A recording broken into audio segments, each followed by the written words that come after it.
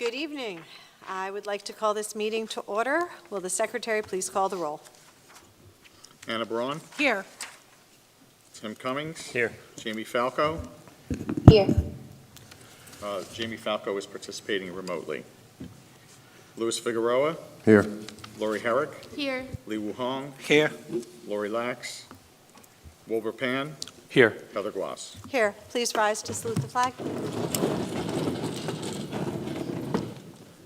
I pledge allegiance to the flag of the United States of America and to the republic for which it stands, one nation, under God, indivisible, with liberty and justice for all.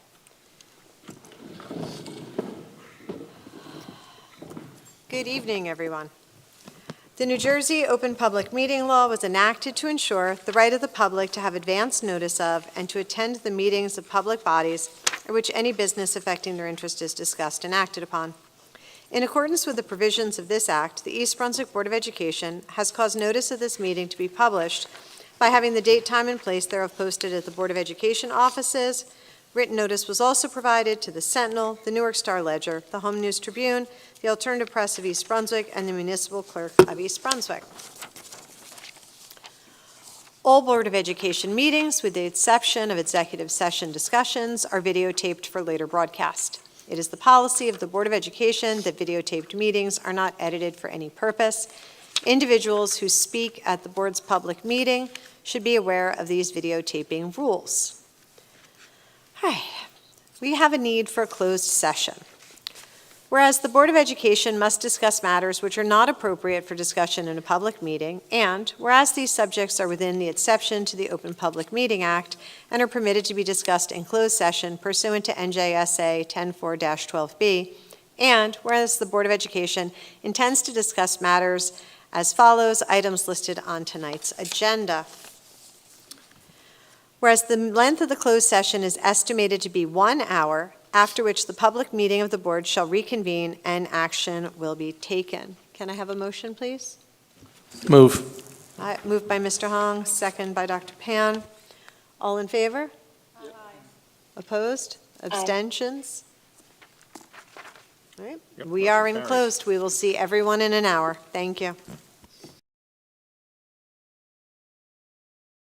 Good evening. We are back, and we are going to begin with the superintendent's report. Thank you, President Gloss. Good evening, everyone. Tonight's superintendent's report is going to be a little bit different. It's going to be a prelude to the tentative budget presentation, which will follow. Tonight's about balancing excellence, the challenge of academics, athletics, and arts in East Brunswick Public Schools. East Brunswick Public Schools has long been a beacon of excellence in education, striving to offer students robust academic programs, competitive athletic opportunities, and thriving arts education. However, maintaining this balance has become increasingly difficult in an era of dwindling state aid, strict tax caps, and rising inflationary costs. The challenge for district administrators, board members, educators, and the community at large is how to sustain and enhance these programs without placing an undue financial burden on taxpayers or compromising the quality of education. The financial strain. A decline in state aid is forcing local municipalities like East Brunswick to absorb a larger share of educational expenses. At the same time, the state's tax levy cap limits the ability school districts can increase property taxes beyond the 2% level annually, even as costs continue to rise. Inflation has only compounded these difficulties as expenses for essential resources such as textbooks, technology, transportation, and facility maintenance have escalated. Salaries will always be part of our equation. We are a people organization. Reasonable salary should be a minimum expectation. Attracting and retaining quality staff to teach all our students, to prepare them for graduation and a purposeful life is paramount. We also need talent to address student and family social and emotional needs, to run and maintain our schools, transport our students, and secure our campuses. So maintaining academic excellence. East Brunswick has consistently ranked among the top districts in the state, boasting high test scores and rigorous advanced placement programs. Last year, East Brunswick students took over 1,650 AP exams. Additionally, our students have accumulated 3,584 dual enrollment college credits so far this year, and they're on track to accumulate at least an additional 50 college credits before the end of this school year. So what does all that mean? Based on U.S. average credit cost among state universities, those dual enrollment credits could be worth nearly $1.5 million as an in-state student and over $4.9 million as an out-of-state student. Our students also demonstrate exceptionally impressive college acceptance rates. However, preserving this level of excellence requires significant investment in teacher training, curriculum development, and cutting-edge technology. With limited resources, administrators and the board must prioritize spending, often making difficult choices between classroom resources and extracurricular activities. To combat financial constraints, the district has pursued alternative funding sources such as grants and exploring the expansion of our already robust enterprise revenue generating activities. One of those is where we're all sitting tonight. This facility is in use every single weekend and generates revenue for the district. Additionally, leveraging digital tools has helped reduce costs while maintaining high educational standards. The role of athletics. Athletic programs not only promote physical well-being, but also teach students discipline, teamwork, and leadership skills. However, maintaining quality sports programs requires funding for equipment, uniforms, coaching staff, facility maintenance, transportation, and officials. With the rising operational costs, we have already been forced to impose 100% pay-to-play fees for ice hockey and dance. East Brunswick has sought to keep its athletic programs inclusive. Still, the challenge remains in ensuring all students, regardless of financial background, have equal opportunities to participate in sports. Sustaining the arts. The arts, music, theater, visual arts, are an integral part of a well-rounded education. In numerous emails, we hear the arts community's concerns. In spite of what you have heard, the arts are not where we first look to make cuts when budgets tighten. In East Brunswick, arts programs have continued to thrive due to exceptionally high participation, strong community support, and with the assistance of the East Brunswick Educational Foundation grants, along with other external grant opportunities. To sustain the arts, the district has creatively integrated arts education into core subjects, applied for state and national arts funding, and leveraged technology to provide virtual art experiences. So the community effort. The future of East Brunswick's well-balanced educational offerings relies on a collective problem-solving effort among school officials, school board members, parents, students, and the greater community. Advocacy for fairer state funding formulas, active and respectful participation in school board meetings, and continued attention to budgeting strategies will be crucial in navigating these financial challenges. During this entire budget process, we've incorporated input from multiple sources. We did not start out this process wanting to modify the huge schedule that took so much effort to create. We did not start this process wanting to impact music programs that we have built over the years. And we did not want to start out this process wanting to collapse positions and lose high-quality staff. But what we know is maintaining our status quo is no longer the option. It has been reinforced from the state that the next 3 to 5 years are fraught with financial obstacles. The state school funding formula has not had significant modifications since last year. Rising personal wealth among district residents, in addition to accelerating property valuations, continue to negatively influence current and forecasted state aid allocations for our district. In fact, if you are an East Brunswick homeowner, the market value of your investment has risen significantly in the past 4 years. In spite of this, East Brunswick Schools remains committed to upholding a tradition of excellence in academics, athletics, and the arts. And through strategic planning, creative solutions, and unwavering community support, the district continues to find ways to provide students with a rich and well-rounded educational experience despite economic constraints. Finally, I want to reinforce that the board will take action on a tentative budget tonight. Our budget is not finalized. It will continue to be a work in process, exploring every opportunity to present a sustainable budget for final adoption in April. Additionally, as of tonight, middle school and ninth grade sports remain in the budget. Fourth grade band and orchestra remain in the budget, and late buses at the high school remain in the budget. Thank you.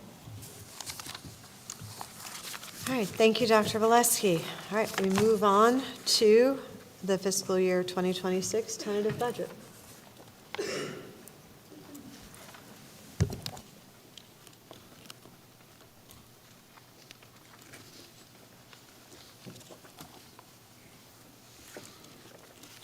So we'll start out with reviewing some key dates that have already passed and then what we have looking forward.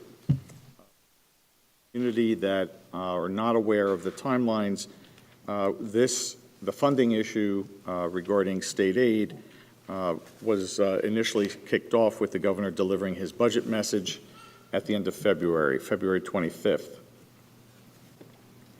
That was his message to the legislature. February 27th was when the district, along with all school districts throughout the state, received the state aid information. We held a special board meeting on March 3rd to share that information and for the board to discuss options for reduction. And here we are tonight for a tentative budget adoption.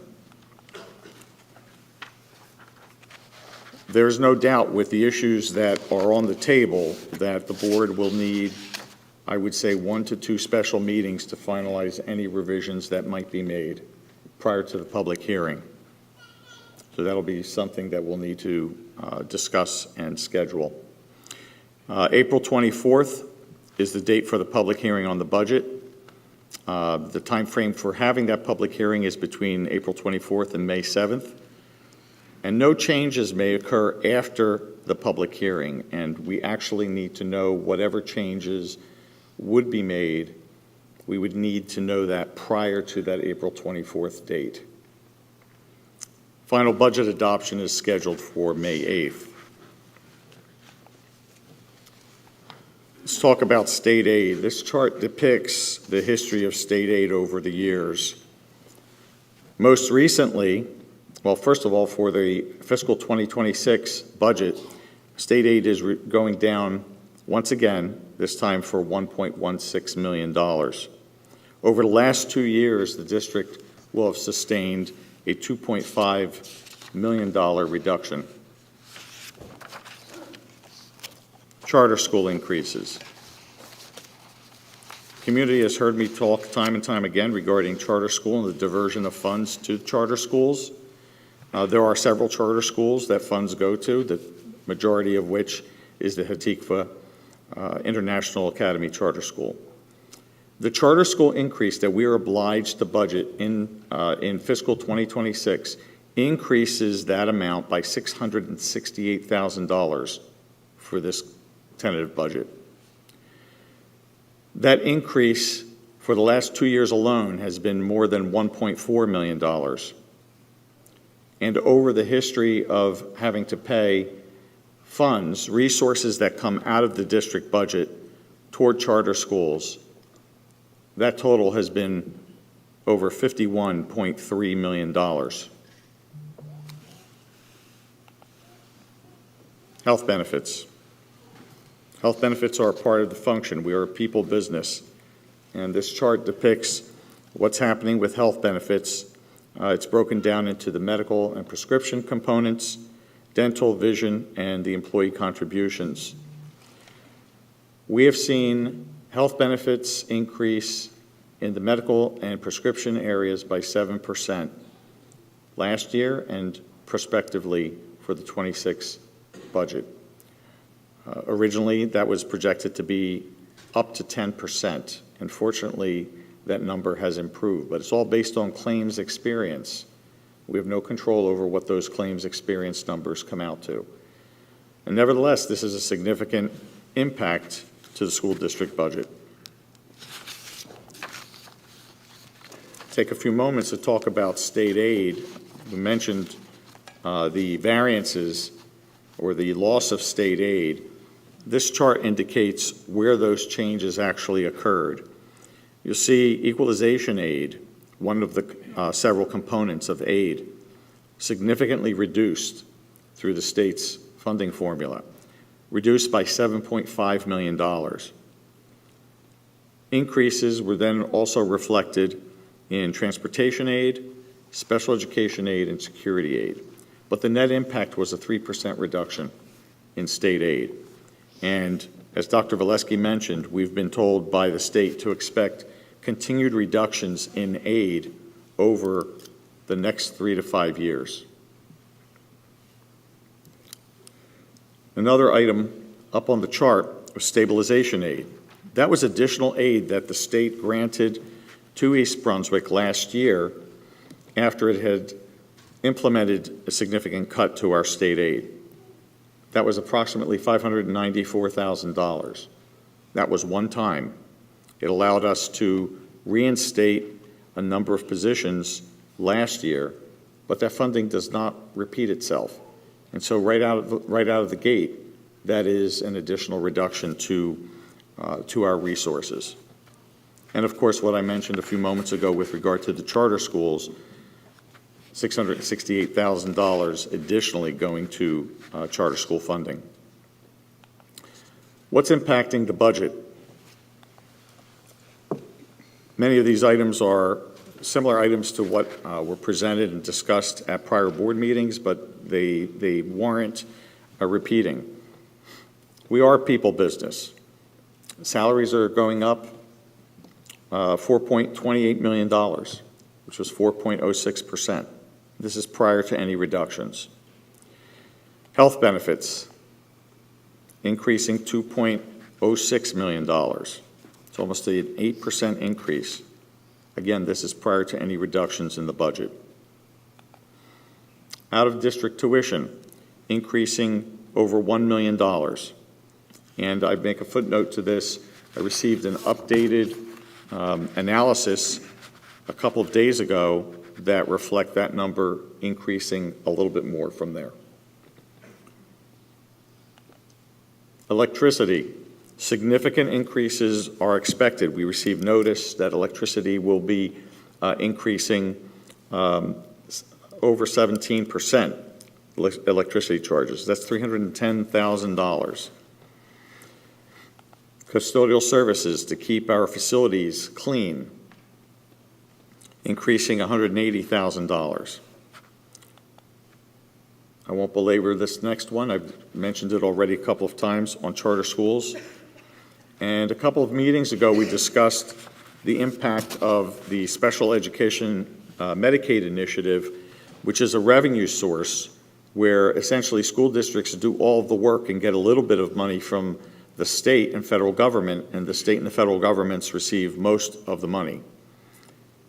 There's a change that we were recently notified of for how those calculated amounts will be paid out in the future, and it's a substantial decrease in our revenue, substantial enough that our revenue in that area is estimated to decrease by over $230,000. The amount that we increase the amount of state aid that we receive certainly is going down. When we take into consideration the amount of tax levy that we can grow in 1 year, which is a 2% increase, plus any adjustments that may result from health benefits going up. The net impact of that doesn't come close to addressing the salary and benefit impacts on the budget. And so we're left with a hole and having to fill that. What are the budget reductions? And this is a tentative budget. There are opportunities to make change, but one of the things I will say, and I say now, I've said it before and it'll be said again, is that anything that comes off the list has to be substituted in kind with something else of an equal dollar amount. Budget reductions by consensus of the board at the last meeting. Elementary schools will not be open beyond 6:15 p.m. For individuals that utilize and groups that utilize the elementary schools for meetings, those opportunities will still exist at any of the other 3 schools, whether it be Hammersholt, Churchill, or the high school. So those meetings and gatherings can still take place. In the event that there is an absolute need for one of those events to take place at an elementary school, then in those instances, the individual groups will need to pay for the cost of security. Restructuring speech services. In this instance, we've looked at how to reduce that cost and improve on the services. And this involves eliminating some contracted services and hiring additional staff to help support these services. Summer ESL. That program is abolished for the summer. The Fairview trip is abolished. Student agendas at Hammersholt are cut. The late bus service at Churchill and Hammersholt are eliminated.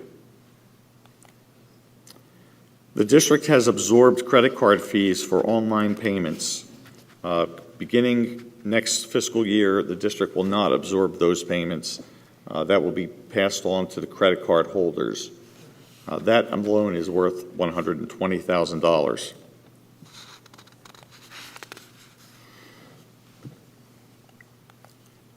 Six-period stipends. Six-period stipends have supported honors music co-teaching model at Churchill, late in and early out for grade 12, core content electives at the high school. We'll be optimizing study skill scheduling, and these are all reductions in six-period stipends. Spanish electives, and generally increases in class sizes at Churchill and the high school. We're restructuring the therapeutic mental health services. That means they're not going away. We're restructuring how they're provided. We've been utilizing a contracted service to do that work. That has worked for us for a number of years, but moving forward, we will be hiring our own positions to provide those services at a savings. And so that will be a change in the budget. Graduation transportation for the high school. Individuals will be transporting themselves to the graduation venue.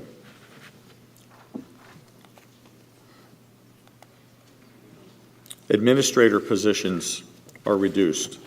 There are 4 positions reduced in the budget. Teaching positions. There are reductions in teaching positions in K-6. This is strictly related to enrollment, and these would have occurred regardless. The numbers in enrollment always dictate what those position needs are. Special education, has several positions that will be reduced in instruction. This does not affect compliance with special education programs. This is also a function of the enrollment, and we will be able to continue to provide the services necessary. Grade 7 science will be offset, a position eliminated there, offset by 6-period stipends. Band and orchestra co-teaching model at Churchill and Hammersholt. A general increase in class sizes, K to 4, and revising the school schedule for Hammersholt. In addition, there are a couple of secretarial positions being eliminated at the high school. And on the revenue side, fees for clubs and activities and athletics are being increased, and increases to the fees for users of the Early Learning Academy, the After School Kids program, and the Early Morning program. Our bottom line, our current budget stands at $198+ million. The tax levy, general fund tax levy is increasing by $3.9 million. That's a 2.72% increase. That amount includes the use of banked cap, which enables the district to exceed the 2%. That banked cap is a little over $1 million. Debt service fund, that is the mortgage for bonds that have been issued in the past. The tax levy increase is $411,000, almost $412,000. The combined budgeted tax increase is 4.3, almost $4.4 million, for an overall increase of 2.83%, pardon me.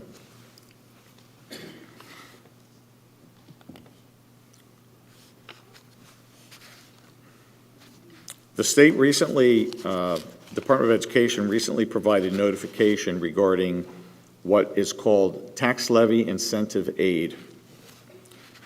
I believe there is a $20 million pot that the Department of Education will be distributing based on applications from qualified school districts.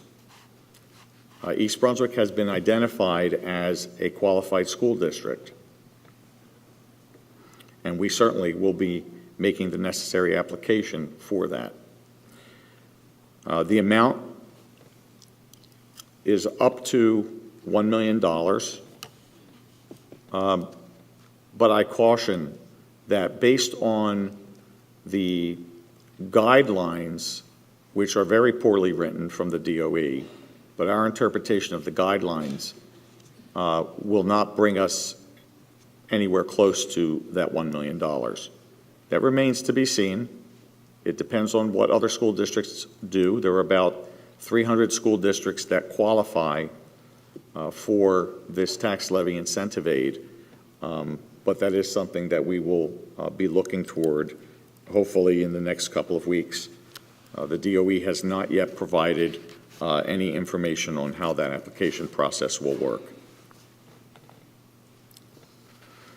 So looking forward, we do need to schedule additional board meetings for the board to engage in additional discussions. The public hearing is scheduled for April 24th. All right, thank you. All right, moving on to the shining light of our evening. Our student representatives report from the high school. Rishi. Good evening, everyone. It's only been 2 weeks since we last met, but there's been plenty of exciting news, different events and competitions at the high school. Our spring athletics season is in full swing with tryouts concluded for most sports and preseason training well underway. The boys volleyball team wrapped up 4 days of competitive tryouts last week featuring fun games and drills. Meanwhile, the girls softball and field hockey teams made great use of a brand new state-of-the-art turf facility. Both the boys and girls lacrosse teams also competed in their first scrimmages against local towns this week. Senior and girls lacrosse player Savannah Newman shared her excitement, saying, "I'm so thrilled for this lacrosse season, especially with our new varsity coach and the incredible bond our team has. Everyone is working hard, and winning our first scrimmage was just the beginning. I can't wait to see what we accomplish this season."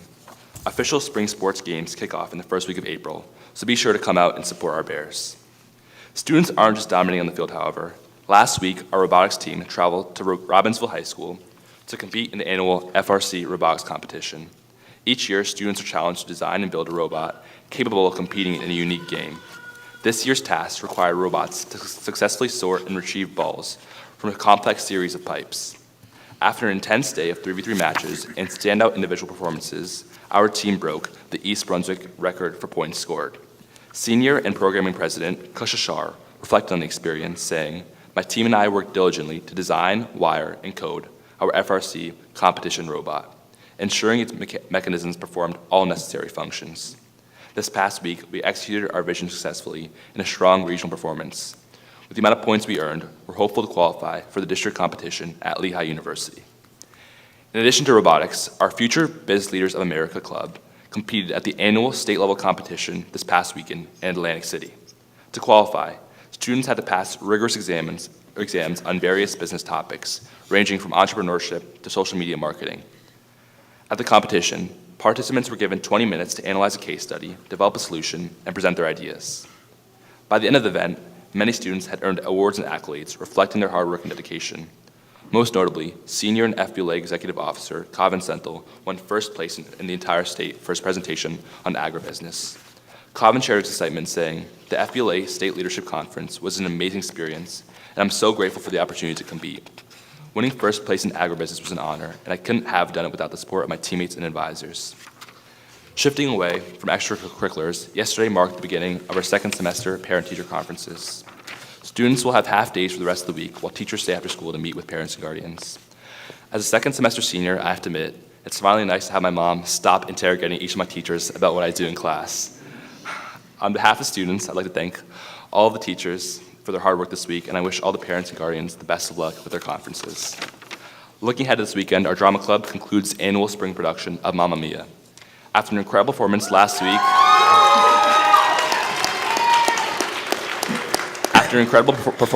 week, one that I've heard my teachers raving about, the cast and crew will take the stage again this Friday and Saturday.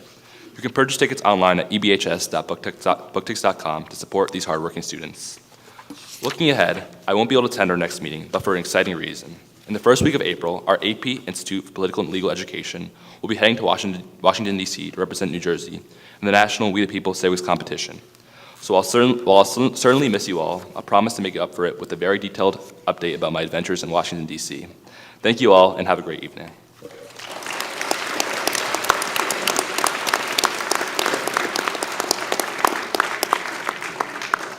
Thank you, Rishi. My apologies to the board. I need to back up a little bit. After Mr. Giuliano's report, I needed to come to the board for questions and comments, and I was excited to get to the high school report and went past that. I do apologize. I did want to say, from my own perspective, the tax levy incentive aid, for the state to come out with this and not yet have the application, not have really robust guidelines when our budget is on such a tight schedule, the district will apply for this, of course, but it is very frustrating for the administrative team to see any amount of relief being offered, but not within our timeline, really. All right, questions from the board regarding the presentation. Mr. Hong. So for this tax levy incentive act, so if we did get something, so I just want to make sure, our students and our teachers are being taken care of first. In order to get this thing this morning I received a notice about the senator's budget hearing. The next one will be March 26th, which is a Wednesday, in NJIT, Newark campus. Another one is April 10, which is a virtual hearing. So I encourage everyone in this town to appeal at least one of these, to let them know we desperately need this incentive aid. The more people show up, the more likely they will know our name there, and they likely will get more. So this is my opinion. I will go at least one of those 2 hearings. I encourage everyone go and express your concern, your worry, and your demand. Thank you. Thank you. Wilbur? Thanks for that, Bernie. I have a couple questions. First, very basic question. The 2 board meetings that are to be scheduled, are those open to the public as well? Yes. Okay, good.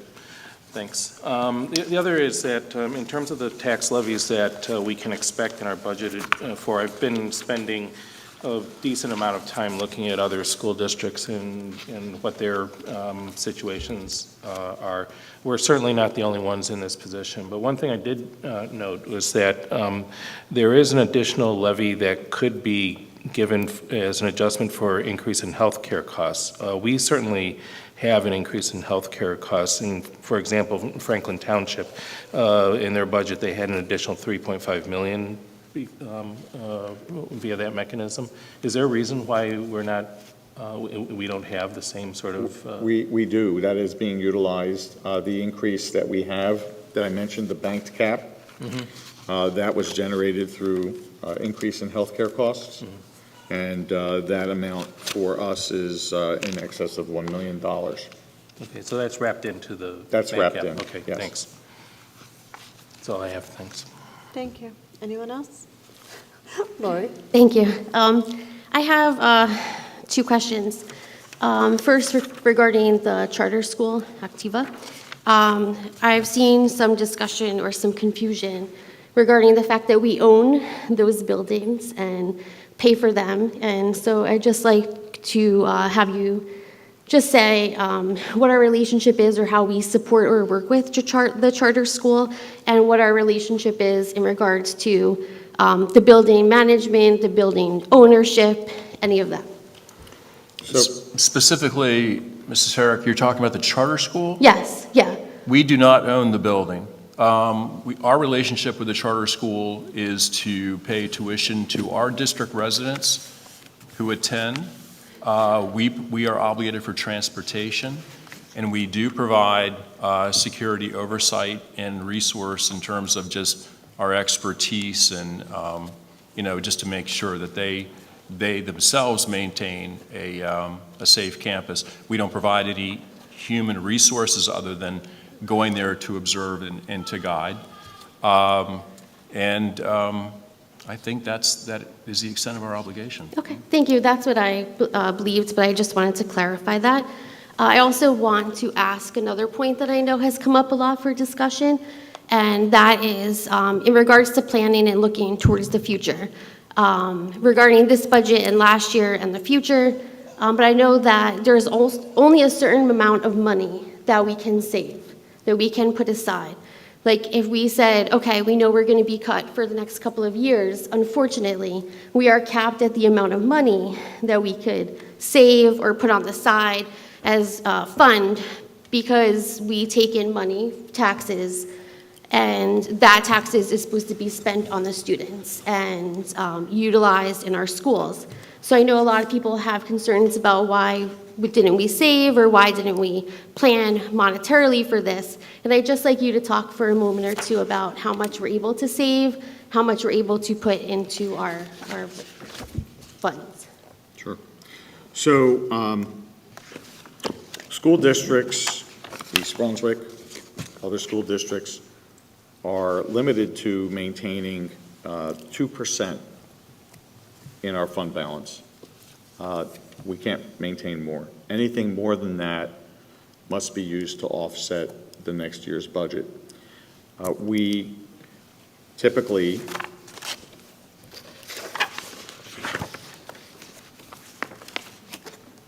offset with a budget fund balance of approximately $4.6 million. That comes from funds that were not used in the prior year.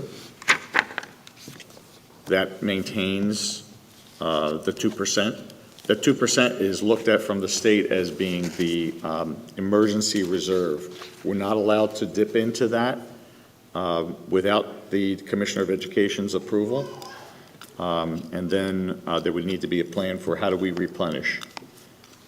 So basically, it's, you leave it there and can't do anything with it.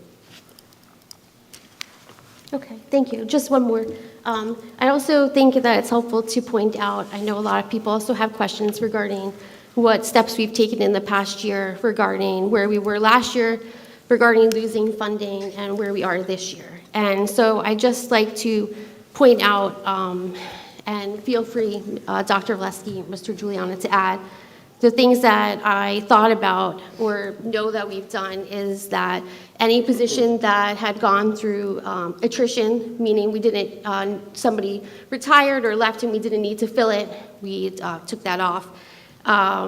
We had, last year after we found out our state funding, we asked the Department of Education to verify our enrollment because a lot of our funding is based on enrollment numbers. Dr. Vleski, you had talked to Kevin Deemer, who is the Department of Education Commissioner. We have, many of us at the time, and continue to do so, reach out to our legislator representatives, not only for our district, but for others. And sometimes people ask me, why do you go and talk to others? So I'm our New Jersey School Board representative, and we have the opportunity to speak to legislators from all different districts throughout the state. And what makes it a unique opportunity is that people or legislators for counties in the south or north of New Jersey don't know the uniqueness of, let's say, our town, right, and our special education population, and the needs of that population, and what it's monetarily that we don't receive funding that covers all of the special education students that we have. We'll take another one like Monroe, for example, who's one of our neighbors. Other legislators in the state don't realize that they have a high senior population and that affects their taxes. So the more we speak and educate other legislators, they're all voting on these things as when they get to it, when it's brought up. So it's really important that we provide education and outreach to not just the people that represent us, but throughout the state of New Jersey. Also, as a parent, I did go to Trenton. Many of us were on a meeting with Dr. Gopal with the past few months for New Jersey school boards. We asked him, Dr. Vleski addressed specifically our out-of-district cost and how we can, we're in the middle of like a school year and we get a notification that the cost is gonna rise, and we have a contract and we have to abide by that contract. We have to pay that obligation. That is our obligation. And so we asked if there could be some more clarity. I don't know, Dr. Vleski, where you guys left off. I know you were going to take your conversation with him to the side, and he had wanted to reach out and speak to you further. He also had a bill. I think it was S3197. It had, although not changes to the funding formula, it had some changes to capping at 3%. I'm sorry, capping at 2%, transparency in the funding formula, looking at local share averages of 3 or 5 years instead of just 1 year. Unfortunately, that kind of stalled in committee. So we're waiting to see where that goes. A lot of us have really been trying to talk about the uniqueness and the needs of our district. And so I think that it's important that anybody who needs talking points, wants to write to our legislators, that you reach out. I'm more than happy to help. I know Dr. Vleski and Mr. Juliana are as well. I put that offer out there many months ago as a parent when I went to talk in Trenton at one of the school funding hearings. This isn't a problem that our district alone is facing, and even with just a cut in aid, if you think of 1.3 or $1.1 million, those is a lot of funding that covers a lot of our programming that sets us apart. And I know for me, a lot of the response that I get when I talk to legislators is East Brunswick received a lot of funding for the past few years. And so and again, this is not me speaking, this is what I'm told, that if you want to keep the programs that you have, if the parents in the community want to upkeep those schools to that high standard, then they should pay. Like, they see us as a wealthy community that has offered a lot to our constituents, our families, our schools, and they say, look, you guys have really benefited years before this. And so now we're looking at it, and it's not just here. Middletown is closing schools. Jackson Township is putting 2 high schools together. We have many other towns that are selling schools or trying to figure out how to make up for the gaps that they have in their funding. And as was said, we only have a certain percentage that we can save, and we already know that even with the tax levy, our salaries alone are over that. Our healthcare benefits alone are over that. So it's really hard to plan for the future when we're trying to deal with these financial things. So I don't know if you have any more to add as far as things that we've tried to do in the past year. I know, sorry, I went over a lot, but I think it's just helpful for the community to think about the process that we've overtaken. And I think also something else that stands out is doing this. So in years previous, we've had a finance committee, and the finance committee would meet and go over some of the nuts and bolts of what's going on before it got to the full board and then the public. And so now in our past few meetings this year, you've seen us have these discussions in public. So it's real-time information. It's exactly what we're working with. We're sitting here trying to go through the information. And I think since our last meeting, probably at least 2 hours of every day has been devoted to trying to go through what other schools are going through, what else. I mean, we had a legislative committee for New Jersey school boards last weekend. So I think a lot of us are just trying to get a grasp on what we can do. And of course, sending questions, information, ideas that we have to administration to see what they can do as well. And they've been very receptive in all of it as far as community feedback and board feedback. But I don't know if you have anything else that you could add. I want to take the community back 11 years. And when I came to East Brunswick in 2014, that was right in the tail of Governor Christie's severe cuts to schools.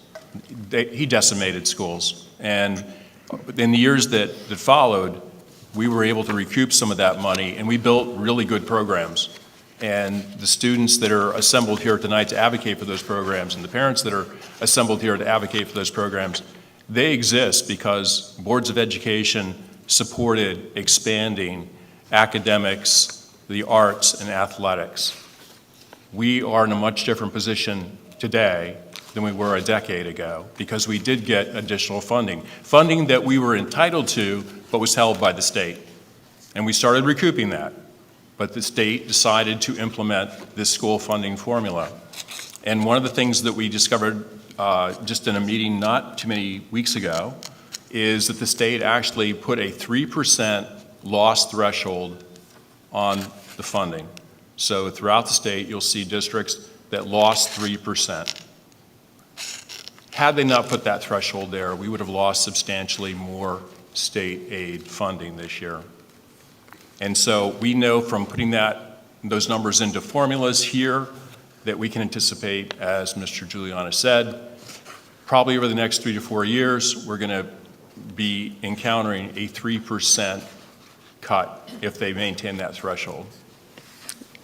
Thank you. I just think personally that is my frustration, is that we were able to grow really great programs, and we did that when we had resources, and it seems like we are now tearing that apart to some degree because of the financial situation that we find ourselves in. Thank you. I just also want to add that what was done this year was done by Governor Murphy. We have no legislation capping it. So a new governor that comes in, if that's not a priority for that person, they don't have to cap it unless we have legislative measures in place. And I think that's why a lot of us are pushing for it. A lot of us that have spoke about it for the past year, not just in our school district, but many others throughout the state, find ourselves frustrated that here we are a year later and we still don't have legislative means to cap. But we are at the mercy, I guess we'll say, of our next governor. If they don't want to cap a loss, there doesn't have to be a cap. And also this year we saw a little more transparency when you were able to look at the numbers online in a public document. Sometimes in the past it hasn't been so detailed. And I know for those of us who were waiting and refreshing every minute for our numbers to come out, we saw a little more clarity about the breakdown of the aid that was available to the public that has not happened at times in the past. But those are things that we're burdened with right now that I think it's important for the community to understand. And if it helps, I've spent a decent amount of time trying to dig into for myself to understand why we're in the financial situation that we're in and understand the rules by which we have to deal with our finances.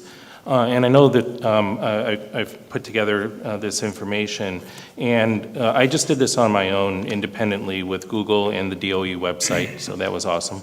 And I came to exactly the same conclusions, and like almost all the points that Lori made are things that I came to independently. So I don't know if that helps in terms of, how believable this story is, but, to me, I'm pretty set on understanding what the real root causes of our situation are. I've talked a little bit about this at previous board meetings, but in a nutshell, it's our inability to put enough money away and combined with the limited amount of money that we can raise to cover foreseeable expenses. We can completely predict, what our future costs might be. We still don't have the ability to put money away and to raise additional funds to cover that. And that mathematically just does not work. That affects every single school district in the state. But the other thing that affects us specifically is the unfair way that school districts are supported for taking care of special education students. And we all know we do a great job with that. But the way that the state makes assumptions on the special education population puts us at a disadvantage because they basically assume that we have a much lower special education population than we do. And just to put some numbers on it, and these numbers are rough, but there are two ways of looking at this. The state is saying that they will help support about 1,250, 1,300 special education students here in East Brunswick. And the remaining 250 to 300 that we have are not supported at all. That seems awfully unfair to me. And the second way of looking at it is that if we actually got fair support for the students that we actually see, that would be a few more $1 million per year into our budget. And we're not receiving that. And the fact that we're actually able to support our student population the way that we do, without having gone into the hole prior to this, to me seems to be like a bit of a minor miracle. Tim, you were waiting? Thank you. So thank you for the presentation. I am generally a pretty optimistic guy, but it feels like, and I think most people would probably agree, that for the foreseeable future, our community will be coming together around this time of year to grieve the loss of positions and programs within our district. I hope I'm wrong, but I have no confidence that the state aid formula will ever turn in our favor. And again, I hope I'm wrong. I recall either at the meeting on the 3rd or prior to that, and I just wanted to bring this up as it relates specifically to this report. We at one point had talked about closing Bound Monroe and redistricting. I'm not saying that I'm in favor of that, but I'm just curious, and for the community's sake, why that was entirely removed from the proposal. Mr. Cummings, one of the reasons why is because we want to ensure the community that the students at Bound Monroe and their families understand when they get moved, where they're going to reside. And we are trying to protect the cohort model as much as possible. And so we understand the friendships and relationships that students make at that school, that small school. So looking at a solution that would minimize the impact to students. The other thing is, I feel very strongly that closing Bound Monroe for the sake of closing Bound Monroe is not a prudent decision. We need to have a revenue generating activity at Bound to be able to offset what we already know are forecasted shortfalls in next year's budget. So if we close Bound and do nothing, then we will still have maintenance costs to the facility to some degree to maintain an environment, to make sure we don't have any adverse situations inside the building, and we'll have to protect it. But generating revenue as part of an enterprise fund, I think is going to be one of the components of the future of the success of East Brunswick Public Schools. It has to be. Can I just clarify that I think some people believe that we're selling Val Monroe and there's no plans to sell? I'm sorry, Mrs. Herrick, I couldn't hear you. That there's a plan I think there's just clarity wanting to be seen out there as to whether or not we have thoughts to close Val Monroe and sell it at this time. We have not discussed, we haven't presented the board any option to close down and sell the facility. That hasn't been discussed with the board previous to tonight.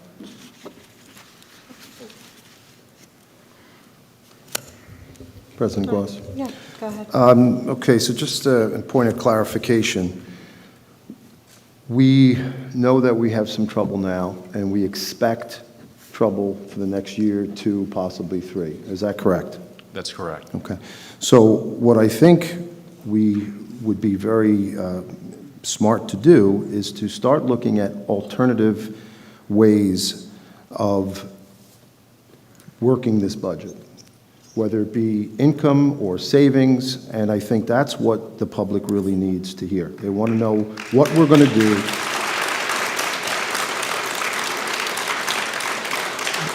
What we plan to do differently, and I think that's really what, we can sit all night long and say the state is the bad guy, and quite frankly, I think we all agree.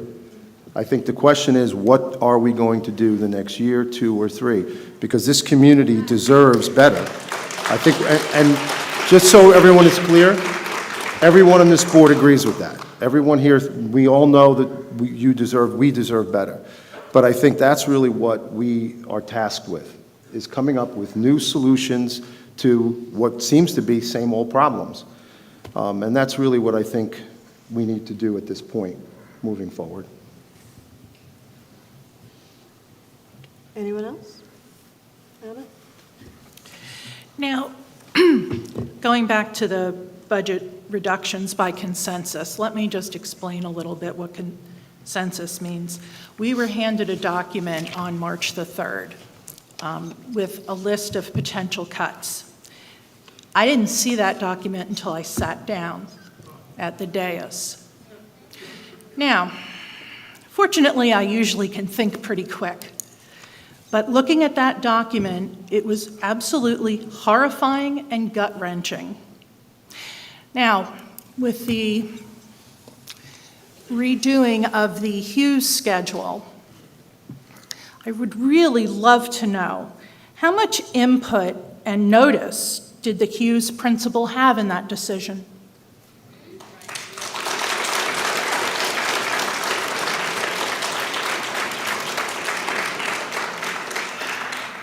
Now, I had asked for a breakdown of the number of teachers by grade and building, so that I could kind of get a feeling like which schools are being hit the hardest. Well, I wasn't able to get that information, so I did the best that I could, and by my best guesstimate, it looks like 39 staff members are being cut between K4 and Hughes. That seems like a really disproportionate number of staff. Now, I know here on this paper it says budget reductions. Some were due to enrollment, but I believe the bulk of them are from the revision of the school schedule.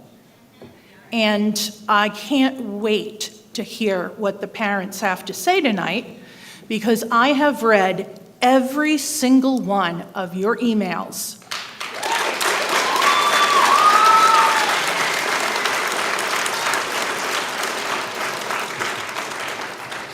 I stopped counting when I got to like 120. I know, and more came in. And yeah, so we heard you. And I personally am looking forward to what you have to say next. Another thing I do just want to get in there real quick, the reduction of the band orchestra co-teaching model, and I had asked on March the 3rd, how many students are currently enrolled in Hughes in band and orchestra, and how many kids are enrolled in Churchill Band and Orchestra. And do we have that number now? Do we know how many students are in those grades? Because if not, I bet people out here will know. I just want to tell you. Okay? But that is a question that I would love to know. When you're cutting half of the music staff, do we understand how many students are being affected? Even though there's no codification for the number of students a teacher can have in a music class. So that's it. Thank you.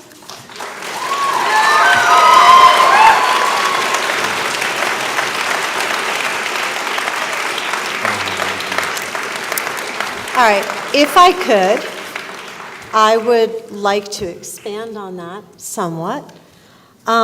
When we sat at the dais and, as Anna said, looked at the document, the reason for that is because this used to be the Finance Committee. So that happened as a small committee group where we sat down with the document for the first time. This is the first time we've done this in open.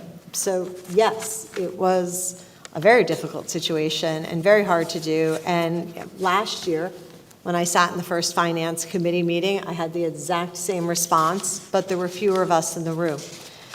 So that's the process as it used to go through multiple stages. This time it was the full board in front of the public, which is what we're trying to do. I would like to say for the administration, the board demands a great deal of information, all of us. We all ask a lot of questions, and people have stepped up to the mic repeatedly and said, we want to see you asking more, pressing for more.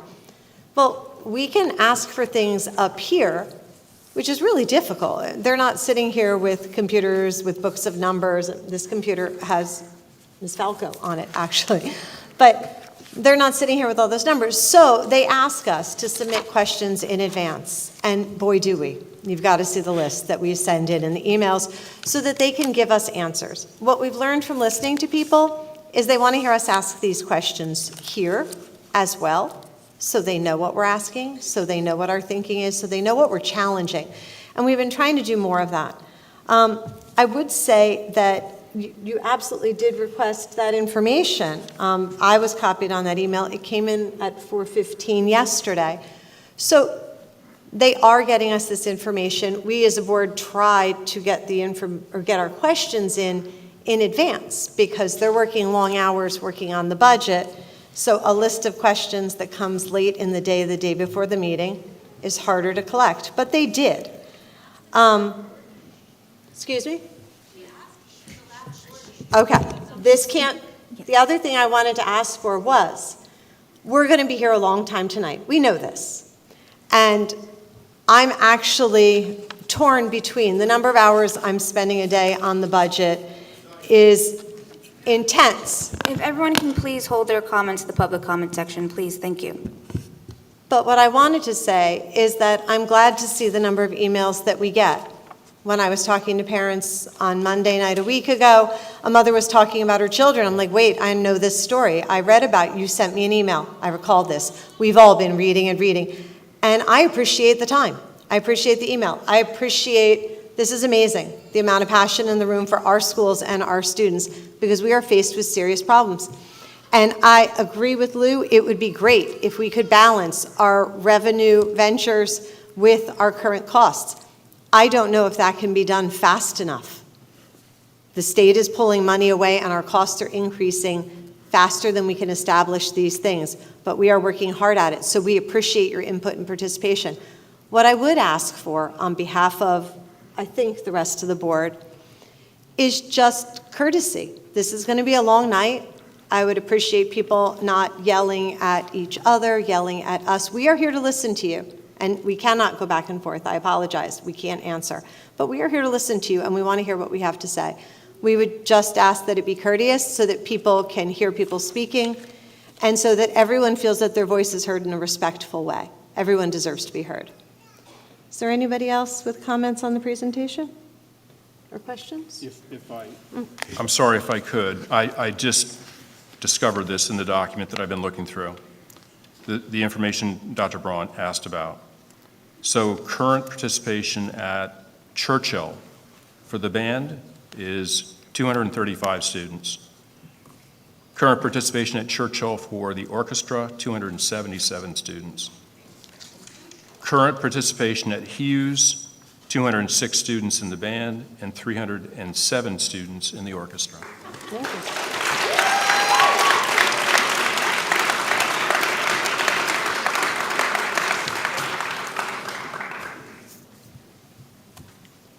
Thank you. We are impressed by our students. We love our programs. There is no one up here that wants to see anything cut.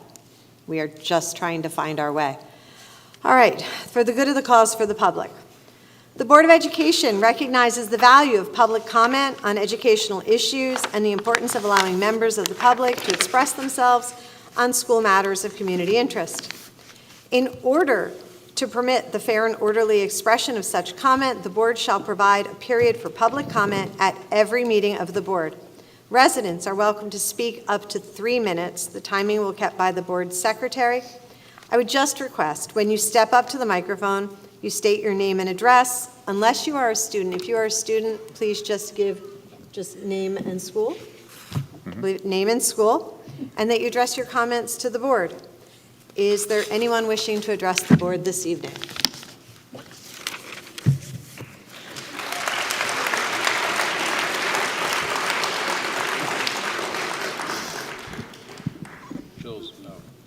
Hi, I am Ariel Evola, and I go to Hughes. I came here to talk about how you are ruining my school with your budget cuts. The last time I was here, I came to talk about Envision and how it made me struggle so much with math. Now I'm here to talk about more changes that are going to affect all the incoming 5th graders because you are taking away the only fun things about Hammersholt. I lost my first 3 years of elementary school because of COVID lockdowns. Did you guys think about my graduating class and all the things we lost already? A lot of my friends are in band, orchestra, and chorus. I used to be in district chorus concert and even honors chorus, but I was forced to quit chorus to pick the other electives. Now you're taking those away from me too? I was looking forward to piano and family consumer science next year. Those are my first choices. Now I have nothing fun to look forward to if you make this decision. I am begging you to save my school. Thank you for letting me speak.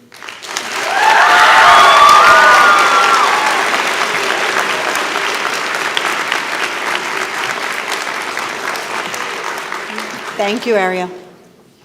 Hello, I am Evie and Steven, a 5th grade orchestra student at Hughes. I have come to talk about orchestra being cut from schools. I think the school orchestra should not be cut because every day I look forward to my orchestra class.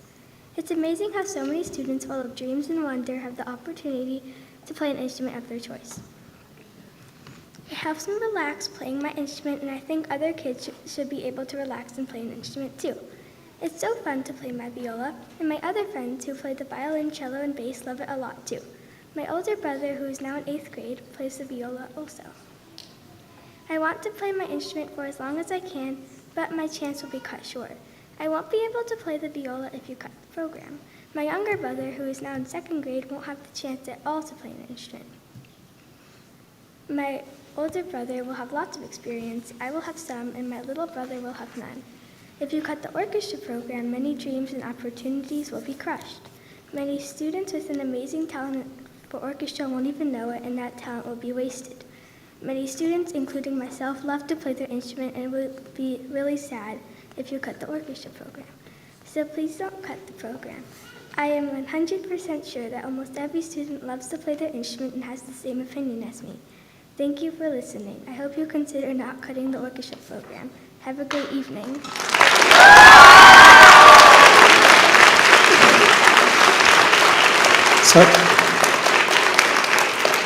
Thank you.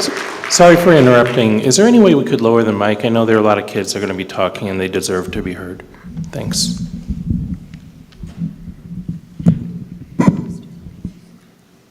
Hi, my name is Aria Solanki, a 5th grader at Hughes, and we are the 5th grader students that had to make adjustments when our school journey started and had to learn using laptops in kindergarten.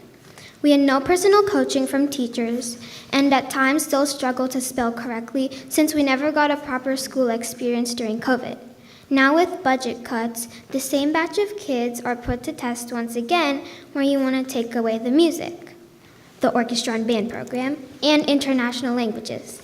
Music helps me and several others calm down during anxious situations. Music also helps most people express their feelings. You are taking away that privilege to do that. The next change you plan to implement are going to further decrease our progress next year. Kids who get selected for Math Prime would be pulled out and would be missing important math lessons. With losing electives and languages, you are taking away our basics to future success.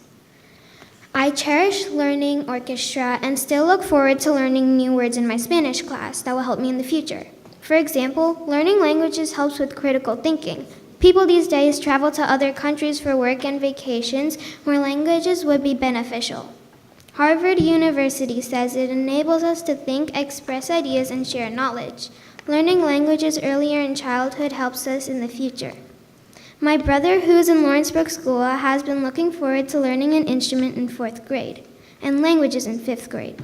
These changes are going to take away the opportunity me and my classmates had of learning an instrument in 4th and language in 5th. Taking away from other students is not fair. As a request to the board is to please not take away these opportunities that are given to us and weaken our foundational schooling years. Thank you.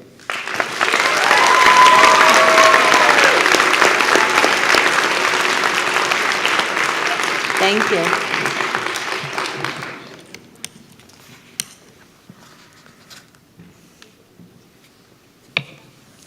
Hi, my name is Madeline Yu, and I'm a 7th grade student at Junior Churchill High School.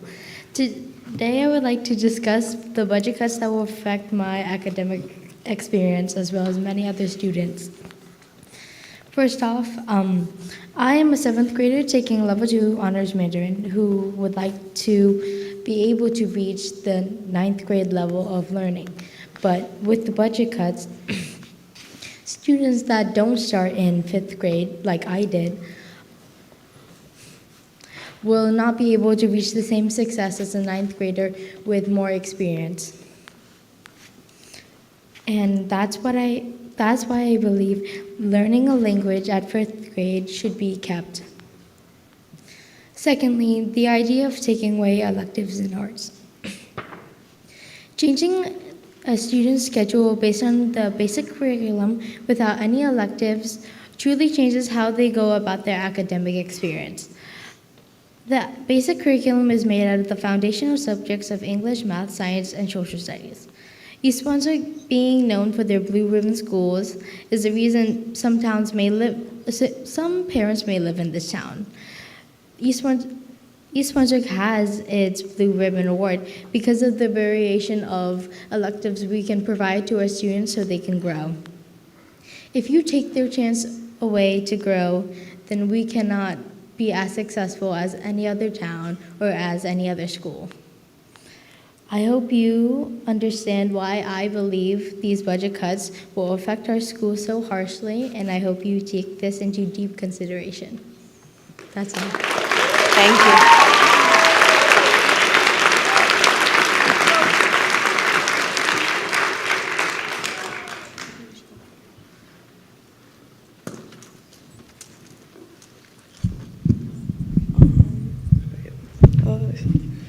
Thank you. Okay. It's okay that I talk about Bound Monroe, right? Yes? Okay. Good evening. I am Julia Morales, a 6th grader at Hammersholt Upper Elementary School. I would like to provide you of my insight on the budget cuts. First, starting with Bound Monroe. As someone who has attended Bound Monroe from kindergarten to 4th grade, the idea of losing the school daunts me. This school is full of memories I will never forget. The playground, the classrooms, the gyms, and even the hallways give me a rush of nostalgia. Every day was a new memory, and I hope that I will not be one of the only students to have a great time at Bound Monroe. In conclusion, going to the school was a pleasure, and losing it would be like losing a part of my childhood that I could never visit or come back to. I deeply believe that the budget cuts will heavily affect the childhood and education of so many current and future students. Another topic that I would like to talk about is band. An experience that I will never forget is being in band. It's not just a subject or class, it's much more. Band allows students to express their creativity through a diverse outlet. Band is also the highlight of my educational experience. It does not only allow us to play music, it also helps us to socialize together in our amazing experiences in band, and it gives us a community to have fun with. Additionally, I always know that I could look forward to something in my day with band. I have an older brother in band, and ever since I was little, I've been looking forward to all the opportunities in band, and it has forced me to face the truth that I might not experience these same opportunities as my brother. Therefore, I believe me and many others look forward to an experience found in the enrichment within the arts, which is why we need to dissect this topic as much as we can, and as a community and town, to provide the faces of the future with the best experience we can offer. Thank you for your attention to this matter. I wish you deeply consider the matter, as it will change lives. Thank you, Julia.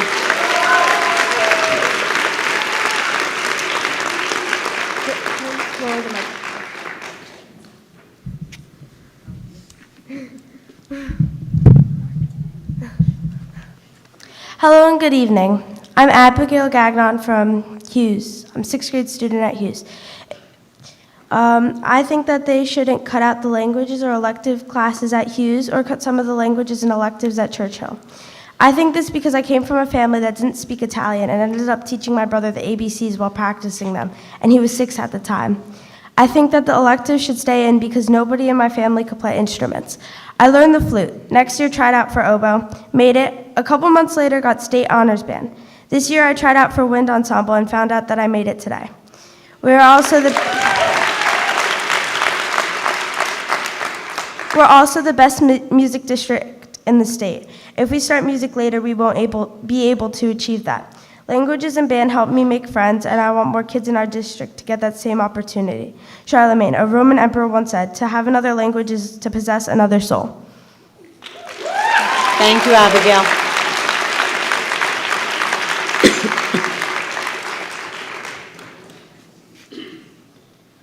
Greetings and good afternoon to everyone here. My name is Logan Grasberger-Dorman. I'm a 7th grade student at Churchill Junior High School. I am here today to talk about the orchestra and why we should not cut the arts. First, I would like to start off with a story. There was once a time where a boy was in 4th grade. He decided to go into orchestra, and that was one of the best decisions of his life. Now he's standing in front of you, explaining to you why it would be a horrendous idea to cut the orchestra. This year, I learned that the 7th grade orchestra here is better than some high school orchestras in other places. The reason why we are so great is because we start from such an early age. I started in 4th grade with pull-out lessons. I think for everyone who is in the 5th and 6th grade orchestra at the same time as me, that is when they really got a lot better. Making those pull-out lessons also would harm academics and harm the orchestra at its roots. I will not stand and permit, without saying anything, the destruction of the beautiful thing we have here. And I hope that no one in this audience will do it either. I ask for the people up on the stage, looking at me right now, listening to me, to think about the decision that they might make at cutting the arts. Thank you for your time.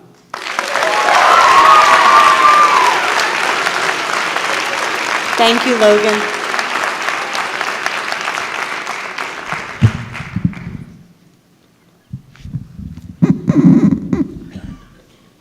Hello and good evening, East Brunswick Board of Education.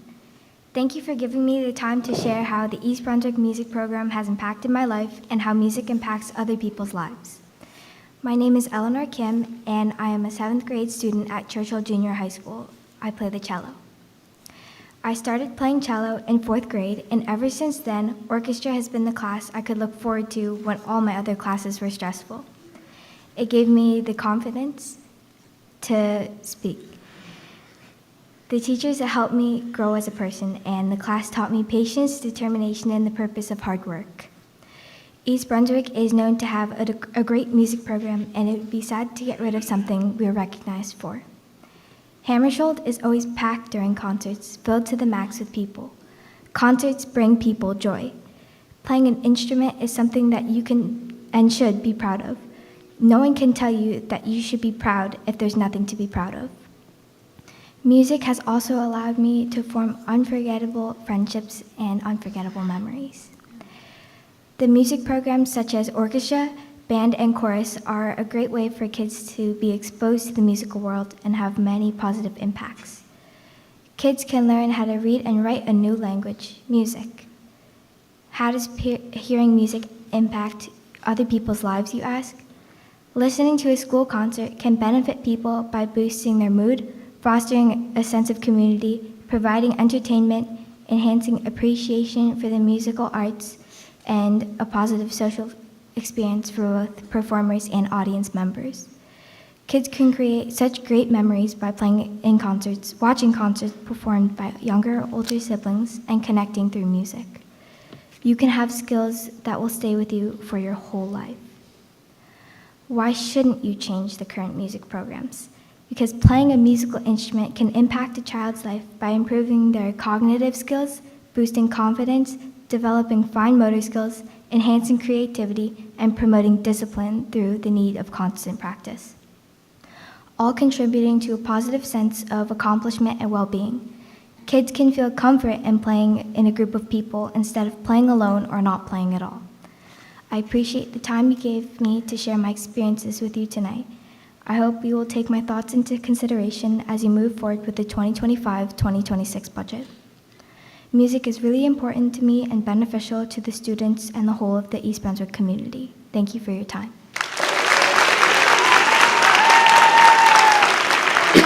Thank you, Eleanor.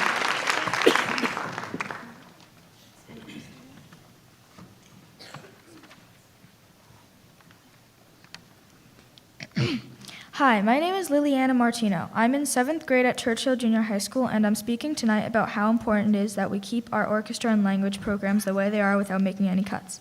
To start, orchestra is significant to me and my sister Cora, who is in 4th grade right now, and we both love being part of an orchestra. We also play the same instrument, the viola. My orchestra teachers, Mr. Nelson and Mr. Finnegan, helped me improve so much that I got into CJMEA Honors Orchestra in 5th and 6th grade. I had Mr. Nelson 4th, 5th, and 6th grade, and when I was in 4th grade, I wanted orchestra to be every other day because I was excited to go to Hammersholt, where the orchestra was every other day. In 4th grade, I had orchestra every Friday, and if I didn't practice at home, I wouldn't get very far because I would need orchestra consistently instead of once every week. I took orchestra very seriously, and look at me now. I've improved a lot, and I hope that I can stay the same so I can continue making great work. The same goes for my sister, because she's in 4th grade, and she's having orchestra every Friday. She's also very excited to go to Hammersholt, because she knows that there you have A and B days, and every A day or every B day, you have orchestra.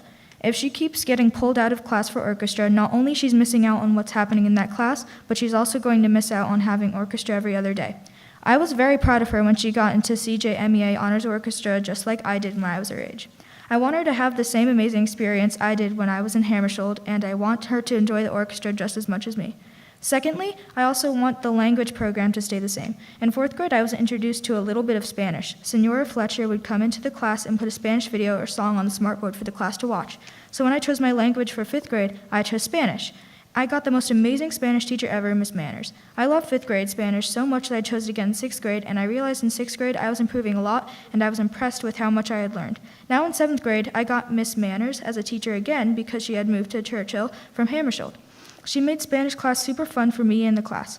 If students have to wait until 7th grade to actually start a language, they will be so much further behind. Thank you.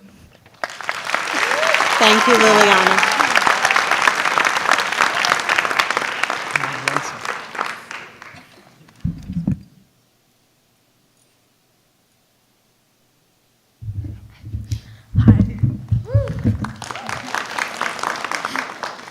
Hi, my name is Aaliyah Banerjee. I am in 7th grade in Churchill. I believe that if Hammersholt is removing block scheduling, they are setting these kids up for struggle in Churchill. This is because Churchill, you have different classes every day. In Hammersholt, you have the same classes except for your language and elective. If I didn't experience block scheduling earlier, I would have still been struggling in Churchill. This means I have made so many new friends in different classes, and I had so much fun in each class. If I hadn't met these people, I would have dreaded going to school. Since I have been in my language class, I have learned so much from it. It has been so helpful when my family and me traveled to Peru. Also, last year, I took Family Consumer Science as an elective, and it was so useful as well. I learned so many life skills, such as cooking for my family and learning how to sew. So Hammersholt, make the budget cuts you want, but just know you are setting these kids up for struggle in the future. Thank you.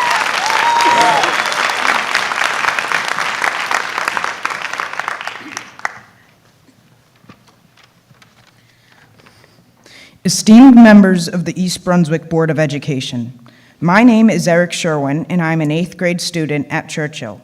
I stand here today as I'm deeply concerned with your approved proposal to remove the electives of band and orchestra from Hammersholt Upper Elementary School.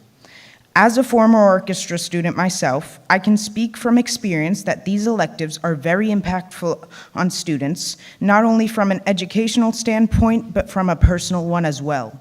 There are hundreds of band and orchestra students currently at Hammersholt. This means that a good majority of students may face the loss of these opportunities. Students would have less time doing the activities they enjoy and could miss out important schoolwork due to being pulled out of class with the new system. In addition to the possible loss to the students, it may also be more difficult for teachers to effectively instruct students with a shortened schedule or staff. Many times, in my past experience, one instructor would be working with the main orchestra, while another would work with a smaller group when it was needed. This was very beneficial. I would also like to point out the recent decision that was made to remove language choices at Hammersholt, with future students supposedly taking a semester of Spanish and a semester of French. This not only limits the choices that students will have on their way to junior high, but may be considered a waste of time to those who planned on or are already taking a different language. It would not be worth it for me to start learning a language that I do not plan to pursue in my future education. Board of Education, we have given you the trust to supervise the best education possible for the students in the East Brunswick district. The Hughes students need you now more than ever with the drop of academic scores after the coronavirus pandemic.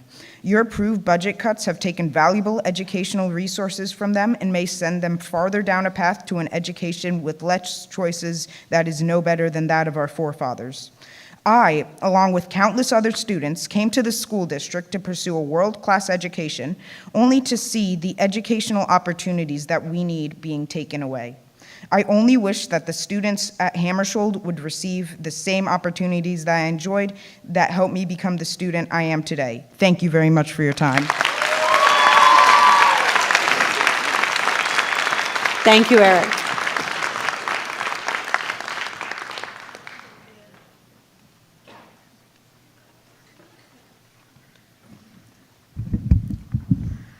Hello, Board of Ed members. My name is Dylan Lubarski, and I'm an 8th grade student at Churchill Junior High School. My purpose here is to front to you the address of the budget cuts for the band and orchestra for most kids in Churchill. Only having one teacher will impact the band kids and orchestra kids too.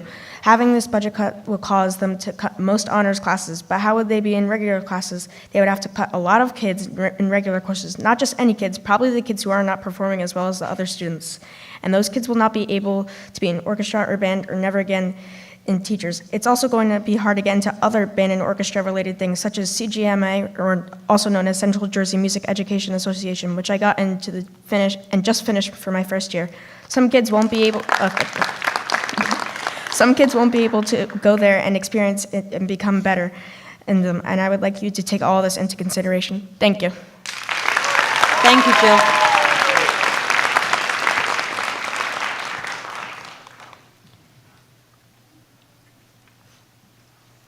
Hello, my name is Sydney Lydell. I'm in 8th grade at CJHS. For your stuff about the band and all that with Hughes, I feel that the muscles that kids will need to get into honors classes for band and for them to pursue in music, they need specific muscles to be able to conquer that and to kind of start that in a way. That would have to be, you'd have to be younger to kind of get the muscles really working and get it harder to work them out. So basically, I feel that if you're older and you start at an older age, you don't have the time to work on those muscles and you don't have the teachers to really work out those muscles and get the right technique. And I feel that if you start at a younger age with 2 teachers instead of 1, you have better benefits than if you had 1 teacher that you're paying for, that you take time out of your day instead of it kind of intertwined in the school. I feel that if you have the teachers that know what they're talking about, because you take risks when you're going to find teachers, like tutors and stuff, I think that you're kind of taking a risk, and if you kind of just start at a young age and have the 2 teachers, they can kind of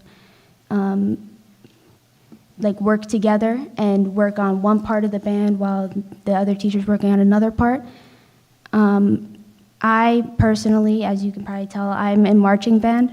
I started in 4th grade, and I was planning on quitting in 6th, but I was told to move on, and I'm now in wind ensemble, and I'm going to try out for region for high school. So I have those teachers next to me guiding me along on that journey, and I'm getting way better, especially in fall, with Mr. Toth by my side helping me out. I'm sorry, you have 10 seconds. Thank you. I just wanted to let you guys know that I think you guys should keep the double, the 2 teachers, and I think that you guys should keep it younger, because the younger that you start, the more beneficial it will be. Thank you. Thank you.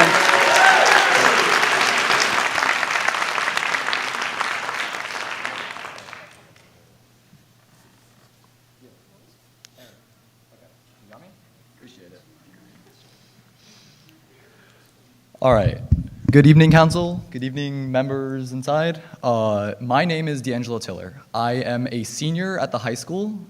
Most people know me as a track athlete. I am a multiple-time GMC individual champ. I have school records, and I don't know. Lots of people know me as, right? What a lot of people don't know about me is that I'm actually also a member of the choir. I'm involved in many different ensembles. I'm in concert choir, I'm in tenor bass, I'm in jazz ensemble, I'm in choir council, I'm in Mamma Mia. I've been to NJCDA,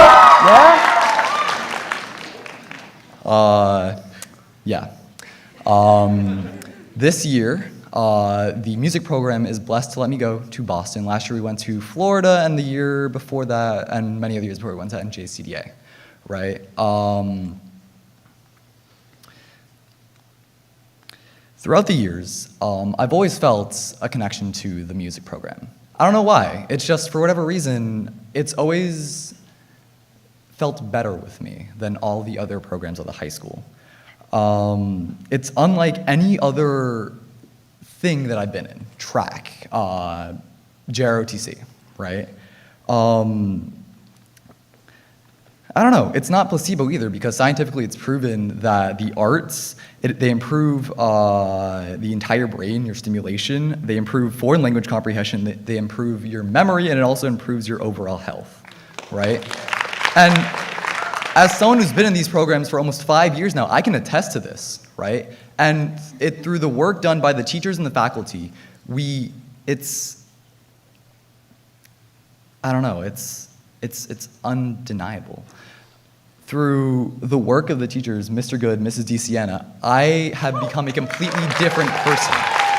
It's a transformation. Without them, I would never have strived for the greatness that I've gone for. Without them, my work ethic, everything about me would be completely different. And it's not just me either. Many of my closest friends I've met through choir.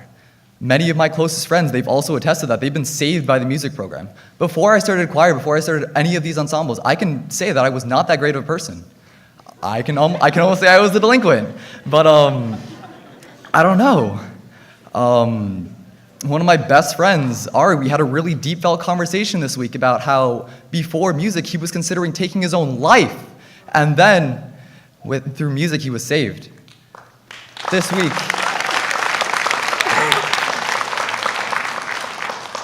week on Wednesday, I created a Google form and I shared it to a bunch of the different people in the high school. I got over 100 responses talking about just how impactful the music program was. You have 10 seconds. But with that, right, I will end by saying, I beg and pardon you. On behalf of almost 1,000 kids in the music program, please maintain the music program at East Brunswick High School.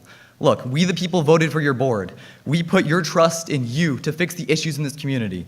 Please don't betray us, parents, teachers, current and future students, by setting up the future generation for failure. Thank you. Thank you.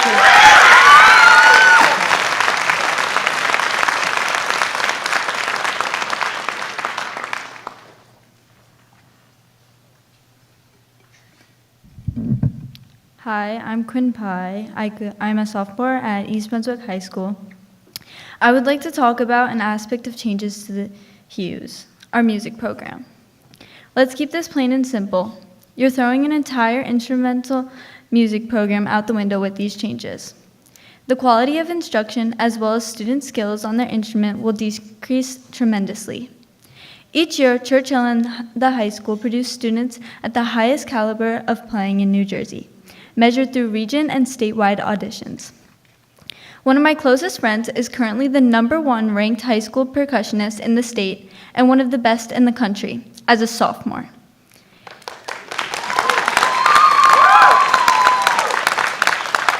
He started out in the band program in elementary school, just as everyone else did, and he has had not 1 minute of musical education outside of East Brunswick schools. Speaking of which, all high school bands are performing right now. I don't want to sit here and repeat the changes to our music program because at this point everybody knows very well. But to take that away from students is crazy. Hammarskjöld used to be the place of quote-unquote freedom for kids, especially in my grade. If you ask any one kid from the class of 2027 what their favorite year was, every single kid would say 7th grade. COVID hit us 7th grade in 5th grade for us, and 6th grade was hybrid learning. Our first real year at Hammarskjöld was amazing, with new classes and friends, as well as electives for students. These things that make EB so great are being taken away because of the cost of money, because they cost money. We all know things cost money, but this multi-year-long project to turn Hughes into an easy transition building for the elementary to Churchill was a great idea, but now it just seems like it was an excuse for turning 6th grade into just another elementary grade with specials rather than electives to save money. This is not okay. This is a plea of help from the students, the voices least commonly heard. We know fun comes second to monetary needs, but I personally feel like the wool is being pulled over our eyes. I know I'm not the only one. All these people here tonight says something. The fact that you had to host this meeting in a 1,000+ seating auditorium rather than your board meeting room says something. It shows that this board understands the impact It shows that this board understands the impact on the community, and it speaks volumes when there are middle school kids here to express their concerns. Don't just wait for me to be done speaking. Think about what everyone else here is saying too. Thank you. Thank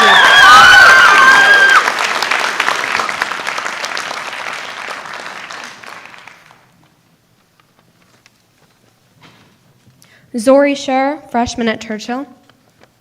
It is truly devastating and frankly embarrassing that a 14-year-old is standing before you this evening to discuss poor money management. Despite being aware of the potential for another budget shortfall this year, appropriate action was not taken. Take a moment to look around and consider how chaotic this process has been. What steps will be taken to prevent us from eliminating core aspects this district is known for when we run into this exact problem for years to follow? Last semester, I had the privilege of taking the high school graduation requirement of financial literacy. In this class, one of the things we learned was how to prepare for and create a budget.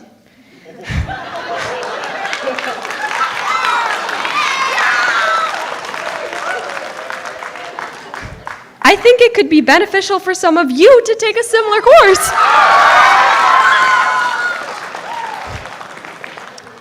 Additionally, when discussing budget cuts last school year, it was highlighted that efforts were made to prevent any major impact on students. Nevertheless, every single item on the possible cut list that will go into effect next school year will negatively affect the student body in multiple ways. Specifically, I would like to touch on the plan for late buses to be removed from schools. I understand that this is a courtesy, not a requirement. However, many students that are involved in after-school activities rely heavily upon late buses to take them home. Say you make this cut, students who can't find any other transportation will be unable to participate in activities they look forward to every day. I can assure you with 100% certainty that you will see a substantial decrease in after-school activity involvement if this cut takes place. On top of that, it is so concerning that it is even a suggestion to take away band and orchestra from elementary schools and hammer-shoulder electives. I hope you know what a disappointment you are to kids who love their instrument and have the misfortune of attending a school district that obviously doesn't consider music very important. Because that's what you're representing with this proposed cut.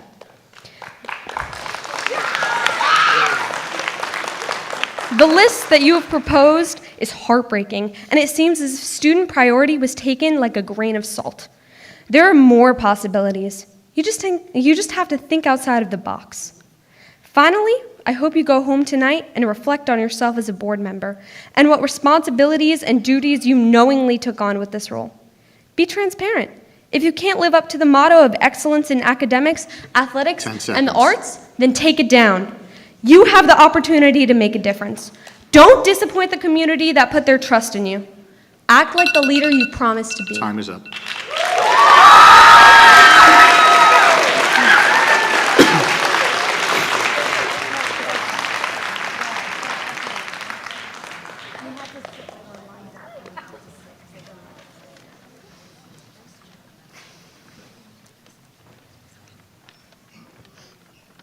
Hello, my name is Divya Vadani.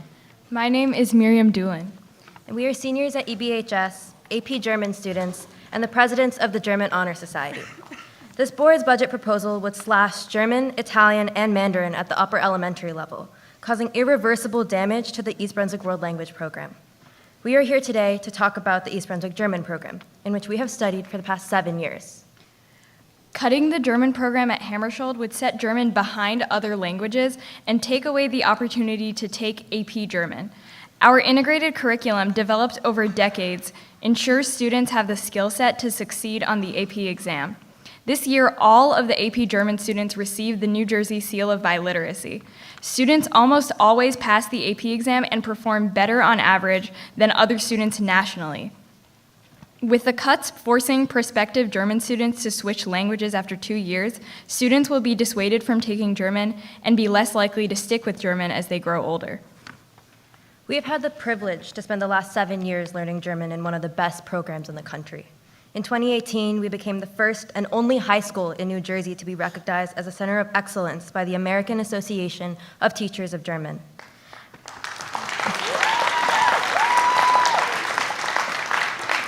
And thanks to the hard work and passion of our teachers, Dr. Franco, Frau Wilder, Herr Labry, and Frau Gaidai, EBHS is now internationally recognized as a PASH school, one of 14 in the country.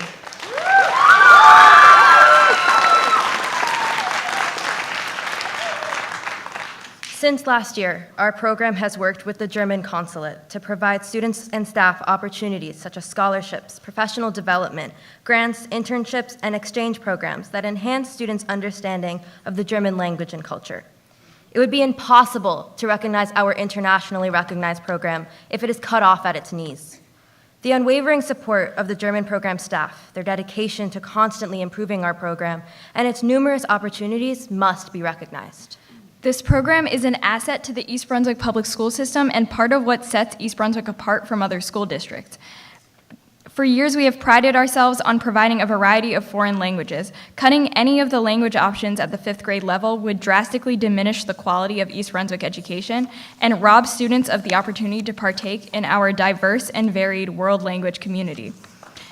In trying to rectify the budget situation, we cannot destroy the best programs in the district, such as the World Language Program, the arts programs, especially the orchestra and band. And, 10 seconds. Thank you. We implore you to please reconsider your budget allocations to protect award-winning programs like ours. Thank you.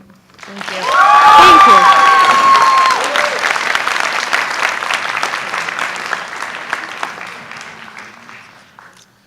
you. Hello, board. Okay. My name is Nirav Chithor, and today I'm here to talk about the budget cuts to the music program in our district. Chorus has been one of the only bright spots in my day for almost 2 years now. Coming at the end of the day, it's the perfect bookend, teaching valuable lessons to me while being just amazing to be in. While considering the options of cutting the music program in our school, I want the board to consider multiple things, but one thing in particular, the parallels to sports these programs have. I know from my experience in the outstanding classes I received from my amazing choral director, Miss D. Sienna,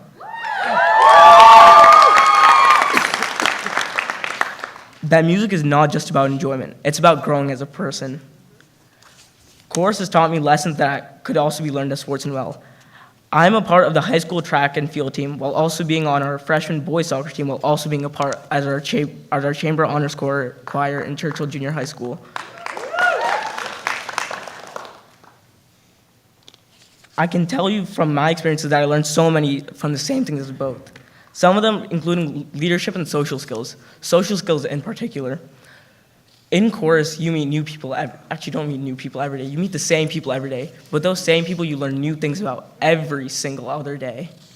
And those people you bond with over the course of a year, or maybe even half a year, but even through that, you learn so much. And leadership, while it may seem a little bit random to put chorus and leadership in the same sentence, there are so many parts of chorus that include leadership. For example, maybe taking charge of your group when they're not singing as loud as they should be. Just giving that extra little bit, just to give them that motivation to go further. I stood before you in a previous meeting and performed with the rest of my honors choir, and we received countless praise from this entire board. And I'm just wondering how you can see that and then consider cutting our music programs. If we don't start as early as that, we're not going to get as good as that.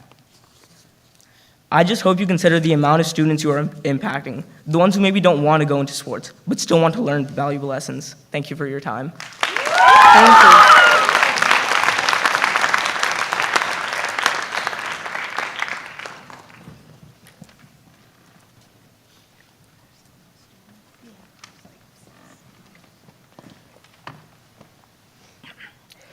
Good evening, I'm Awaz Raza.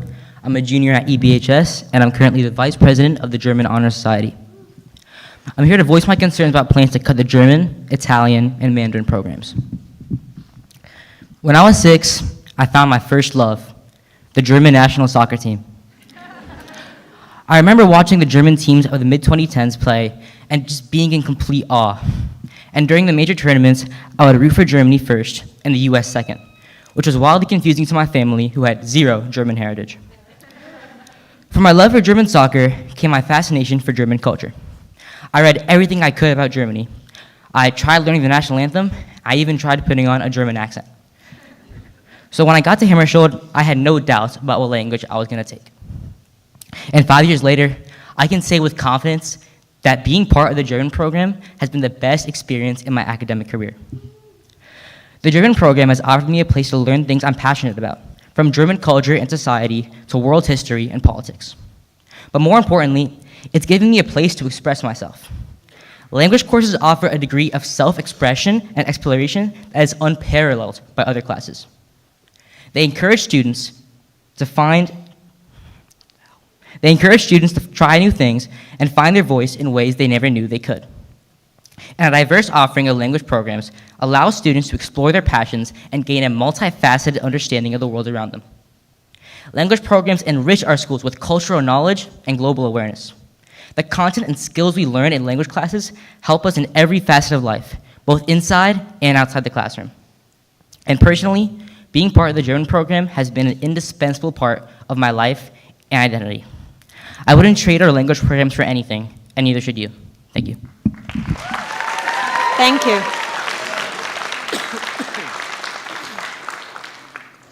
Good evening. My name is Maddie Bishop, and I'm a sophomore at East Brunswick High School. I've been a part of the East Brunswick Performing Arts program since elementary school, and I would not be the person who I am today without the opportunities that I have had to hone my artistic skills in school. I played flute for 6 years, and I began in 4th grade, and I was a part of the amazing Honors Wind Ensemble for 2 years at Churchill, and I am now a proud member of the Honors Bella Voce Choir at EBHS. I have been doing theater since the age of 4, and being able to participate in Theater Week in elementary school and drama club throughout my years in Hammersholt, Churchill, and now the high school has truly changed me for the better. The arts bring me and so many other people so much joy, and a lot of people would not be able to participate in the arts if it weren't for the programs that East Brunswick has. I am also a Girl Scout who is working on my Gold Award, which is an 80-hour leadership project in my community, and the topic I have chosen to address in my community is arts education among the youth in our town. Seeing the arts being targeted as a way to solve budget constraints is so disheartening, as this is the exact issue I am looking to solve. Arts education is one of the things that East Brunswick does incredibly well, and it would truly be such a shame to cut any single part of it.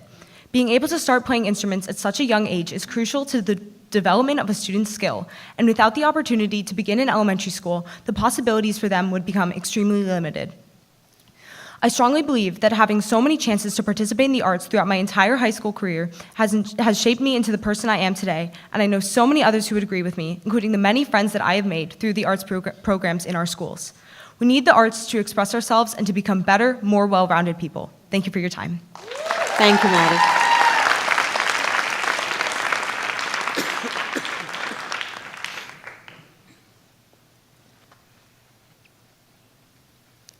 Good evening. My name is Aaron Hill, and I'm a junior at EBHS. I am currently enrolled in the German in the 21st Century class taught by Frau Wilder.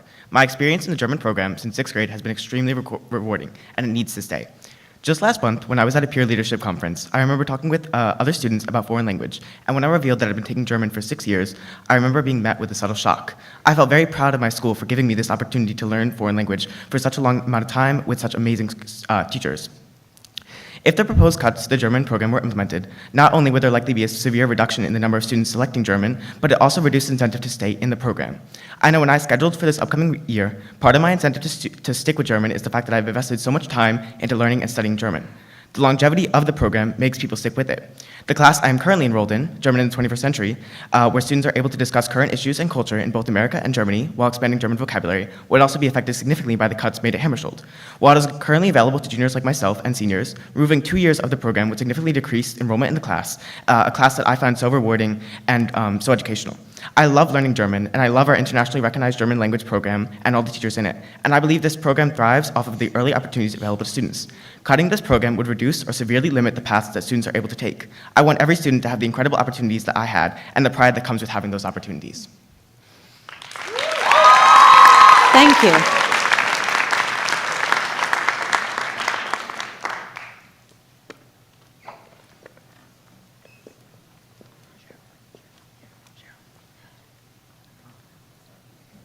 Good evening. My name is Alex Kuchuk. I'm the Assistant Concert Master of the EBHS Chamber Orchestra, and I'm here to talk about the East Brunswick School District's music program.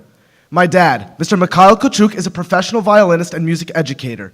Like many parents in this town, him and my mom moved to East Brunswick in order to give me and my sister the opportunity to grow up in an accomplished, well-renowned school system. One of the reasons why my parents specifically chose East Brunswick among the many other high-quality schools in New Jersey is its music program. My dad, who unfortunately could not attend today's meeting, wished for me to emphasize on his behalf that as a music educator that works at Count Basie Center for the Arts in Red Bank, Warren School of Arts in Berkeley Heights, and NJ Youth Symphony Orchestra in New Providence, he can confidently say that the music program in East Brunswick is one of the best, if not the best, in the entire state. The quality of the music program in East Brunswick schools can be attributed to the tremendous staff and the emphasis that the Board of Ed has put on music education in previous years. Thanks to the music program, me and my classmates have found a sense of community, enhanced our motivation and discipline, and developed a deep appreciation for music. These benefits, among many others, have positively influenced not only me, but the thousands of other students and alumni who have participated in East Brunswick music program in the past. However, the current suggestion to have students begin their orchestra journey with pull-out lessons as 5th graders in Hammersholt puts the quality of East Brunswick's music program in jeopardy. Currently, instructional music lessons begin in 4th grade, also with pull-out lessons, with full-period orchestra beginning just 2 years later in 6th grade. So, one would be inclined to think that shifting the program by 1 year would fail to make a significant impact. However, in order to truly grasp the severity of getting rid of 4th grade orchestra, one must look at the situation through the perspective of a parent with a child in 4th grade. Parents in East Brunswick recognize that their kids will be going through a big transition from elementary school to Hammersholt. Their children will be in a new building with new friends, having new experiences, and thus be faced with new responsibilities. Considering all these factors, what incentive is there for a parent to enroll their child in orchestra, band, or chorus? What is the incentive for taking, say, orchestra if they're going to be arbitrarily pulled out of their 5th and 6th grade classes? Why would a parent enroll their child in any music lessons if they know that the transition is already going to be difficult enough? Because of this lack of incentive and due to the staff cuts, the incredible music program in East Brunswick is going to quickly decrease in size and deteriorate in quality. I understand that the Board of Ed must make cuts in some areas to compensate for the budget deficit. However, I plead that the Board of Ed consider my suggestion to reprioritize funding so that the music program and also the internationally recognized German program, 2 integral parts 10 seconds. 2 integral parts of the East Brunswick school system and community that differentiate it from other towns are not affected. Thank you. Thank you, Alex.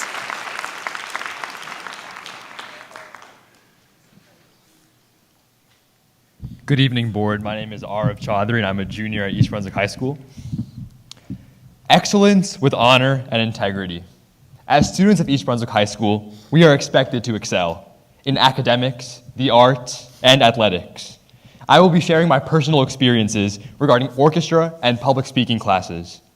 I have been a member of East Brunswick orchestras since 4th grade and have represented our talented community in the New Jersey All-State Orchestra.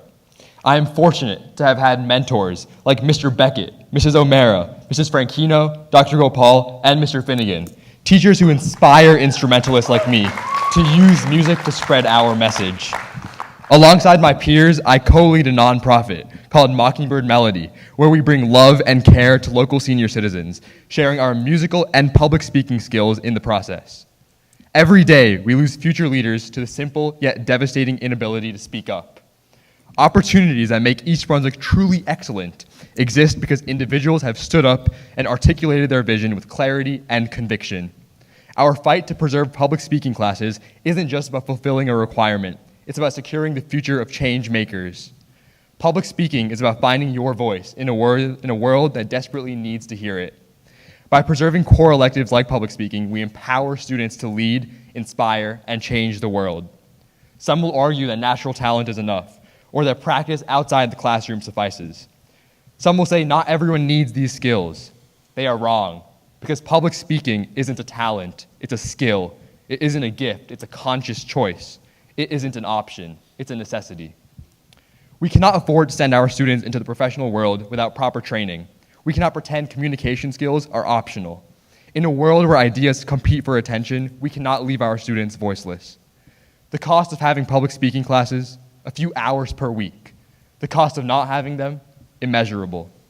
We stand at a crossroads. We can continue to treat public speaking as an elective, allowing anxiety to claim another generation of potential leaders. Or we can recognize it for what it is, a fundamental human skill as essential as reading, writing, and math. Because in the end, public speaking isn't just about speaking in public. It's about confidence. It's about leadership. To be East Brunswick, we need orchestra and we need core class electives. To be East Brunswick, we must have excellence with honor and integrity. Thank you. Thank you, Arav.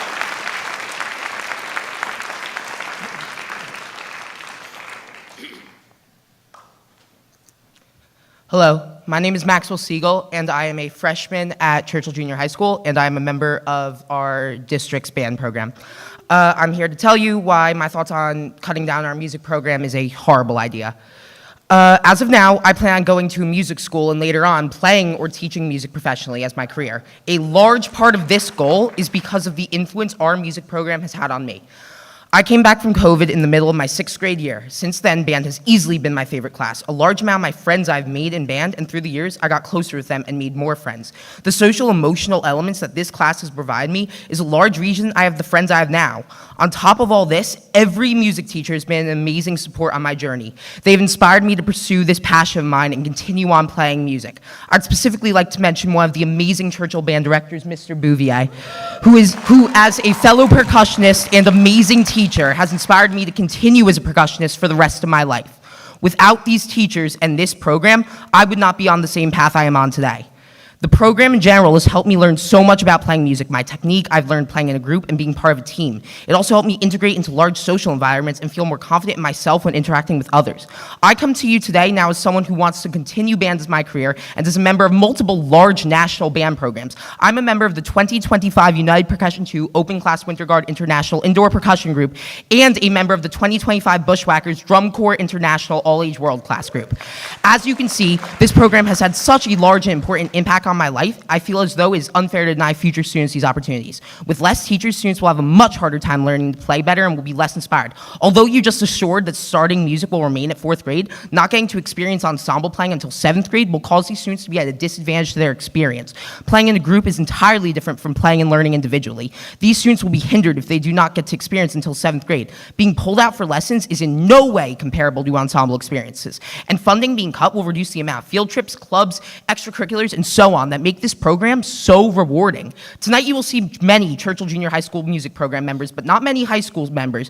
This is because they are literally at a band festival tonight getting to grow as a musician and show off their skills. This program teaches all of us how to play music well with good technique, alone and without others. This program provides an amazing social environment where students can meet and interact with others who have similar interests and personalities to them. This program employs some of the best teachers I've ever met and some of the best teachers this district has. This program has created such an amazing environment for learning, social growth, and teacher interaction. If these changes are passed, future students will not get these experiences or opportunities. The possible futures in music they could have had will not be able to occur, and they will lose out on the amazing program and community we have all built together. Please reconsider this choice. Thank you. Thank you, Maxwell.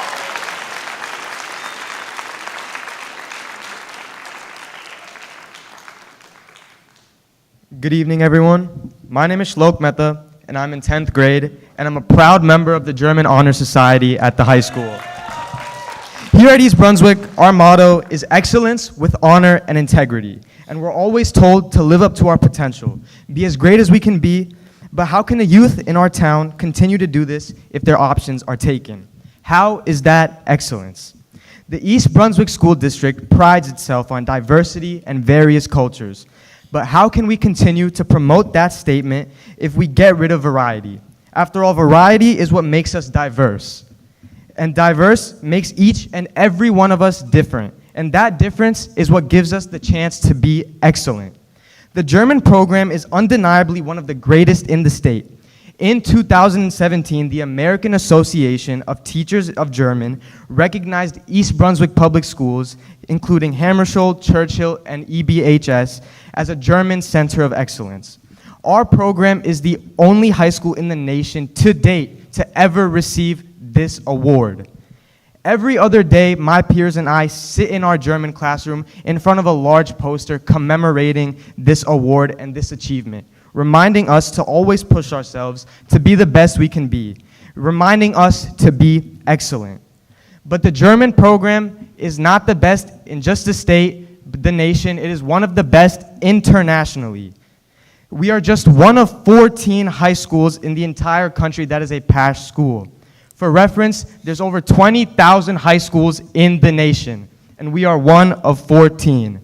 Being a PASH school gives all of our students the opportunity to get stipends, paid for learning trips, and scholarships. Why should we deprive our youth of all of these opportunities by cutting the budget? If our budget gets cut, the youth can't take German 1 until 7th grade. This completely wipes out the opportunity to take AP German. It will become immensely difficult to keep this program as excellent as it has been time and time again. If rigorous courses such as AP German are not available, what happens to our PASH status? What happens to our status as a center of German excellence? Why are we penalizing a program which has already proven itself time and time again, that has received state, national, and international recognition? Our program continues to remain the only high school in New Jersey with that award. But you guys want to cut back on our learning and all of the opportunities that we have been given. Parents aren't going to want to let their kids take German because they can't take AP in the future. Dr. Valesky said that just 11 years ago, New Jersey schools and East Brunswick schools were affected by Governor Christie's decisions. And it was the students that changed our program. Let us continue to change this program. Thank you. Thank you, Schultz.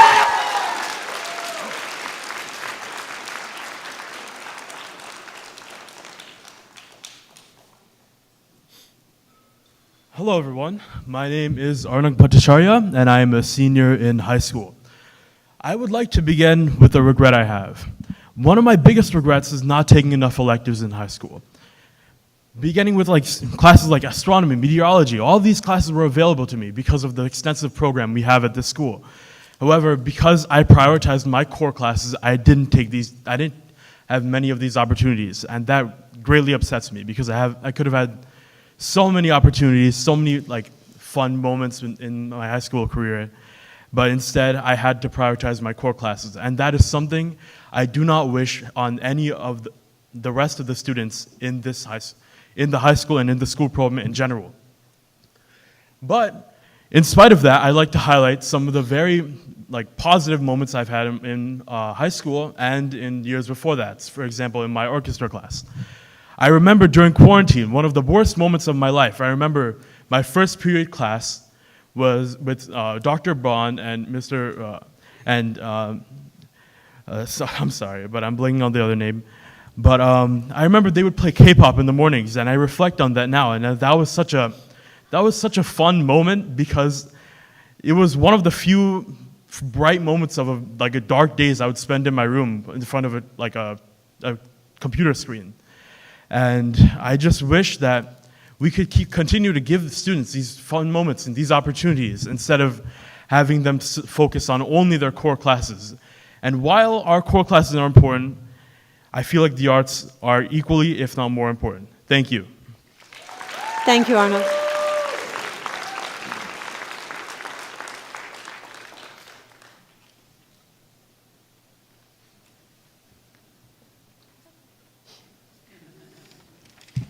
Good evening. I'm Suvana Samadi, and I'm a senior at EBHS. I've found recently that it's really difficult to find free education for music, and public schools have done such a great job of promoting it over the years with the band, orchestra, and choral programs. Taking these learning opportunities away from students at Hammarskjold and Churchill takes away their opportunity to learn an instrument they may have always dreamed of learning, or the opportunity to develop their own singing voice. I was first introduced to the world of classical music when I took band in 5th grade. I learned how to play the clarinet and stuck with it for so many years, and that was because my amazing band teachers worked with me during pull-out lessons and in class to help me become more proficient at the instrument. And my teachers even worked hard during the pandemic to keep teaching us how to play classical pieces, and that has allowed me to stick with music. I know many people who have stayed in band, chorus, and orchestra throughout their school careers because they enjoy it, and the teachers at our school make learning music fun. There are many teachers who give private music lessons who would not have the same attitude towards their students. Our music program does the same thing that a private teacher would do, except they would create a more friendly, stress-free, and accessible environment for students to learn how to perform professionally. I have made so many friends over the band and choral programs and have kept in touch with some who have even graduated. Our music teachers do not just teach us how to sight sing or sight read a piece of music. They teach us how to do it with musicality and dynamics and expression. Music is not just something we can completely learn on our own because we need teachers to tell us that the trumpet section played the rhythm wrong in measure 54 of the waltz in B minor, or that the altos sounded more loud than the sopranos, basses, and the tenors when we sang the ascending scale in choir class. Sorry, these were just examples. No harm to any trumpet players or choir singers. And then these teachers would tell us how to fix our mistakes, which is so important because it really makes a difference when the concert comes around. Our music programs do not just allow us to excel in the arts at school. They also allow us to take our music skills to the next level and open so many doors for us. I'm currently a choir student at EBHS. Without my chorus teacher, I would not have made it into the regionals and all-state choirs over the last 3 years. I also would not have joined a modern rock band and made friends there if I didn't have the opportunity to audition for it at school. Our music program has helped me and so many other students achieve excellence in the arts while building self-confidence over the years, and I want our programs to continue having that effect on our students. But that can't happen if our district cuts our music programs. Thank you so much. Thank you.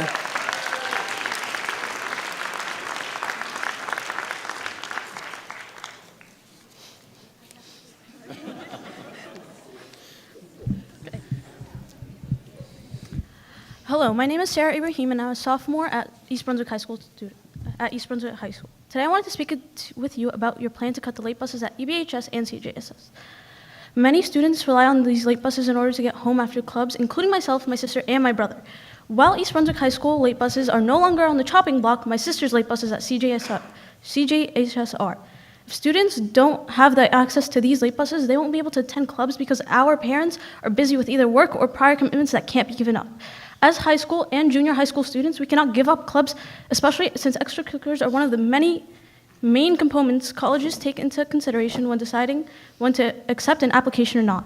In order to spark interest in these extracurriculars, students should have to be able to experience them. I have joined multiple clubs in both Churchill and the high school, and I can confidently say that the ability to attend these clubs has improved me not only as a person, but as a student by giving me the ability to dive deeper into my interests that help fuel my decision for my future career. However, the cut of late buses don't only affect kids' ability to attend clubs, it affects their ability to receive after-school tutoring and get the help they need in order to thrive.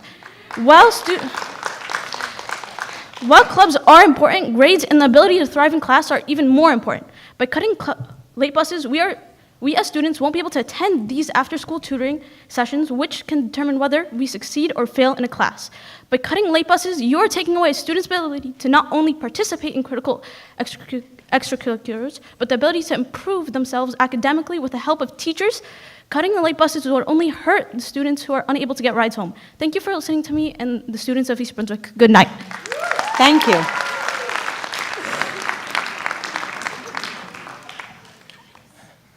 Hi, if it looks like I just came from a concert, I did. Thank you guys. I just came from the Wind Ensemble and Concert Band Festival, which without what you guys are trying to cut, that would not be possible for the future years. Your name, please? But my name is Ethan Starr, I'm a senior at the high school. And I just want to give you guys a quick revelation. Music saved my life. In 8th grade, I was extremely lonely, no passion, no hobbies, no anything. And then I decided to join the marching band, mostly because my mom forced me to. But I realized it was the best decision of my life. It gave me my friends today, it gave me a passion, a hobby, and a reason to keep going. And again, this passion would not have been possible without even starting in 5th grade, because I didn't even know what marching band was all the way up until 8th grade. I'm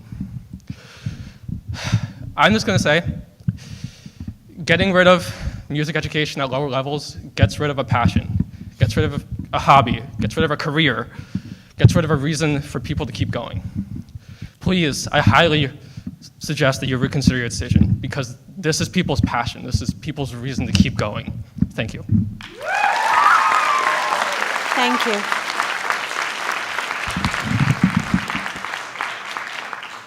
Good evening, everyone. My name is Irina Katz-Nelson. I stand before you today as an EBHS graduate, class of 2004. I'm also a proud parent of a 5th grader at Hammersholt with 2 more children to follow. I moved back here so my kids could receive the same outstanding education my brother and I did. But that education is continuing to decline as we all watch. We were told that moving 5th grade to Hammersholt would expand opportunities. My daughter excelled academically this year, but the highlight of her day was Spanish, STEM, electives, along with developing independence through switching classes multiple times a day with different peers. This experience helps kids grow, not just academically, socially, and emotionally.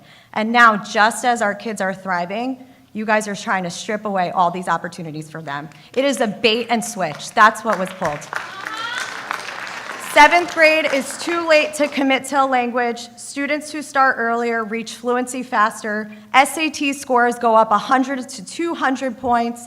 They financially make 5 to 20% more in their careers. So not only are you ruining their school experience, you are putting them at a full disadvantage. I won't go into the music program because we've heard a lot about it today, but completely agree with what everyone has said. This isn't just about our students. It's the future of our school district. Great teachers will leave if this district continues to deprioritize enrichment. Strong educators want to teach in schools that invest in learning, not in places where these opportunities are slashed. Do better. We understand budgets are tight. Cutting these programs is not the options. We are willing to pay as parents. We are willing to work with corporations to match funding. We are willing to identify budget efficiencies. But let's be honest, no school district that I've looked at is as top-heavy as this one. The administration has taken no pay cuts, no salary freezes, no meaningful bonus reductions, only the bare minimum, the 4 people you decided to talk about today. In corporate America, where I work, we would never strip resources from the core output, which here is our kids. You know where we would cut it from? Internal management. Look at your org, and why isn't that same logic applied here? As the board and the superintendent, it is your responsibility to find solutions and protect them, not eliminate them. Look internally. Have you done everything you can to not cut essential programs for our kids? I'm going to end this by saying, if you guys vote yes for this budget, I will make it my personal mission to ensure that parents, voters, this entire community will know exactly how you voted. I will go house to house. We will not be quiet, and we will remember it next election. I promise you that. We will use every resource at our disposal. Thank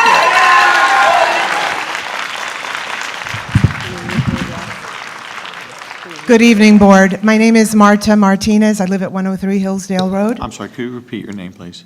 I'm sorry? Your name again, please? Marta Martinez. Thank you. I'm reading this statement on behalf of my daughter, Danielle Martinez, who's a graduate of our excellent East Brunswick school system. Hello, everyone. My name is Danny Martinez, and I am an East Brunswick Public Schools alum from the class of 2017. Firstly, I want to apologize that I wasn't able to attend the meeting today. The reason for my absence is actually quite relevant to why I sent along a statement in the first place. Tonight, I have the pleasure of performing original music at the Bitter End in New York City, at an event sponsored by the Society of Composers and Lyricists, of which I am a member. To put it plainly, without the extensive music performance skills and ensemble experience granted to me through my 8 years in the EB Public Schools band pipeline, I would probably not have ever pursued a music career in the first place. My years playing clarinet and EB wind ensembles were incredibly foundational to who I am as both a musician and human today. I vividly remember taking Josh Becker's band class elective in 6th grade and learning more about collaboration, teamwork, and discipline than I did in most other facets of my education. Mr. Becker's class, as well as Brian Toth's EBHS wind ensemble and jazz band instruction, provided me with the invaluable foundations that would eventually support me through my undergraduate and graduate careers. This year, I will be earning my Master's of Music in Screen Scoring at NYU. where I have been studying composition and orchestration for visual media such as film and television. I can honestly say that so much of my passion for music, storytelling, composition, performance, and orchestral writing is owed to playing in bands from a young age, specifically through the highly engaging elective model which you are planning to cut. What I find most concerning about your proposed change is that students will spend the first 3 years of instrumental instruction with virtually no ensemble experience. Beyond the technical musical skills granted from playing in ensembles, the social skills, active listening, and attention that students can sharpen so efficiently in an ensemble will essentially be neglected. I urge you to reconsider your priorities on this matter and ask yourself if downgrading an elective program that so clearly provides kids with a well-rounded, challenging, and engaging immersion into the world of music and beyond is truly worth the money you'll be saving. Thank you. Thank you. Good evening. Dom Sclafani, 2 Morgan Place. I first want to apologize for my language last meeting. I do have Tourette's and I try my best to control it, but sometimes it gets the best of me, but I assure you there was no malintent from it. I have heard yet another terrible decision was made by the administration. That decision was the cutting of Jessica DiBenedetti, the science supervisor. Ms. DiBenedetti is an amazing teacher and individual, and I can say I was lucky to have her both in 7th and 9th grade. She made me love biology in 9th grade, and she even helped wean me off modified tests, which helped my critical thinking. And I found out I got a B on the same test all the other students took. I was ecstatic. And I wouldn't have been able to do that without her. Now I hear there will be one person supervising science and math for the whole district. Additionally, I would like to talk about the music cuts. Since I played both sports and music, I guess you can say I'm like Troy Bolton. I played in band and did chorus, and the teachers are absolutely amazing. I mean, one of their names is literally Mr. Good. What more could you say? Now you plan to cut programs that 75% of 4th graders and over half of few students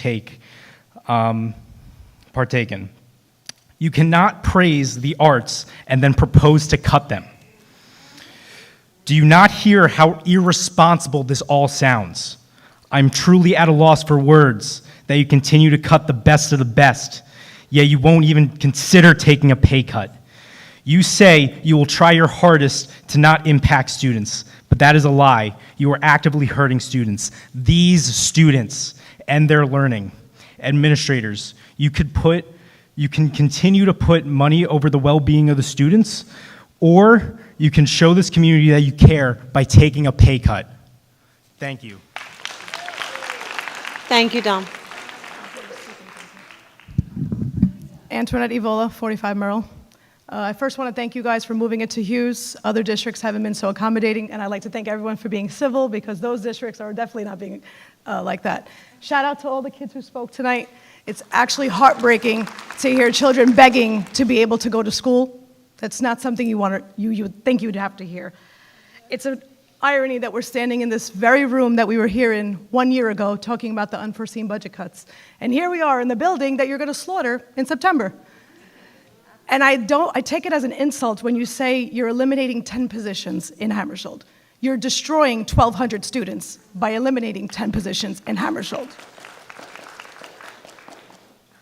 My daughter spoke first, I'm sure you guys remember, and she explained what she's been through in her short education experience here in East Brunswick.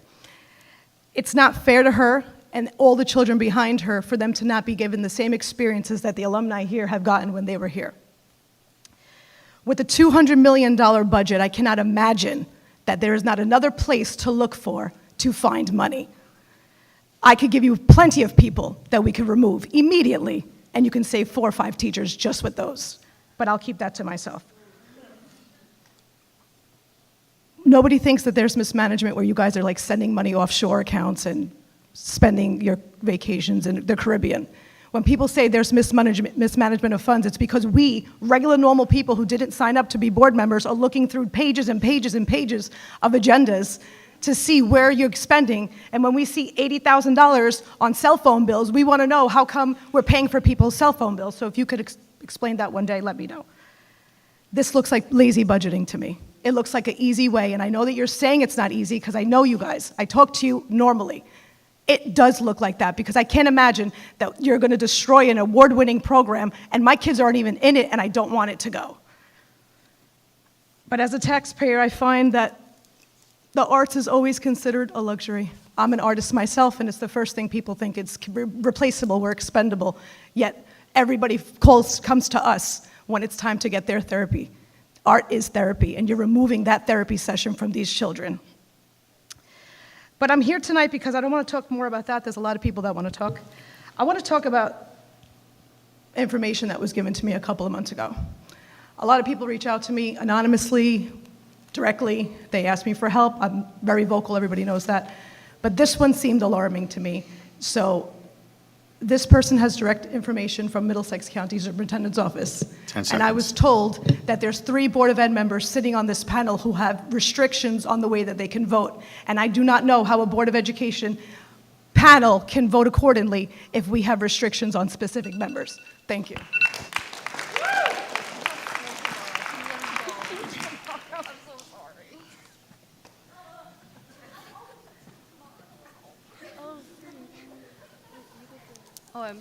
Hello, my name is Sophia Yao, this is Elisa Wang, and this is Candice Liu. We are currently seniors, and it is our 3rd year of being in German Honor Society. On top of being a German Honor Society member, I'm also president of Mu Alpha Theta, which is my school's Math Honor Society. Oh, thank you. And something that differentiates Foreign Language Honor Society from Mu Alpha Theta is, of course, the cultural aspect.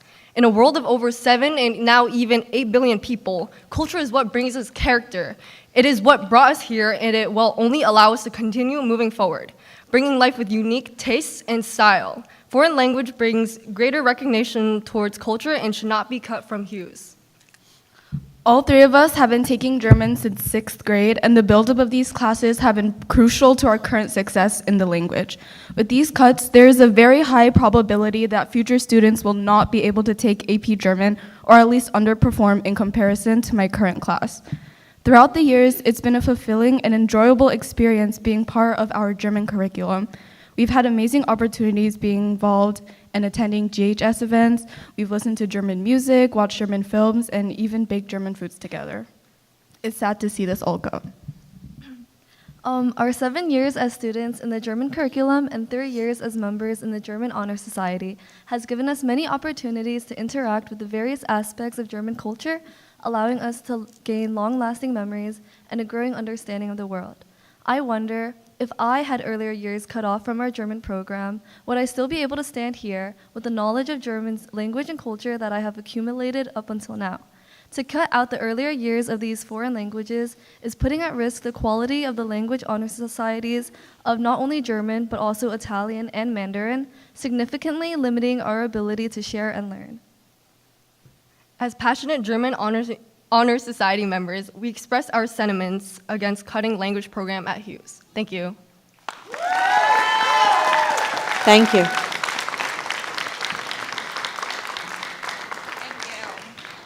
Hi, my name is Kate Gavin.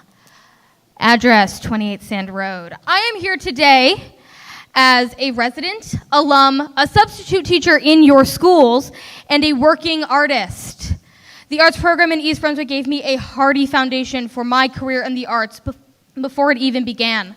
My time at high school alone included participation in both Bella Voce and concert choir, the choir council, the jazz choir, which later became a student-led program led by yours truly, Triumph Music Honor Society, and International Thespian Society as its president. The choir alone consistently received the highest scoring at the ACDA chorus festivals and notably performed at Carnegie Hall.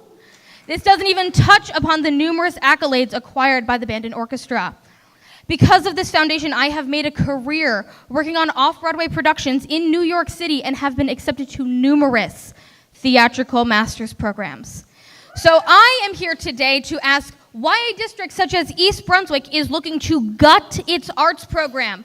a school that promotes excellence not only in academics and the athletics, but in the arts. Why are you doing this? The only answer I see is that there has been a gross mismanagement of funds. The TCUs at Churchill alone are reason enough to be furious. We're currently spending how much? $6.1 million on garbage that doesn't serve anyone, least of all the children attempting to learn in them. Meanwhile, the district is still, how much was it? $8 million in debt? These trailers are hemorrhaging funds. And for what? A hypothetical addendum for a new high school? Well, there's no addendum and there's no new high school. So why are they still here? It's not for the kids, I'll tell you that much. I see them every day. If anything, the actions of this board have shown gross negligence and complete incompetence when it comes to serving the interests of their students. I would have hoped that in the face of all that is happening in public education right now, East Brunswick would remain a shining beacon of hope, but no. Instead, we have a decision that will cripple the district, knock it out of any competition in the state, and strip it of its prestige. So, what are we going to do? Victor Valesky, second highest paid superintendent in the state. Would you be willing to take a pay cut, or are you reaching for another raise, huh? Bernie, if you aren't fired, you should resign after this. We should call you Bernie Madoff, the way you've made off with all of the funding in this district. And finally, I'm going to need the Board of Education's elected officials to do something about these foxes in your hen house. Because calling yourselves the financial committee is not going to help. You will be the ones paying for this transgression, elected officials, not the superintendent, come election. Thank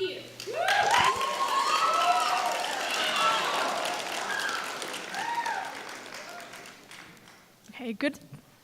Good evening, everyone. My name is Heidi Hu, and I'm a senior at East Brunswick High School. And yes, in a few months, I'll be off to college, and I'm lucky enough where the budget cuts are not directly affecting me. But throughout my years in this district, I've had the privilege of having access to this amazing education I've taken for granted for too long, and now it breaks my heart to see it taken away from these amazing, capable students.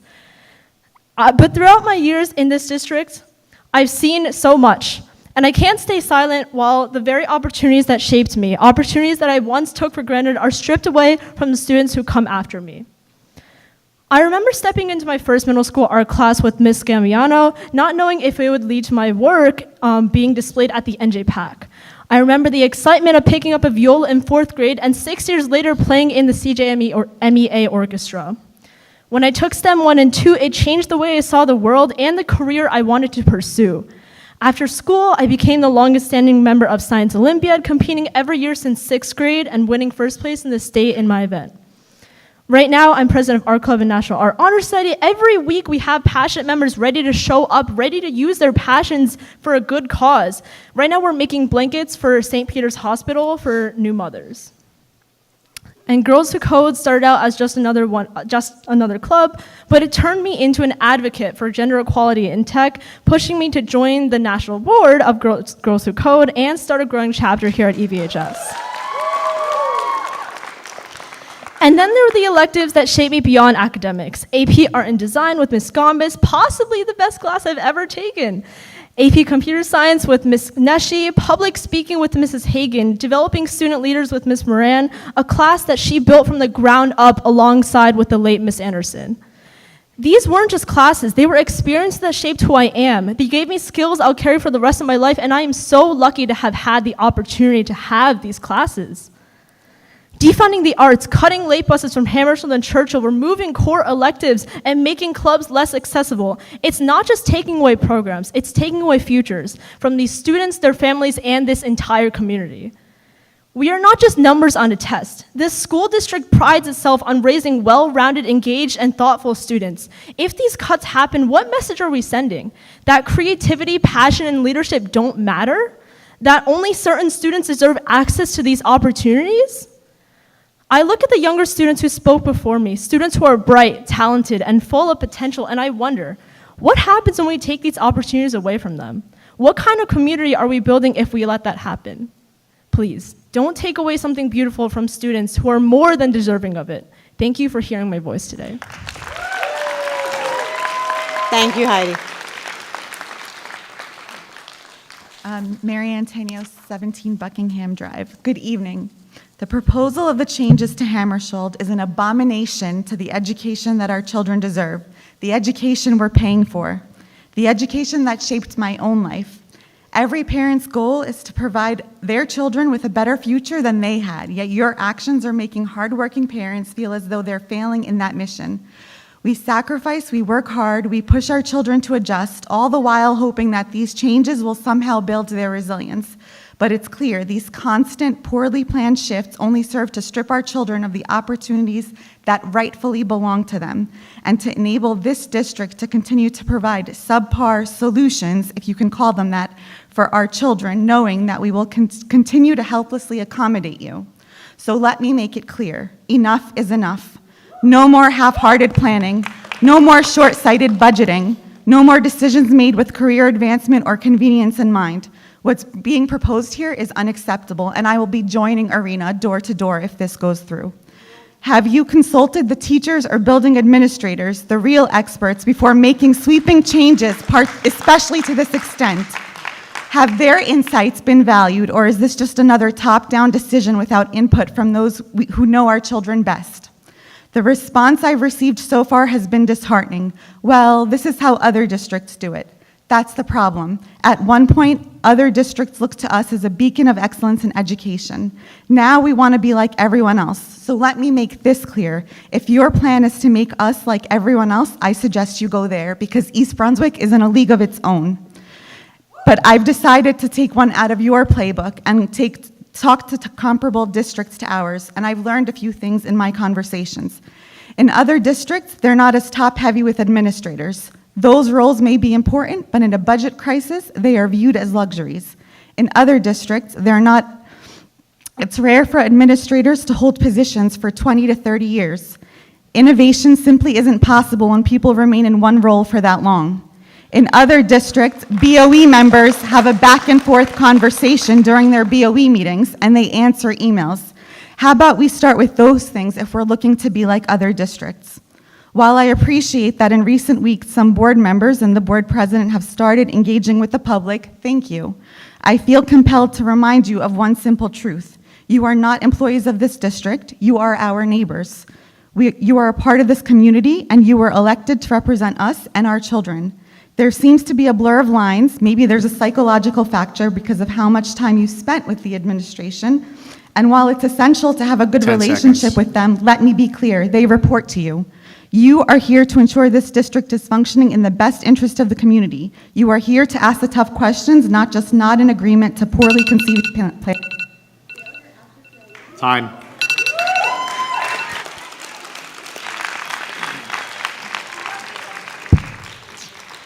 I'm sorry, 1 second, please. If you're sitting on the floor, can you just move over just to make sure that we have a clear exit in the case of an emergency? Thank you. I appreciate it. I'm sorry to interrupt. Go ahead. Hello, my name is Valentina Morales, and I am a 9th grader who plays euphonium in Churchill's Honors Wind Ensemble. I was a former student at Bauman Rowe and joined band in 4th grade, and it has immensely impacted my life positively ever since. Band has improved my ability to organize my time, problem solve efficiently, and allowed me to meet new people from across districts. Thanks to my amazing teachers, Mr. Becker, Mr. Bouvier, Miss Vanzini, and Mrs. Vanneman, my music education has forever been improved. I have also been given the opportunity to join all sorts of experiences such as marching band, which has immensely changed my view of people and music. Learning an instrument is a rare opportunity that not many people are fortunate enough to have. However, I was lucky enough to attend a school like East Brunswick, and the opportunity was provided to me. The fact that the school board is even thinking of cutting music will affect education for East Brunswick schools for years to come. According to the NAMM Foundation, East Brunswick has an outstanding support of music education. The board is thinking of cutting this and taking away a once lifetime opportunity to be able to enroll in an award-winning music program. This will affect students for years to come. Thank you for your time. Thank you, Valentina.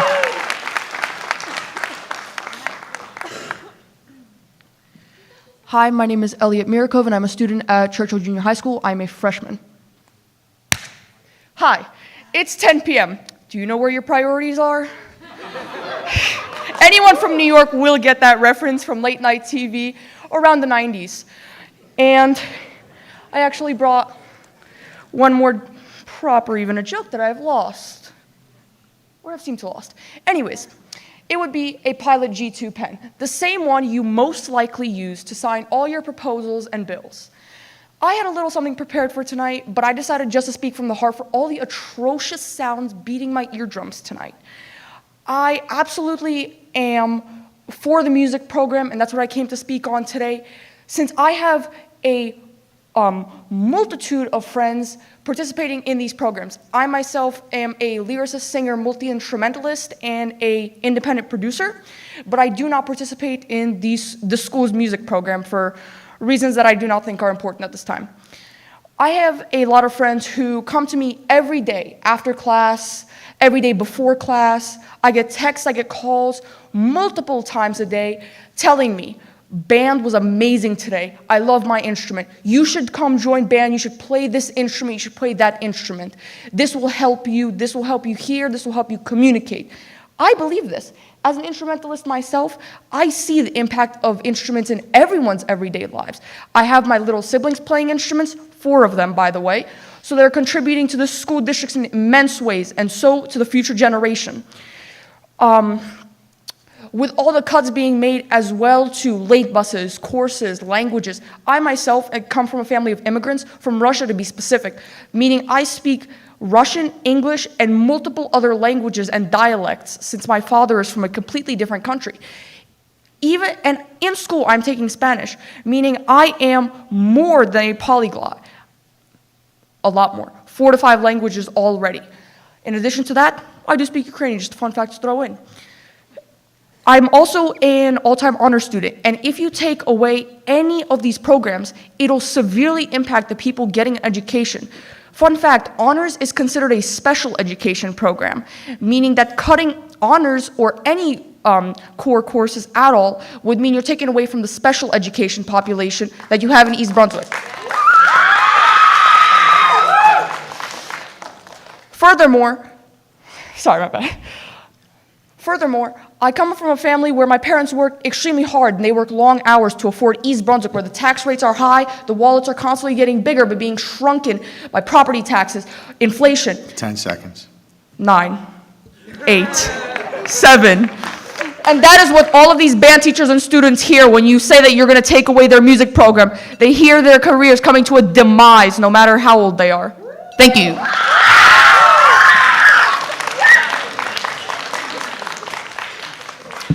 Hello, members of the Board of Education. My name is John Marco Frasio. I am a professional musician and an EBHS graduate, class of 2019. I am deeply disappointed to hear of the possible elimination of music electives in Hammersholt and the 4th grade orchestra program. Cutting music electives delays students' opportunity to pursue their personal interests early on, sending a message that interests outside of academics are not worth having time in their class schedule. If our district is to achieve excellence in academics, athletics, and the arts, these cuts create an imbalance towards one rather than enabling our students to achieve excellence in all. During my time in EBPS, I was involved in pretty much any music program I could get my hands on, including the ones on the chopping block today. It started with 3rd and 4th grade choir and orchestra, but grew into district choir and orchestra, CJMEA choir and orchestra, concert choir honors, Tri-M Music Honor Society, ITS, concert orchestra. I could keep going. But I was also an honor student taking advanced math and English classes and taking multiple APs alongside AP Music. From experience, I know that our district makes excellence in academics and the arts possible. And I believe that well-funded and properly attended music programs at all levels of education encourage this kind of well-roundedness for our students. Personally, the classical training and experience that I learned from all of that choir and orchestra helped me get into the world-renowned Berklee College of Music. When I was a 4th grader at Lawrenceburg Elementary School, I picked up the viola for the first time. And last Sunday, I just played a concert in New York City with the East Coast's only LGBTQ orchestra. When I was in 8th grade in Churchill, I took World of Digital Music and started learning how to use recording software for the first time. Today, I am a recording engineer at a recording studio in Times Square. The East Brunswick School District helped make me the musician I am today, not just because of the early education in music, but because of all the opportunities it gave me to pursue my musical interests. And lest I forget about the brilliant and hardworking, outstanding music educators who do not deserve the quality of life changes that will come with these cuts. I am proud to come from a school district that has such amazing alumni in the arts. My sister's friends from Drama Club are on Broadway in Back to the Future and on TV on 911 Lone Star. My friends are in Carnegie Hall performing. I've had work in Lincoln Center performed. We are a talented school district, and I encourage you to nurture that, not limit it. Thank you. Thank you.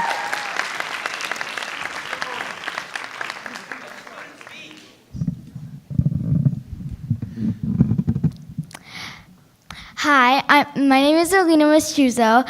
I'm a 4th grader, and next year I will be going into Hammersholt for 5th grade.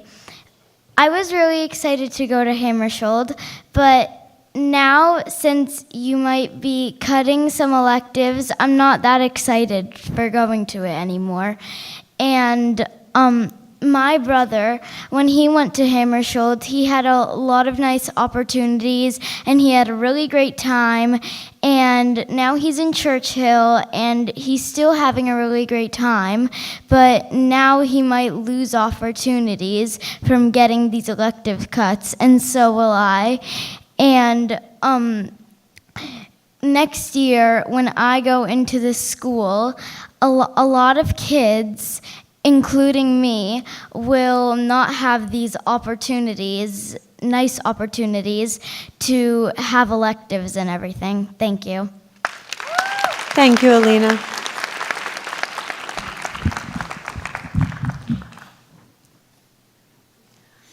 Hi, good evening. My name is Maggie Georges, Garfield Avenue, East Brunswick. Thank you for sharing the history of state aid.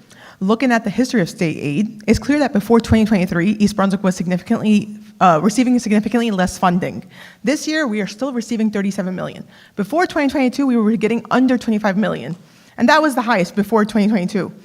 Yeah, our schools were running just fine. So where did that extra money go? If the district functioned well under the fiscal year 2022 budget, why not return to it instead of making these cuts? One of the biggest changes since fiscal year 2022 was the 5th grade moving out of the elementary schools. You also added trailers for capacity when we were clearly under capacity at that time, and we still are. So we don't need those trailers. So these decisions don't add up financially. And this so-called budget crisis, $1 million cut is 0.5% of the budget, okay? Are you telling me that in previous years, the districts never saved up to 2% in reserves, especially when we were receiving so much more money post-2023 till 2020, actually until this year even, okay? Yes, I understand that salaries and health benefits have increased, but shouldn't those increases have been offset by tax adjustments and the revenues that you supposedly developed this past year? Another major issue is the constant shuffling of ELA program. It's funny because when I parked, I saw the ELA parking signs. How much money did you spend on those signs besides the playground? I've experienced that program centralized and at the home schools. And if you consider moving all those school programs to Bow Monroe, I promise you won't be making more money. People find it more convenient to go to their home schools. So whoever's making these decisions or these ideas should be held accountable because we need to be making better decisions. All right, right now, the Bow Monroe is very important, but I'm not going to discuss that at this point in time. But realistically, please remove that idea of making Bow Monroe centralized ELA. Because if I have to go through all of Route 18, I live by the turnpike, and I have to go through all of Route 18 to drop off my preschooler, that's not happening. I'm gonna go to a different preschool. And then there's a bigger issue. If you keep cutting programs, more students will leave for charter programs. And when that happens, you'll face twice the problems: lower enrollment and reduced funding. Instead of cutting student-focused resources, maybe we should be looking at cutting administrative costs at the Board of Ed. I expect this board to come up with solutions that preserve the resources that the district has had for the last 20 years. Back even when we had half the state funding that we are currently receiving. And please don't tell me that salaries have increased that 100%. There's no way, okay? And especially that includes keeping Bal Monroe. Because closing Bal Monroe would not just impact those families that are going to Bal Monroe, it would impact the whole district. 10 seconds. We need solutions that prioritize students, not short-sighted cuts that will only make things worse. Thank you. Thank you, Maggie. Hello, my name is Akshita Minapala, and as you can see, I've been coming from the CJMEA concert. I am a proud member of the East Brunswick Marching Band and the East Brunswick Wind Ensemble, as well as the German Honor Society, and I am currently German Honor Society Vice President. Both of these aspects of my education have impacted my identity so much, and you can see that in this audience. There are so many kids whose these programs have created their life. I was able to take German and band and not just focus on academics and make a new life for myself. And by cutting these programs, you would be depriving so many children of this same opportunity. And just because you may not have this same experience with band or these German programs that have contributed to your identity doesn't mean that you should deprive it of the future generations. It is your responsibility to keep these opportunities because kids and parents come to East Brunswick for these opportunities. Thank you. Thank you.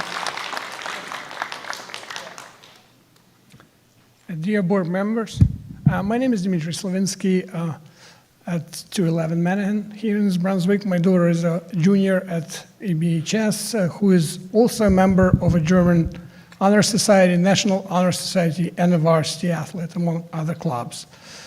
We are deeply concerned about the proposed cuts to East Brunswick music and foreign language programs.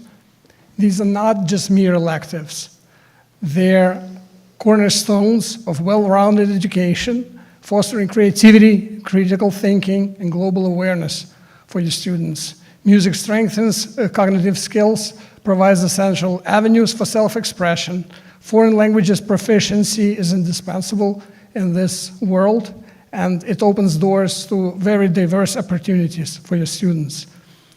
And critically, these cuts at the elementary level would effectively close the door on the later language acquisition for many students, as early exposure is very vital. East Brunswick High School boasts an exceptional German program, testament to the district's commitment to excellence that should remain, and is recognized as a PASH school, part of the Schools Partners of the Future initiative, and it stands as a leader not only in New Jersey, but nationwide, being recognized as one of the just 14 such schools in the country. These prestigious recognitions are not just merely accolades, they represent years of dedication and hard work that will be just wasted if you cut these programs. They will also threaten our PASH accreditation and jeopardize vital funding that provides our students with invaluable study abroad opportunities and stipends. It's also crucial to acknowledge that East Brunswick esteemed school system, including these very programs, is a primary reason many families like mine chose to reside here many years ago. And these cuts risk undermining our students' potential and jeopardize the very programs that make our schools exceptional. We cannot sacrifice essential programs for short-term budget solutions. We must think of the long-term budget solutions and invest in our children's future and ensure that they receive comprehensive education that they deserve, especially given the high taxes that we pay here.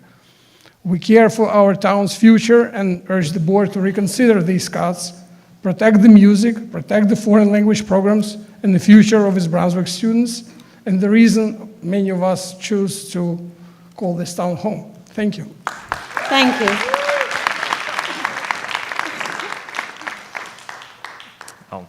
Hi, my name is Kevin Pan. I am a senior at the East Brunswick High School. Thank you. And for the last 12 years of my life, I have been preached to by the adults around me to excel in the academics and arts, because that's what East Brunswick is famous for, right? And at the risk of sounding arrogant, I'd like to think I've done that.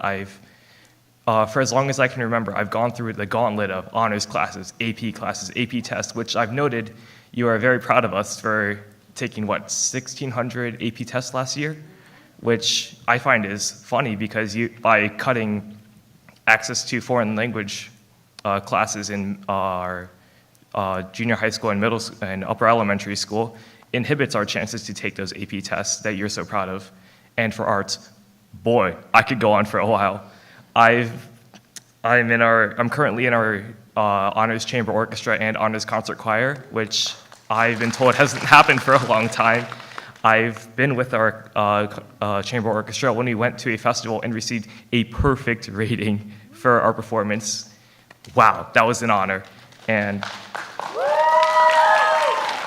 I'm surrounded by so many peers that are phenomenal in these arts programs. I've been told by my dad, who's on the board right there, how wonderful the Churchill Honors Choir was when they went to perform for you guys. So I think that it is incredibly disrespectful, and as a teenager, I know a lot about that. I think it is incredibly disrespectful for you guys to give us heaps and heaps of praise for our achievements in the arts and in academics when you're also clearly not valuing them enough when you choose to cut them. I remember you saying that the arts are not the first thing you go to looking to cut for your budget, but clearly you don't value them that much since they're on the chopping block right now. Thank you. Thank you, Kevin. Just for transparency, yes, that is my son. He called me out. I also, again, for the sake of transparency, I had zero input into what he just said. Michael Mastruzzo, 27 Colonial Drive. Good evening. A few weeks ago, I stood before the board urging reconsideration of potential cuts to middle school and freshman sports. Today, I once again am speaking out not just to encourage the board to refrain from cutting programs or curriculum, which include the arts, band, and language, but also to consider potential solutions.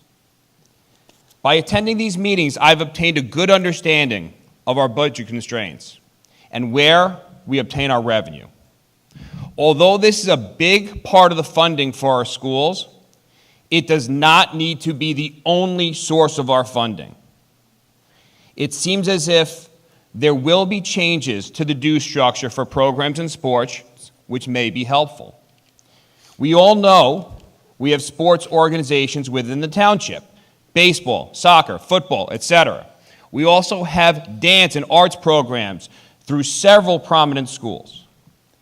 As we think about our community as a whole, I see many opportunities for these programs to help continue their support through sponsorship, advertisement, other ways for fundraising to help keep these school programs alive. As we have heard from the many students this evening, elimination of the arts, language, or sports will have long-lasting impacts on our town. Families will move out of the area seeking other towns that have schools which offer these programs. Families will not move into the area because other schools will have these programs. But also, families will seek other educational alternatives for their children other than our public school system if we continue down this path. This is our moment to think differently and find other ways to procure funding for these programs. Not doing this will likely have a long-lasting impacts to the township and possibly the composition of who we as a town elect to represent us. So let's take the road less traveled together and let's see how we can turn this challenge into a success story. Thank you. Thank you, Mike. Thank you very much. I'm Gail Idell. I'm from One Swallow Court, and I want to thank the board. I know it's a thankless job. I work with a lot of boards, so thank you for the time and listening to everybody. I want to thank the children. They did a great job. And most importantly, all the teachers that I see here from Sydney, from Central Elementary and Hammersholt and now in Churchill. So I want to thank the teachers. So I stand before you today to passionately advocate for the preservation of our music programs. Music is not just a class, it is a vital part of our children's education, fostering confidence, compassion, and providing an essential outlet for stress. The bonds formed through music extend beyond the classroom, creating a supportive community. Allow me to share a deeply personal story from that underscores the transformative power of music education. My son, who went through East Brunswick, who is now 25, began his musical journey in our school district by learning the viola. When the school needed someone to play the upright bass, he bravely stepped forward. Through the unwavering dedication of his teachers and the encouragement of his peers, he not only mastered the upright bass, but also learned to play the electric bass guitar and other instruments. This experience ignited a lifelong passion for music and shaped his character in ways that words cannot fully capture. My daughter Sydney, who spoke before, started with percussion in 4th grade during COVID. Initially, she wasn't sure about continuing in sixth grade because she felt isolated, being pulled out of class without a sense of belonging to a group or team. Music was always an option in our house, as my husband is also a musician who went to Berklee College of Music and currently teaches in colleges and works on films and television.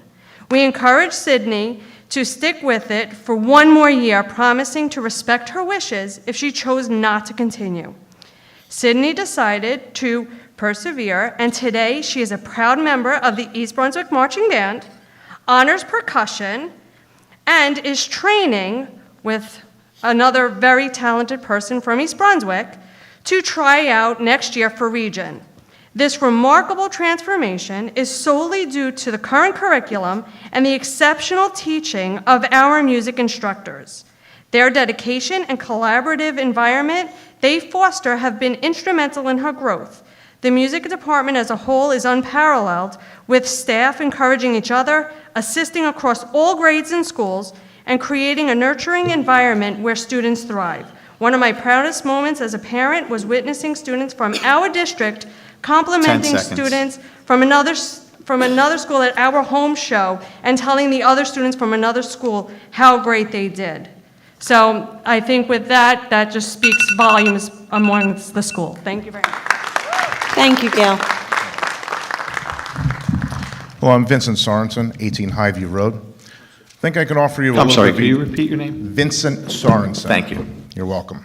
I think I can offer you a little bit of a unique perspective. I'm in my 22nd year as a middle school band director, and I've also taught in both formats, the current one and the far inferior one you are proposing. In the current system that you have, it really is perfect.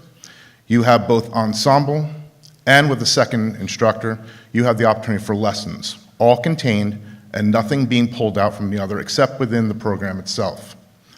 What you are proposing is going to put stress on both your academic teachers and the arts teachers.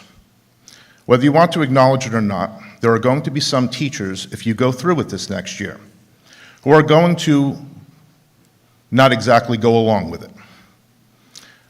You will have some that will say, no, you're not going for your pull-out lesson, we have to do this. That is unacceptable. The only way that that will work, if we have to go down this path, is that it comes from the top, that you have a mandate that no pull-out lesson can be obstructed in any way. I don't want to go toward this path. I think what we have now is what we need to do. As a professional, that is my opinion. So I want you to take that into consideration. Because not only will you have teachers fighting against other teachers for student time, you are putting the students in the middle. And that is not fair to the student. And I guarantee you, if that happens to my daughter next year, if we go down this path that none of us really want to go down, I promise you, the day my daughter Alyssa comes home and says, Dad, I wasn't allowed to go to my pull-out lesson today, I'm not calling the administration at Hughes. Dr. Valesky, I'm calling you. Because unless it comes from you, That will be an issue. You do not want that phone call. Thank you. Thank you, Vincent. Any other students? Students? Okay. Howdy.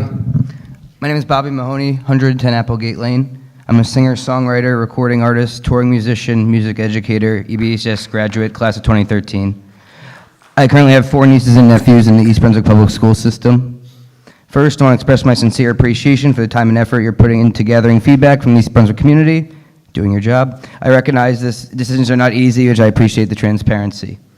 As a proud product of the East Brunswick Music Program, I feel compelled to speak out against these proposed cuts to our schools, especially those targeting music and arts and foreign language education. These programs are not just optional electives. They are essential programs to a well-rounded education. Music and arts foster creativity, discipline, teamwork, academic excellence, and eliminating these opportunities would be a devastating loss for our students and our community as a whole. East Brunswick has been long known for its exceptional schools, and families choose to live here and come here because of the high-quality education their children receive. That's why my parents moved here in 1999. Weakening our music and arts programs sends a troubling message about our priorities. If we allow these programs to be cut, we diminish the very things that make East Brunswick special. I know firsthand the transformative music education can be.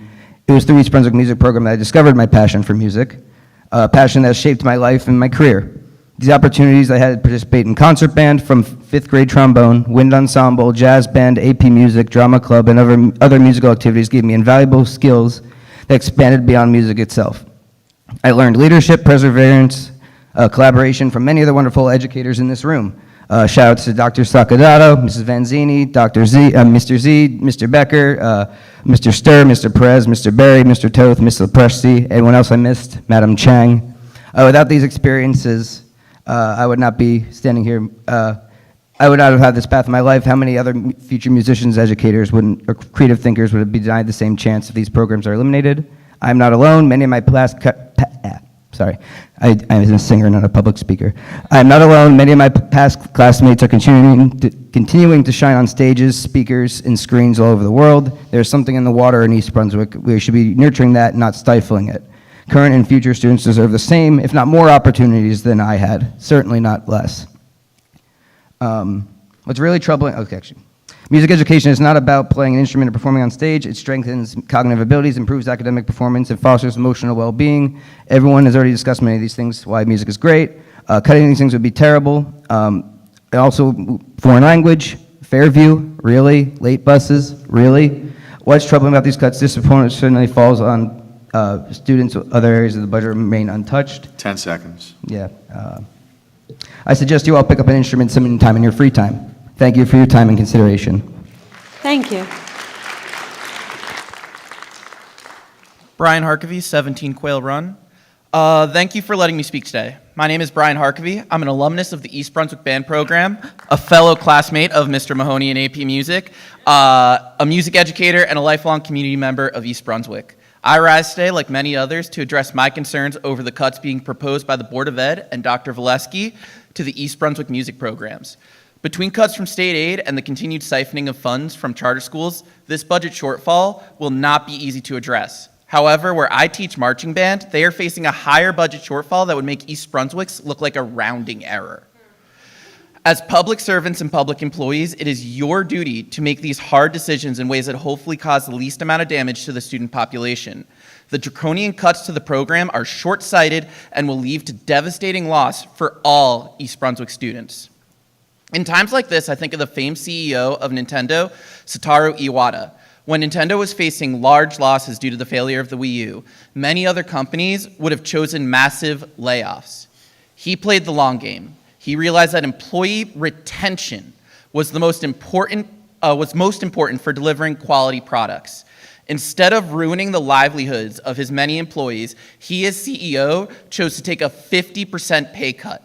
He knew that retaining talent was how to get the best results in the long run.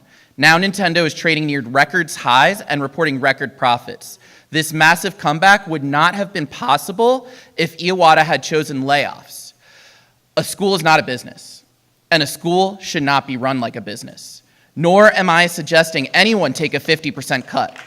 However, I think the lessons of playing the long game and ensuring talent is held at all costs is universal. Cutting highly qualified teachers will be a net loss for this district. Decimating the rehearsal time of students will lead to poorer results and low retention. East Brunswick's award-winning music programs would clearly suffer. I would have suffered. Band at Hammersholt gave me the outlet I needed to express myself and work on my creativity. I came through East Brunswick schools at the height of the 2008 financial crisis and the Christie budget cuts. I watched as a once successful band program was suddenly crumbling under the pressure of budget cuts and staffing cuts, despite the amazing work of the dedicated teachers. Back in 2010, I stood before this board as a sophomore at EBHS to beg the board to spare more cuts to the arts program. I stand before you again and ask you the same. I beg you, on behalf of the students like me who needed band in their schedules, 10 seconds. who thrived in that environment, in a creative music program, do not go through with these cuts. Thank you for allowing me to speak today. Thank you, Brian. Deepthi Ravi, 28 Hilltop Boulevard. So I would like to read you today a letter written by my classmate, who is also class of 2013 at EBHS, named Cindy Zhang. Couldn't be here today because she lives in Washington, D.C. She says, "My name is Cindy Zhang. I work primarily in market research, but have a thriving side business as a violinist/violist, performing in weddings, churches, musical theater productions, and community orchestras. I perform not only in the DC, Maryland, and Virginia region, but also travel back to the tri-state area while managing a full-time career. I would not be where I am today, in and outside of music, without East Brunswick's robust instrumental music program. I am very, very disturbed by the proposed cuts to the district's music program. They are not just trims to extracurricular activities, they are cuts that will set the district back behind its peers. Ensemble classes starting in middle school are a nationwide standard, and this proposed cut of middle school ensemble classes will set East Brunswick far behind the standard. I say this as someone who picked music back up after a 5-year hiatus following high school. It is difficult, if not impossible, to obtain proficiency as an adult without a good foundation starting from elementary school. Private one-on-one lessons are not enough. They don't teach the necessary skills of listening to your fellow players, of keeping rhythm, and of important skills that go beyond music. Communication, empathy, and open-mindedness are all easily taught and experienced through serious exposure to music. These are values that we desperately need to teach the next generation. Using the excuse of a budget crisis due to state funding and lowering everyone to the lowest common denominator runs exactly counter to East Brunswick's coveted status as a blue ribbon school. Especially in this current day and age, post-COVID, and with the federal government in chaos, it is more important than ever that strong school districts like the one I attended support its students. Gutting a popular and successful program is the opposite of support. It is a lazy, short-sighted move that will ultimately cost East Brunswick so much more than it saves. It reeks of short-termism and budget line decision-making. I'm not mincing words here because I ardently believe the same programs that supported me as a student should be available to those that come after me. And it upsets me deeply that cutting these programs was ever even on the table. Please work with the community to identify a compromise. This budget cut will cost students and the district their futures. Even those who have moved on but remember their hometown are watching closely." So that was some words from Cindy. I would also like to speak personally about the cuts to the language program. I was someone who benefited when I was in school. The language program started in 3rd grade, and I stayed with Spanish from 3rd grade all the way to the high school. And I will tell you, as a person who did not take any Spanish in college, 10 seconds. even now as an adult, I am able to use it. I'm able to use it in foreign countries, in New York City, and I'm even able to use it in East Brunswick itself to connect to other people. And I've tutored groups of people that attended other schools, and they are not at the same level, even when they are. Thank you. Kathy Kenish, 9 Welsh Court. Good evening. While I have been a proud staff member at Hammersholt since 2004, and also very proud of the students that spoke so beautifully and passionately tonight, I am speaking in my most important role as a parent of 2 Frost students. As both a longtime educator and district parent, I have a deep understanding of what makes Hughes special, as well as the challenges it presents. Budget cuts should impact the fewest number of students, teachers, and programs possible. However, the proposed changes at Hughes will impact every single student in our district. In lower elementary, the special classes serve an essential educational purpose while also giving students a much-needed break from core academics. Research consistently shows that elementary and middle school students benefit significantly from structured breaks, improving focus, behavior, social skills, and overall academic performance. The proposed Hughes schedule eliminates electives and condenses fragments of the current cycle classes into what are now labeled as specials. My biggest concern is the incredibly rigorous and developmentally inappropriate demands this schedule will place on 10 and 11-year-olds. Foreign language and health should not be considered specials. These are academic courses that require studying and testing. They do not provide the cognitive breaks young children need to refocus. 315 minutes of heavy academics with only a short break for lunch and recess is not acceptable. And let's not forget, we don't even have a playground here for recess. The remaining cycles/specials are so drastically reduced in time that they will be stripped of meaningful substance. Foreign language choices eliminated, instructional time drastically cut, band, orchestra, and chorus ensembles eliminated, devastating the music program and having a ripple effect at Churchill in the high school. As a Hughes teacher, I must also speak to the impact this will have on our staff. Losing so many full-time teachers from one building is catastrophic and will significantly harm staff morale. Hammarskjold has already endured major upheaval in the past 3 years during its transition from a middle school to an upper elementary school. Now we face yet another restructuring, forcing students and teachers to continuously adapt to new schedules, curricula, and an ongoing identity crisis over whether we function as an elementary or middle school. The proposed schedule eliminates teachers' common planning period, an essential time for collaboration, lesson planning, and curriculum development. Since last year's budget cuts eliminated summer PD, this time has been critical for ensuring high-quality instruction. 10 seconds. Without the PD, we're going to have a very overwhelming year. For the sake of my own children and all my future children, please reconsider the changes at Hughes. Our children deserve better. Thank you, Kathy.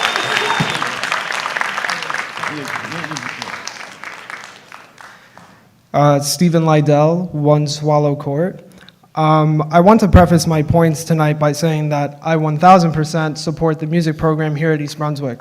I think that Dr. Valesky's point about the amount of students that would be affected by the budget cut, which doing the math is roughly around 10% of the student population at East Brunswick, and the attendance tonight shows the importance of such programs to the district and just how material this cut is. As an alumni of this district, who was a student during the Christie Fund cuts and a 2020 graduate during COVID, I understand the feeling like you are losing something. But I know one thing is for sure, we have found our way as a district to get where we are today, and I definitely feel that we can get to that point again and even further over time. However, rather than come up here to repeat what we already know about the budget cuts, I wanted to come up here to give a possible solution or two. An idea for the budget that I had that I hope can be considered came from the slideshow presented earlier, and it is regarding pay to play for athletic teams. I'm not sure how the athletics funding exactly works, but the idea that I had was to make all sports a pay to play and to try to reallocate the funds saved from them to the music program that serves that 10% of the student population if it's not already like that. If they are all pay to play, then possibly raising those fees a tiny bit would help too. Additionally, I think it would be smart to raise fees for JM Pack and other space rentals. I know the demand for these spaces are very high, so this idea would raise enterprise revenues to help raise additional funding for these important programs in our district. Lastly, I know this might be unpopular, but after reviewing your past 2 audits before tonight, hearing that different school districts in our own state alone are having to make drastic changes to their district, and as an upcoming graduate this May with my master's degree in accounting and an aspiring CPA, I want to say thank you guys to all of you for your hard work, your dedication to the community by hearing all of us out, and by trying your best to be financially responsible with our taxpayer funds. While you are here trying to keep our district the same as much as possible, I can 100% appreciate that effort, and I would like to think that my neighbors would think the same. As a future accountant who is currently studying government accounting, I do know the difficulty that you are being faced with is not within the town itself, but is from a higher level, from our state representatives. A message that I want to send out to my neighbors is to take what one of the board members said before. Go to the state hearings, as he mentioned before. Go and send your concerns to your elected state officials. You put your trust in them as well to do right by you and your children. This board has expressed their want and desire to keep everything status quo tonight, but it is getting cut short by state regulation, making our board look like the bad guy, and forcing them to make these hard decisions at the cost of your children and their education. Thank you for your time and listening to our concerns. Thank you. Thank you, Stephen. Hello, my name is Samuel Schmeidler. I am a senior at East Brunswick High School. I was the percussion captain for the 2024 marching band season. I'm currently the drum set player in the high school musical. I'm in a band of my own. A couple of them are here. We go around New Jersey and play at senior homes just to bring the love of music into the world. I just came back from a concert. I thought this was important to be at. I'm in the jazz ensemble. I'm in every ensemble. I just think that I came into the East Brunswick band program pretty late in comparison to everyone else. I was new to the district. I didn't start in band. I came in 7th grade. I didn't do band for 2 years. My first in-class day in band was 9th grade. So I've always heard stories about Mr. Becker, and I was always so envious. I was like, oh, that sounds like so much fun. Why couldn't I experience that? I was like, that's not fair. I was doing whatever, and they got to experience Mr. Becker. You sound like so much fun. I'm so jealous. But it's not even like, music doesn't even, it's not just about learning music in music class. Right now, so many of the important people in my life, they were the people who were the people I'm envious of. They were the people in these programs when they were young. They're the people who were able to gain these skills. And it's not just skills about being good at your scales or knowing good rhythms. They're people I aspire to be. The reason I'm in the position I am today, where I'm able to play in all these ensembles, and I'm able to have positions in leadership, is because I look up to the people that I surround myself with. And by eliminating music at these lower levels, you're completely eliminating these future models that people are going to look up to and aspire to be. So I think that's important. Thank you, Samuel.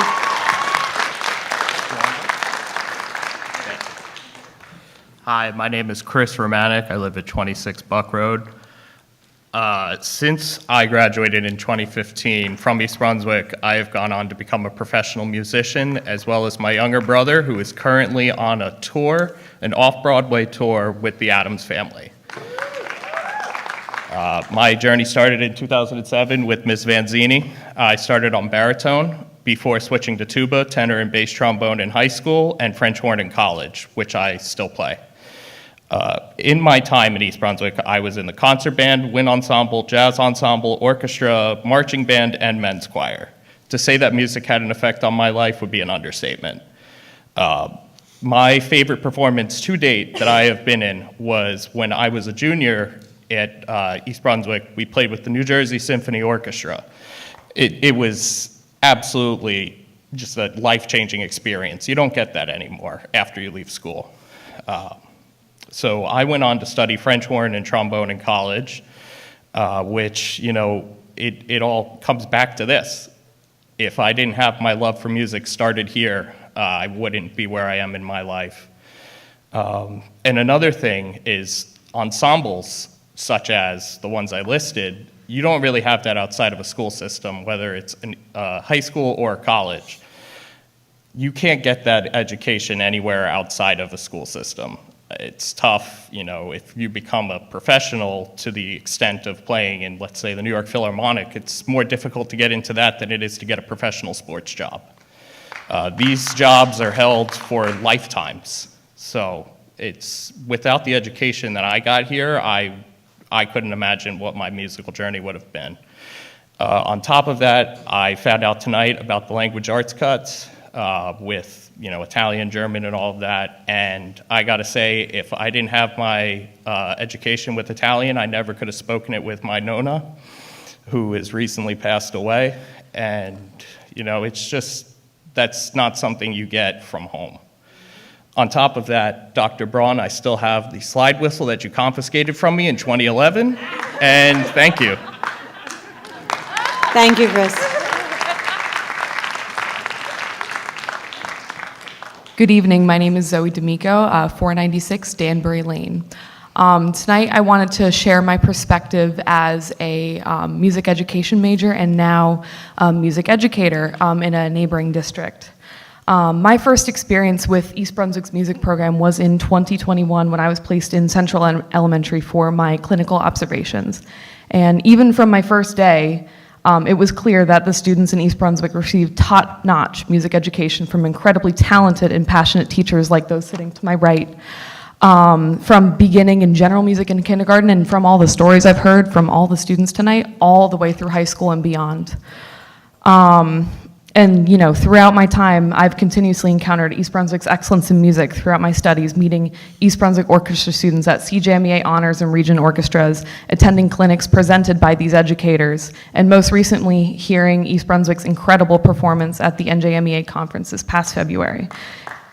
Yeah, congrats to you guys if you're still here. It's incredibly clear that this is a program that has been built and developed years and years by teachers who invest and stay for their careers and fight for the program like they are here tonight. East Brunswick High School, according to your website, is currently recognized as an NJ Model School for the Arts and is incredibly more than deserving of this title based on your achievements, but the proposed cuts don't reflect this distinction at all. Not only does East Brunswick have one of the top school music programs in the state, but we also have the state's first professional municipal orchestra, the East Brunswick Symphony Orchestra. This orchestra exists, yes, because of our town's love for the arts across all ages and provides access to quality orchestral music, amateur ensembles, and music education. And it's clear where our town's collective values lie, and yet music is the first to go when it comes to our schools. I am incredibly proud to be one of the members of this orchestra, but at the heart of this group are the East Brunswick music teachers. These teachers are some of the most dedicated, hardworking, and selfless individuals I've had the honor of knowing. They're leaders in professional organizations. They are professional musicians and are some of the best music educators in the state that I've had the honor and privilege of learning from. The proposed cuts would mean that a number of these educators would lose their positions and move to other districts or possibly other careers altogether. I myself was on the job market not long ago. The music education world in New Jersey is small. People talk, word gets around. And a move this big would change East Brunswick's reputation forever. Quality music educators are already hard to find, and these proposed cuts would repel many potential applicants. No one wants to work somewhere where their job is on the chopping block at the end of each school year. I understand tough decisions have to be made, and no one will be happy with the outcome. But as someone who is currently building a brand new orchestra program, East Brunswick's program is the dream. It's what I'm modeling my program after. I urge you, please preserve the gem that is your music program. Once these cuts are made, there's almost certainly no going back to what it is now. Thank you. Thank you, Zoe. Ali Osores, 754 Cranberry Road. Can you repeat your name, please? Ali Osores. Thank you. You're welcome. I chose to live in East Brunswick because of its blue ribbon schools. It's the reason so many families move here. We want the best for our kids. But over the past few years, decisions have been made that are slowly chipping away at the education our children deserve. Once again, balancing the budget means cutting teachers and programs. The budget needs to be looked at differently. Ask yourself this: are you too top-heavy? Are we utilizing what we have? Can we utilize what we have in a different way? Can we get grants to help with programs? Can we ask parents to pay to play? I know you said that you are, but we can do more. We ask our students to think outside the box and come up with solutions. You guys should too. Cutting programs and teachers year after year is not a real solution. It's a short-term fix that will have long-term consequences for our students. What happens next year and the year after that? It's not sustainable to simply make cuts every single year. My son has been lucky enough to take electives like art and robotics at Hughes that have truly sparked something in him. These classes weren't just something extra. They gave him the chance to explore, to be creative, and to find what he loves. What happens when future students, like my third grade daughter, who by the way is in chorus and absolutely loves it, who don't get those opportunities? Core classes alone can't provide everything our children need to thrive, and cycles serve as a great introduction, but don't allow for enough time to dive deeper into content. And it's not just electives. Research shows that the best time for kids to learn a language is before age 10, by 4th grade. But instead of setting them up for success, this budget proposal makes it harder by delaying language learning until 7th grade. Why are we taking away something that could benefit our kids for the rest of their lives? Every decision we make now is shaping our children's future. How will they be successful when their education has been whittled down year after year? These choices don't just affect today, they will impact our kids for years to come, and it's unacceptable. Cutting programs and teachers is not the answer. We need a sustainable, long-term solution because our kids deserve more, not less, and we owe it to them to do better. Thank you. Thank you. Tatiana Jordan, 27 North Drive. It is deeply disappointing that this district continues to harm students by cutting programs and reducing teaching staff. The educators in this district are among the most dedicated and talented professionals in the county and state. Thank you. They work tirelessly every day to support our children, nurture their academic success, build meaningful relationships with families, and provide unwavering guidance at every level. Our children love and respect their teachers. These are the people who leave a lasting impression on them. There has been a lot of discussion about enrollment and the potential staff cuts due to downsizing sections. For example, it was mentioned that reducing the number of kindergarten sections from 4 to 3, assuming that 21 kids per class is manageable, overlooks the reality. In my own experience, my child's kindergarten class last year had 24 students, each with varying educational, behavioral, and language needs. Now imagine trying to teach 25 5-year-olds under these conditions, meeting curriculum standards, helping them navigate how to behave in school, fostering empathy for their peers, collecting data, keeping lessons engaging, and communicating with parents, all while making each child feel like the most special person in the room. Mr. Juliana, while 21 kindergartners may seem like a small increase from the average class size of 16 as you presented last meeting, I assure you this change is significant. Managing such an environment effectively presents considerable challenges for both educators and students. Neither you nor I could realistically even survive a full day in that setting. If elementary education isn't your jam, because it's not mine either, let's go to Churchill, where 57th graders are packed into a single classroom learning how to play an instrument and read musical notes if the co-teaching model is axed. In such an environment, maintaining classroom management alone would be daunting. Let's not even talk about delivering meaningful instruction. I would venture to say that neither of us would find these scenarios manageable or conducive to student success. And this does not even address the safety concerns for large classes, lockdowns, fire drills, emergency situations. Mr. Juliana, you had ample time to anticipate and address potential budgetary issues. You are aware of staff salary increases, the likelihood of not receiving state aid, and the rising cost of benefits. To now find ourselves in such a deficit, resorting to last-minute reactionary cuts instead of proactively exploring all options starting last year is both short-sighted and irresponsible. This administration must lead by example. Freeze your overly generous administrative salaries for 3 years to show us, the community, and your teachers that you truly care about them. Though this may not solve all the issues we as parents and community members hope for, it would go a long way in showing us that you actually care about us, our teachers, and our children. Even if it only saves 2 teaching jobs, those 2 teaching jobs can make a difference in the lives of our children. Thank you.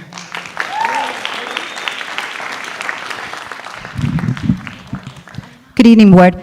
My name is Pamela Lung, 9 Parsons Road. The proposed cuts to the music and arts program mean stripping 1,000 students out of our 8,000 student population of an essential part of their education. These programs foster critical skills that help students thrive in an increasing competitive world, including brain development, emotional expression, social skills, creativity. The list is endless. Mr. Good and Ms. DeCiana's exceptional teachings have literally saved lives, and they're not even doctors. I want to know, have we truly considered the long-term effects these cuts will have on the current and the future generations? And are we exploring our alternative solutions to support these key areas of development that we are stripping from our children by removing the music and language programs? Instead of cutting the program, we should be looking at ways to generate revenue, such as possibly charging for admissions for the concerts, selling digital recordings of the performance, selling flowers. Send out an email. Everyone can come up with one revenue-generating idea and send it back to you. There are so many solutions that can help generate the necessary funds while preserving the opportunities for the music department to survive. We cannot afford to take these away from our students. Let's work together to save the music and the arts for the future. Next thing, late bus. I want to know what's the safeguards that we're going to be putting in place for the student safety with eliminating the late buses, especially with the U.S. national average of missing children being 2,300 per day. Kind of alarming. I want to make sure that our kids are safe if you're going to take that away from them. Also, I'd like to know what's the next programs that we will be cutting with the increasing decline in funding. It's to be expected that more programs will be cut, and I'd like to know so I could properly prepare, because I am very invested in my children's education. Final thought I have for you. A child that is ill-prepared is set up for failure. I want you to think about that as you strip our children's programs that support key and their core development. It is very, very important, and you have that power, apparently now. Thank you. Thank you, Pamela. Hi, Rachel O'Neill, 15 Carter Road. None of these programs that are being cut, there's no good situation. They're all invaluable programs to our children. I have a daughter involved in orchestra, theater, went to Bauman Rowe. My son's involved in sports and is going to the high school where there are going to be, a myriad of cuts apparently for electives. So none of these are good, and I recognize that the board has some difficult decisions to make. Let me remind the board that according to the New Jersey Board School Association, it is your responsibility to understand the implications and changes of budgetary cuts.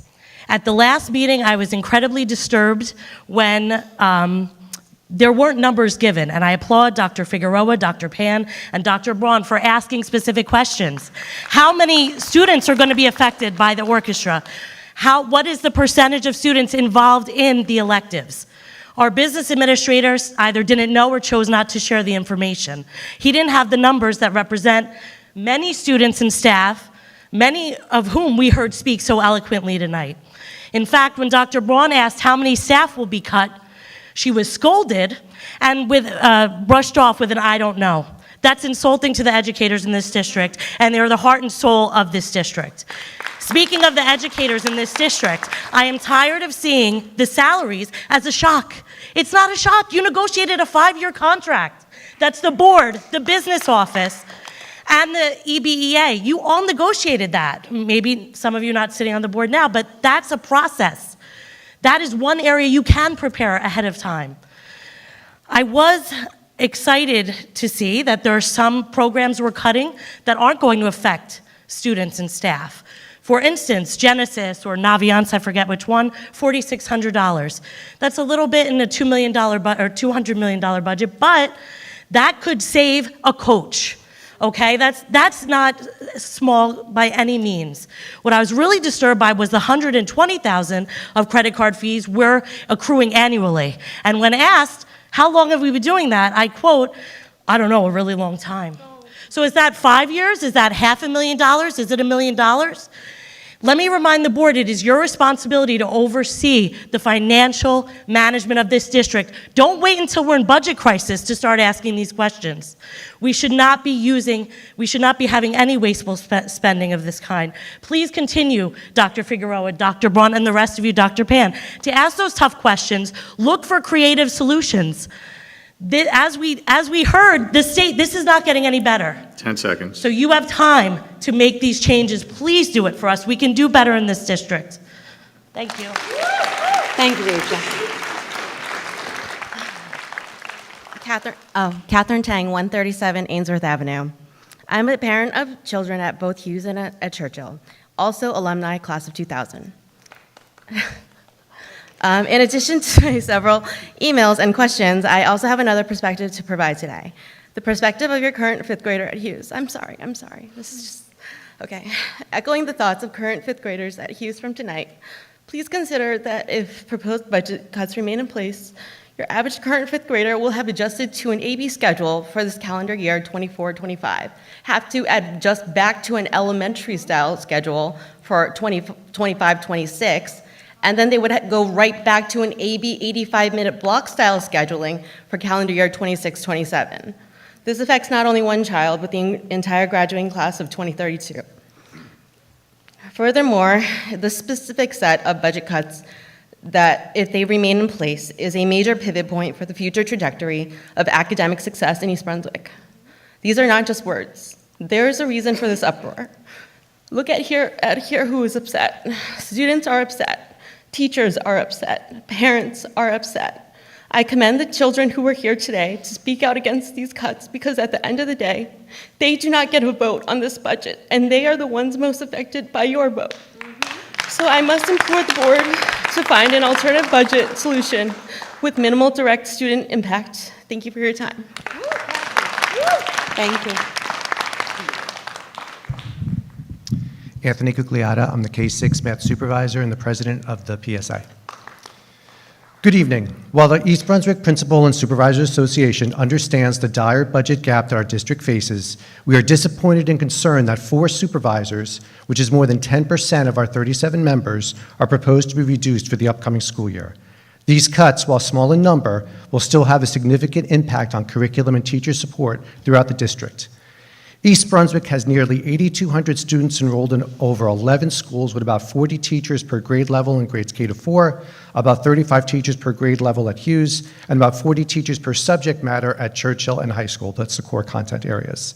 The proposed cuts would reduce the number of supervisors across the district that can support these teachers in these many classrooms, and will surely affect support in our state-tested subject areas.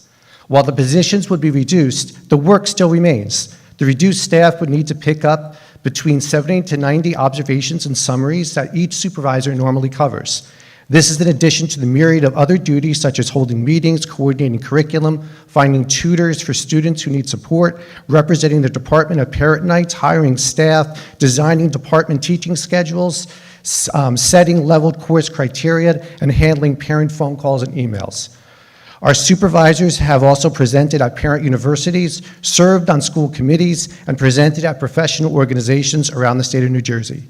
But in addition to this work, what will be truly lost are curriculum and department leaders that have built their departments, embraced new technologies, established professional relationships with their staff, and are wholly interested in the delivery of their department's curriculum and programs. Just as teachers enjoy working with students, there is nothing like watching a novice teacher grow into a highly effective educator and helping that happen. This cannot simply be replaced, and the loss of these supervisors will affect the level of support that our great teachers will receive next year and in future years. Again, the East Brunswick principals and supervisors understand that we are in budget crisis mode. However, these cuts, while they may look good on paper and add up to a needed number, will have far-reaching and detrimental effects on the level of support that our teachers need and deserve when they work with our students. We ask that you reconsider these cuts to our unit to better allow us to carry out our simple and fundamental mission to help teachers teach and students learn. Thank you. Thank you. Allegra Seidler, 12 South Woodland Avenue. Last year I sat in this auditorium hearing how rising costs were a given and continued cuts to state aid were likely, and I'm now left wondering how all of this time was squandered. How could addressing this scenario not be the primary goal of this board? To most, this would indicate a need to immediately commence aggressive planning. And I'm not saying physically saving money, I'm saying making plans. If it's redistricting, then where's the plan? Somebody asked, and we don't have enough time to do it. The simple fact that students have already selected classes for next year, classes that will no longer exist under current proposals, paints a different picture. At last week's PTA meeting, a question about future years was laughed off by the board president, who then revealed that goals are not set by the board. The questions are endless. Having a flawed state funding formula and the mismanagement of the district are not mutually exclusive. We hear that thought was put into these suggestions, but when important questions are posed regarding enrollment and course offerings, we're met with deafening silence. And board members seem to be learning about these proposals at the last meeting, which we now know to be true, but we don't want to hear that's how it's done, because that's not planning. Planning involves forethought and a concept of sustainability, things we aren't even hearing now. As Dr. Braun asked, I think we deserve to know how much time the principal of Hughes was given to produce suggestions, and how it's possible that questions regarding the function of restructured programs at Churchill were met with the answer they would receive pull-out lessons, I guess. Guesses are unacceptable. With all this time to plan, why are we guessing? Going back a bit, at the December 19th meeting, an anticipated decrease in state aid was addressed. However, that concern was coupled with increasing enrollment specific to the new developments. It was stated at that time that current actual enrollments had already surpassed predictions for 2026 to 2027 by 21%. And as of that day, the bulk of new enrollments from the development were said to be in grades K through 4. But yet, on March 3rd, proposed reductions in elementary teachers were justified due to linear projections and a decrease in enrollment. It was stated that would result in 21 kids to a kindergarten class in Lawrencebrook, for example. I have a child in Lawrencebrook, and this is particularly concerning to me, as last year it was asserted that there were 16 kids in our kindergarten classes when, as you heard, my child was one of 23 with one teacher and no support staff, while there were empty classrooms in the school. If 16 kids were actually 23 or 24, what does 21 really mean? 10 seconds. The impact of this in K to 4 is monumental, and this is the type of thing that leaves us all questioning what has gone on here. I think I speak for many in that course correction is long overdue, and this moment is an opportunity for change. Thank you. Thank you. Good evening. Thank you for allowing me to speak. Very tired. I'm sure you guys are too, so thank you for the time that you've devoted tonight. It's been emotionally draining. I did not think I would be here tonight watching my friends cry and listening to babies beg to have opportunities that have been given to all the other successful, alumni from this school district. So I'm just going to get on with it. I have a 4th grader and a 7th grader, so I've been... Excuse me. Oh, I'm so sorry. My name is Melissa please. Safransky, toward 200 Dorothy Ave. Okay, and so I have a 4th grader and a 7th grader. So I have been on the side of the Hammersholt sale where you told me it was great. They're going to get to go to the big kids school and have electives and foreign language, and it was going to be so good for them.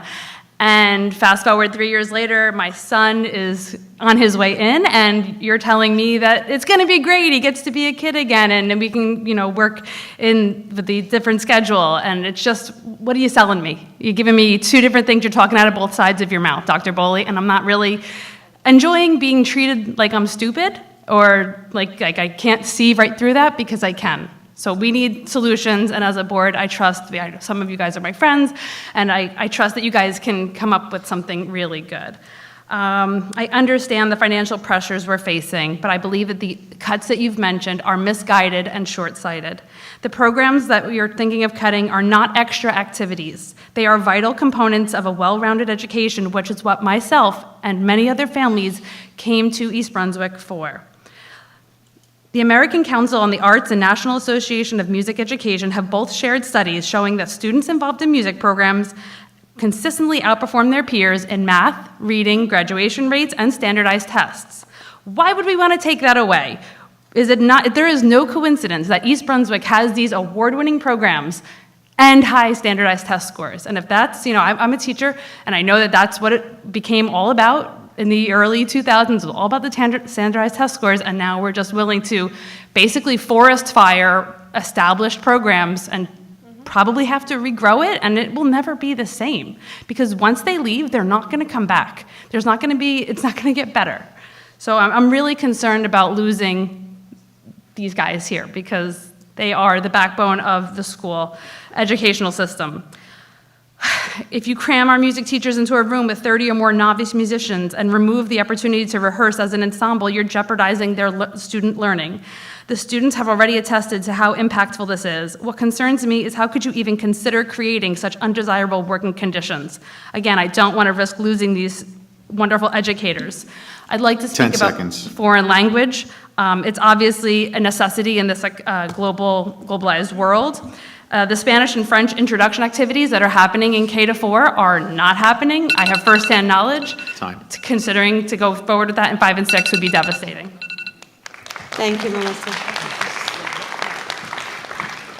Do I get like a go? I'm Wendy Siegel, 10 Yorktown Road, alumni, class of 1999. The saddest part of tonight is you still can't provide a number for Dr. Braun and all of us here. I assure you that everybody here knows their numbers. And the fact that we don't even ask them as to what is going to be affected is the part that's devastating. Second thing, 21 kids in a kindergarten. I'm sorry, I'm a special educator in central New Jersey. We sent an unprecedented number of incoming kindergartners into the building who are not potty trained. I'm talking half your class. How does that work with 21 to 25 students in a classroom? And if any of you were surprised by this, again, very disconcerting as a parent that you don't know what's happening in these classrooms. Okay, the reason I'm here, and he made me get up here. Okay, I am who I am because of East Brunswick High School's programs. Fine art, music, and theater put me where I am and sent me onto a trajectory of special education with impaired children.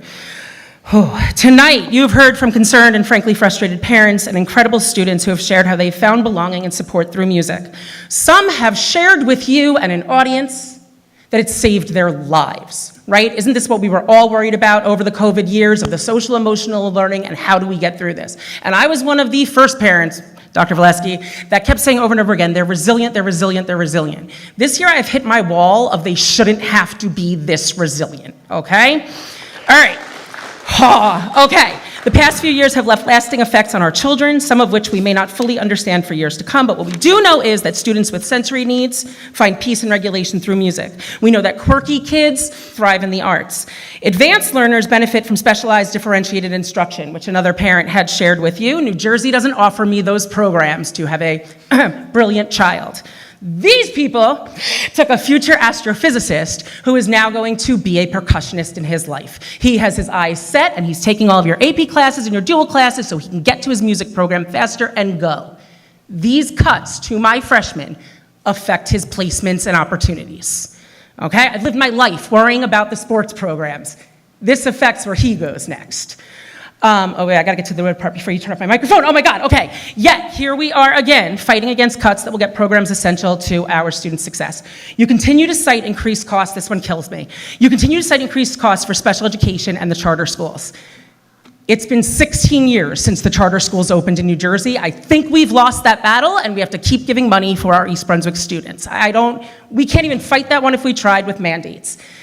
And as far as the out-of-district placements, I am sure you are not saying spend less on special education, because the people left in the audience, out-of-district placements are because we cannot provide for the child in the district.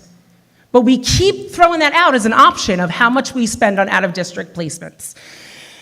Okay, oh no. Okay, so I guess my biggest thing here is we are now bullying them for the second year to worry about their livelihoods and their health benefits in the last 3 months of the school district. Time. It's not fair.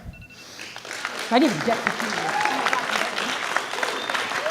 Thank you. Hi, everyone. My name is Rebecca Sudell. I'm a former resident who lived at 14 Quincy Road. I now live in Keyport, but I'm an East Brunswick High School alum, class of 2010. So I'm here to express my concern and disappointment in the district's proposal to make changes to the introductory music structure. It's troubling to see this trend unfold in a district that has long been applauded for their excellence in the arts. This sets a deeply concerning precedent, and the damage this would do to the music program as a whole has the potential to be irreparable. This matter is very near and dear to my heart, as my niece is a 4th grader playing trumpet at Central Elementary. I myself am a musician. I was in the wind ensemble, jazz band, marching band between 2005 and 2010. Went to go march the Bushwhackers Drum Corps in 2008, United Percussion in 2012 and 2013, and I worked for Carolina Crown out of North Carolina in 2011. But music has taken me all over the world, playing the baritone saxophone and singing in bands while touring all over the US, Canada, and the UK. I owe a lot to this district, especially to Josh. I am going to embarrass him right now. teaching me how to be a shy clarinet player to learn how to be a saxophone player in 2005. And that's where it all started. I would be remiss to not owe everything and forget my roots here. I will never ever forget my roots here. I remember a time when there was no fourth grade band, no co-teachers within the band programs at Hammersholt and Churchill, and the quality of the program has since just gone up. Any restructuring of the programs as we know them today and the subsequent reduction in force will undoubtedly negatively impact the upper education programs. By day, I have worked in the tech industry as a project manager, customer success professional, and logistics manager. In these kinds of roles, you are required to be a quick thinker, a problem solver, effective at communication, and open to collaboration. These are all core competencies an employer would give you on an annual review. But in reality, our skills at music education, especially when introduced at a young age, helps to foster in our youth and subsequently are taken with them as adults in the workforce. To make any changes to this is a disservice to our students. To see a school district run like a private equity-backed company is disappointing. You cannot continue to blame deficits on inflation, state funding formulas, non-standardized subjects, and extracurriculars, while all of us in the room can see how much the administration makes. If there are any students left, I just want to let you all know you did a great job. Keep your head up, stick together, and thank you. Please make good decisions for everybody here. Thank you, Rebecca.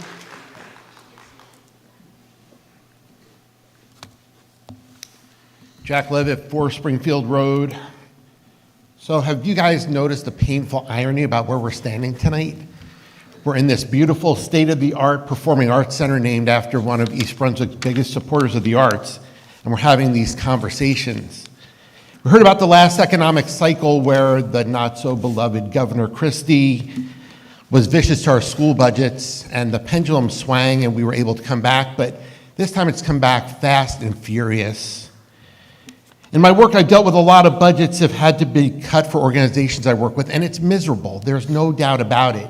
It's the worst part of the job. What's always a common theme, though, is that you stay away from items that are mission critical to the organization and cut from things that are more peripheral. We're all familiar with our slogan, excellence in academics, athletics, and the arts, and that's what this community considers mission critical. And we need to figure out a way to stay away from those areas as much as we can. We heard compelling and well-researched pleas from our kids, which shouldn't be a surprise to anybody. They're East Brunswick students. Having students who are passionate about learning, do you know how many districts out there are trying so hard to get that in their districts? And we're squandering it? It makes no sense. Why would we? It's so much easier to lose that passion than to get it back. And we need to protect our kids and our culture. If we look at the mission-critical things, the programs we heard about tonight are at the core of that. Nipping them in the bud by cutting them at the core may be cost-saving, but it's potentially passion-killing. I know that it's naive to think that you're not going to touch them at all, but try to do it as a last resort and not as an easy choice. I hate that in a people-oriented business, we have to talk about people's livelihoods being at stake. But I found it disturbing that all the cuts we looked at in the presentation touch students in one way or the other, and other areas like central office functions that don't touch students weren't mentioned at all. Minimal impact on students and shouldn't be impacted. Have you guys asked why? The town elected you to ask the tough questions and to dig and to make even tougher decisions. I have faith that you're going to do the right thing, and I look forward to seeing the decision you make. Thanks. Thank you. Chris Finnegan, Stevens Drive, East Brunswick. The last time I spoke at a board meeting was last year when East Brunswick schools were proposing to cut the 4th grade instrumental program. Removing the program from 8 of our 11 schools would not only have meant a year of learning loss, but it would also, perhaps even more importantly, have removed that from the culture of the district, from one that values excellence in the arts to one in which music education is an afterthought. Our community showed overwhelming support for a program that over 70% of 4th graders participate in, and it was temporarily spared.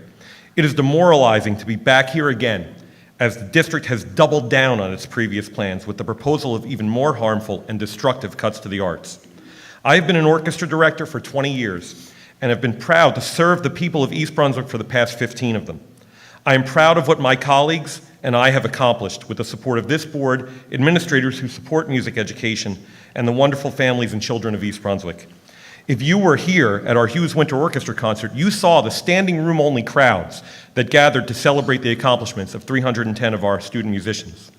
After a decade and a half working to build this program, I was thrilled that my older son would finally be able to avail himself of it when he enters 4th grade at Frost next year. It was devastating to learn that just as my own children were set to benefit, the board is going to gut it and attempt to eliminate 8.5 of the district's 15.5 instrumental music positions. Cutting more than half the staff of a department that teaches over 1,500 students will be eviscerating to a program that our students, their families, and our community cherish. One thing this district has consistently excelled at is hiring. I am honored to work with people whose talent, passion, and expertise has created and maintained a standard of excellence that is exemplary to our neighbors. Please do not ignore our expertise. We want to help. Many of the logistics of the proposed restructuring of Hughes will be completely untenable, yet were hastily overlooked. It won't work. Holding morning rehearsals for 175 5th grade string players will be impossible. It takes the combined efforts of our maintenance staff and music teachers hours to set that stage for the 2 full ensemble rehearsals we have every year. Tuning such a large number of students will devour the entirety of a rehearsal. One staff member supervising 175 students before school is hardly safe, let alone educationally sound. There will be at least 6 different ensembles all trying to use this JM Pack each week. Pull out lessons in a building of over 1,200 students where more than 600 of them participate in a musical ensemble will be nearly impossible. The increased rigor of Hughes academics will lead to more stress for 10 students, seconds. teachers, and parents as their children miss class. Band, orchestra, and chorus will lose legitimacy as instructional time will be reduced by 60%, a loss of 80 hours of instruction over 2 years, and their status as regular scheduled classes revoked since their inclusion in the original restructuring of Hammersholt in 1986. Time. We must work together and do better for our children. Thank you, Chris.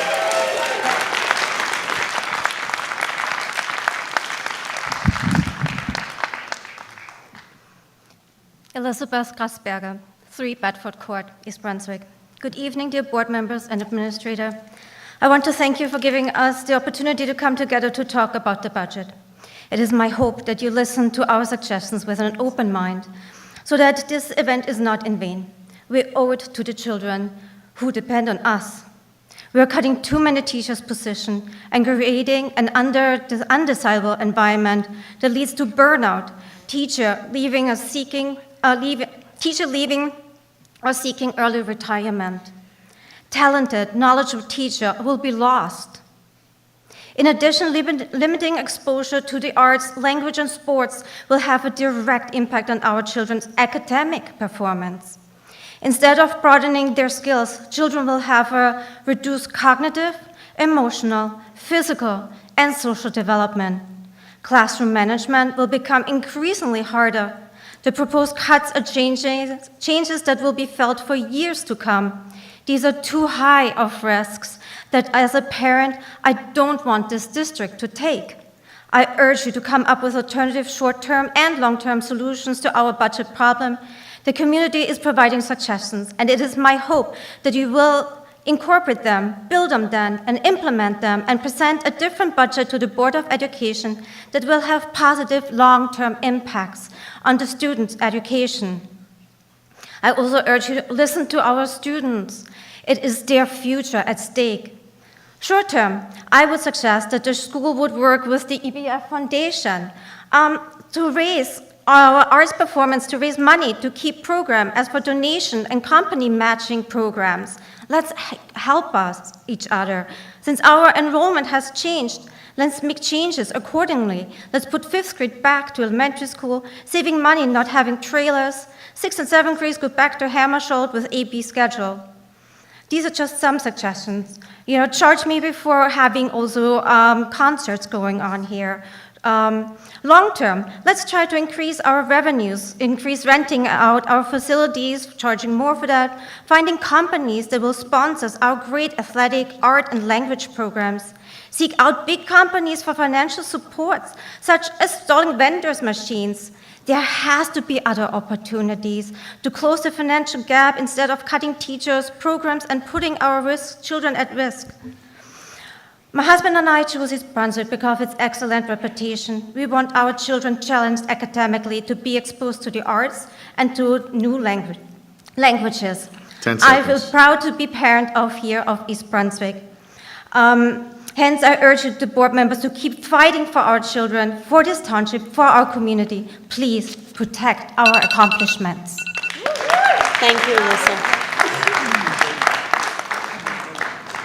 My name is Jane Vanzini, and I have been teaching band for 35 years.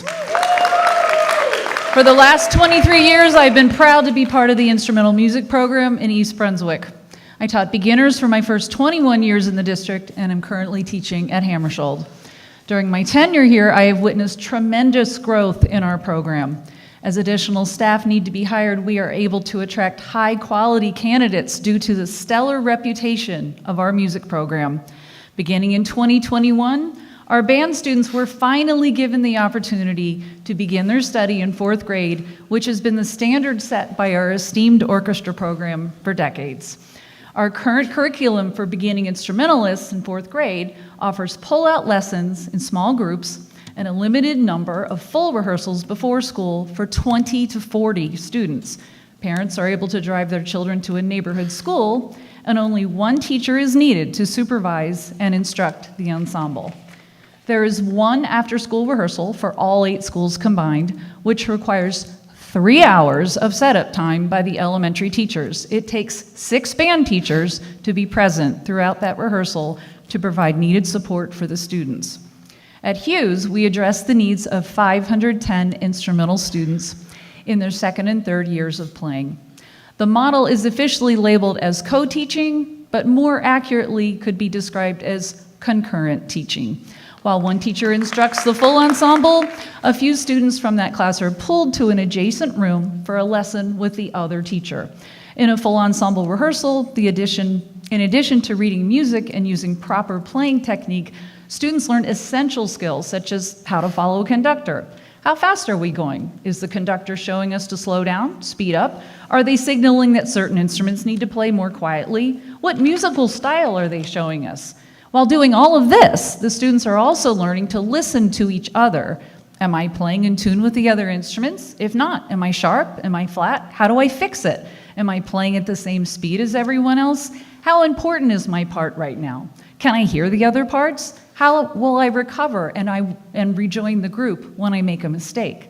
It's a full brain workout, and it takes many, many years of being in a curricular class to process all of this information. Starting this course in 7th grade is way too late. It's where students create art with a community, which is one of the most remarkable experiences that people can have. The proposed schedule eliminates the ensemble class from the Hughes school day and reduces weekly instruction by 60%. It would gut this program and send it into a devastating downward spiral. Music is an essential component of a child's education. Please do not take the excellence away from the arts. Thank you. Thank you.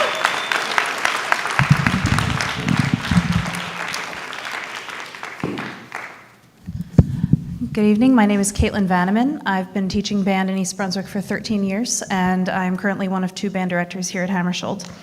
Before you make any decisions to reduce our programs, I respectfully ask that you join me in the classroom just behind that curtain so you can truly understand what it is that you will be losing. I'll be happy to provide my schedule. The proposed changes to our music program will end the excellence, and it will happen quickly.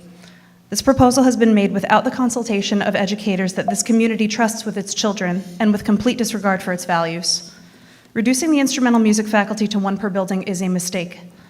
Our program is successful because of our current co-teaching model.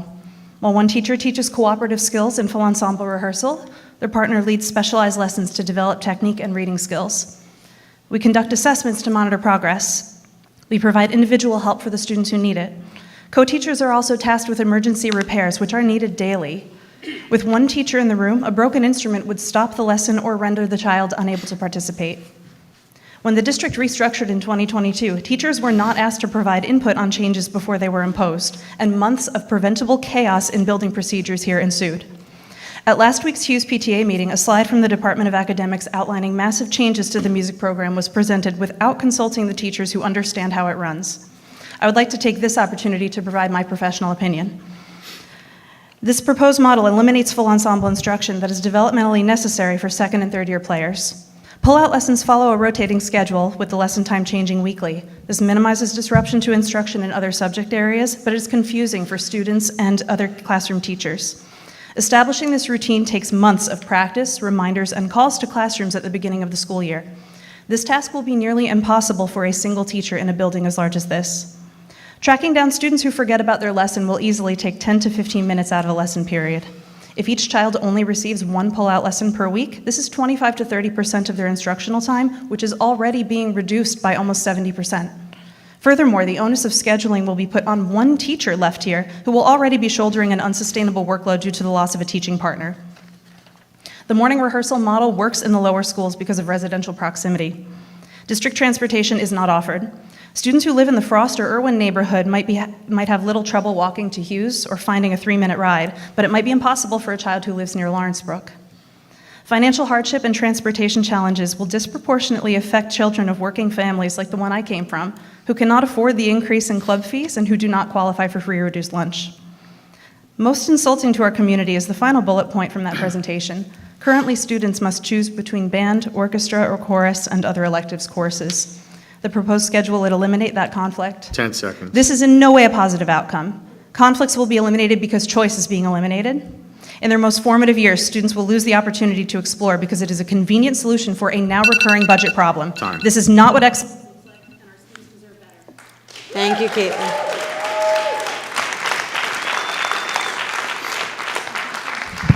Hello, my name is Stephanie Braun. I live over on 9 Racetrack Road. I work at Churchill, and I'm an alumni of the class of 2017. I did everything our music programs had to offer, from marching band to honors choir to orchestra and jazz band, piano, jazz choir, and even more.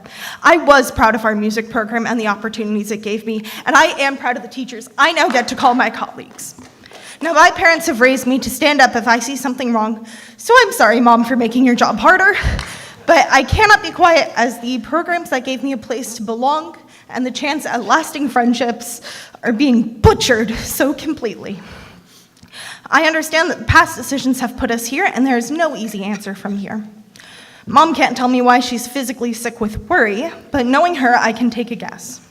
Our family knows what it's like to be let go due to budget cuts. My dad was ripped when I was a kid for the same reasons as today, a lack of money in this district. Mr. Valesky, you say that we are a business of people, or a people business, but do you really understand the weight of those words? For every position that you are cutting to save money, someone is losing their career. And to specifically remove so many music teachers from the lower grades is to neuter our award-winning music program. You cannot build off of a skeleton. Isn't it our job as adults to make things better for the kids who follow us? These kids have already been deprived of so much these past few years. Why are we restricting them more? We would deny 1,000 kids a place to belong. I am not asking you to spare the program entirely. I know the money has to come from somewhere, and I know it is not an easy decision, and would not want to be in your place. But please reconsider the extremes you are proposing, because if this goes through as is, you can take excellence in the art off the motto. Thank you for listening. Thank you.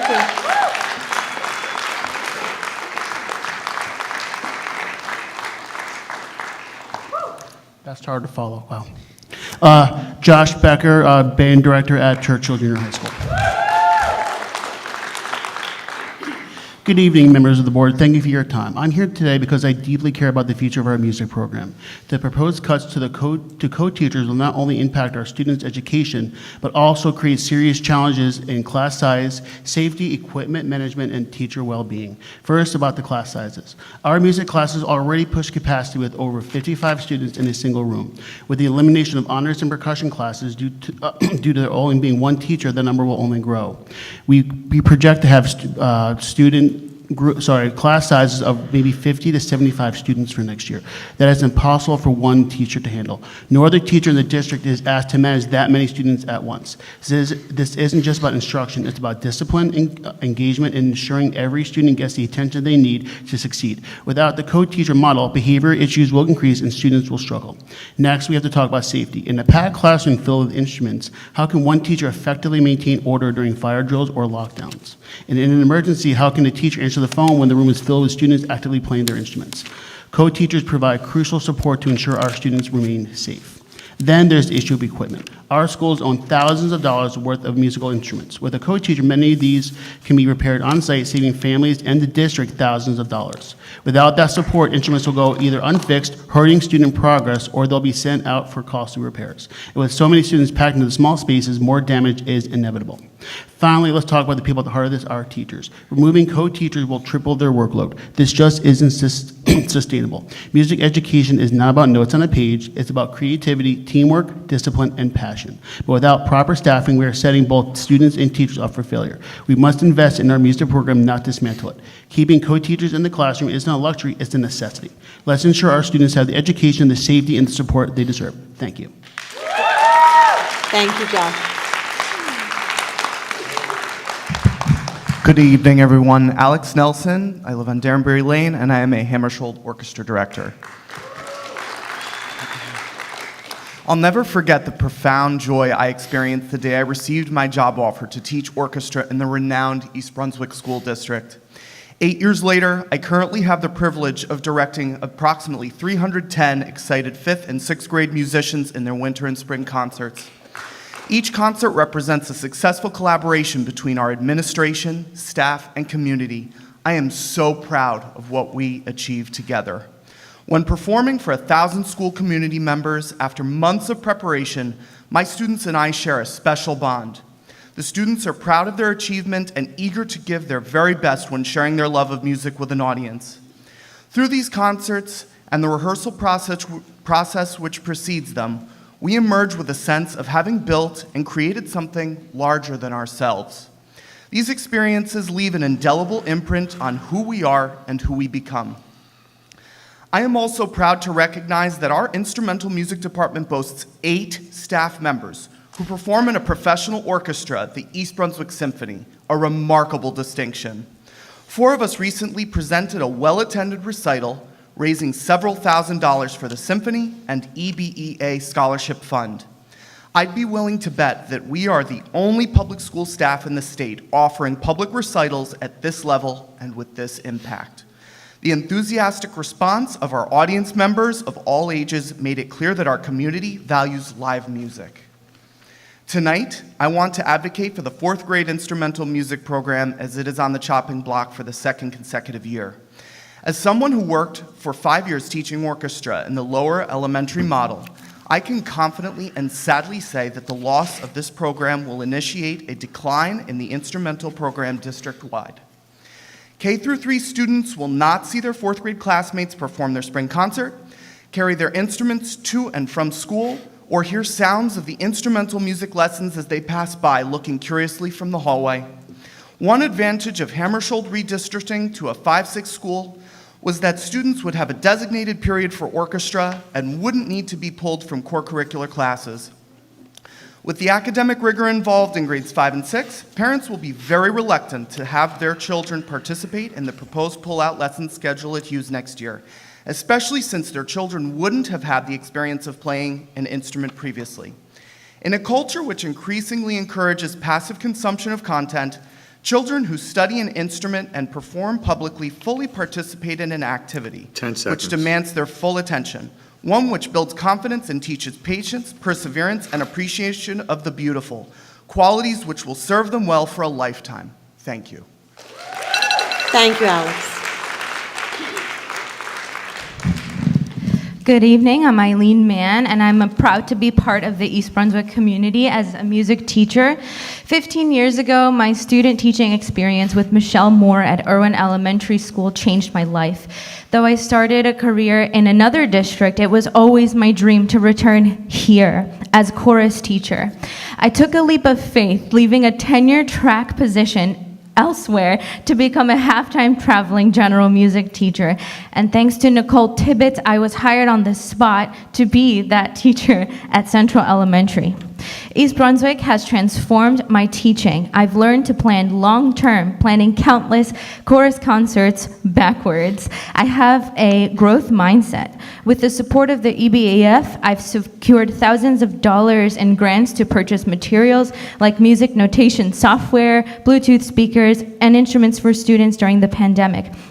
I even recently got tap shoes for my Intro to Dance course. I've helped raise the next generation of educators, partnering with Rutgers University for practicum and student teaching programs. One of those students, Miss Pitolato, took over my classes during my maternity leave and later became an orchestra teacher in a New Jersey public school.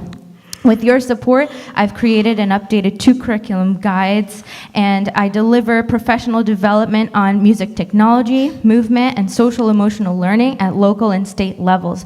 I hold a master's in education for administration and supervision at Rutgers thanks to your financial support.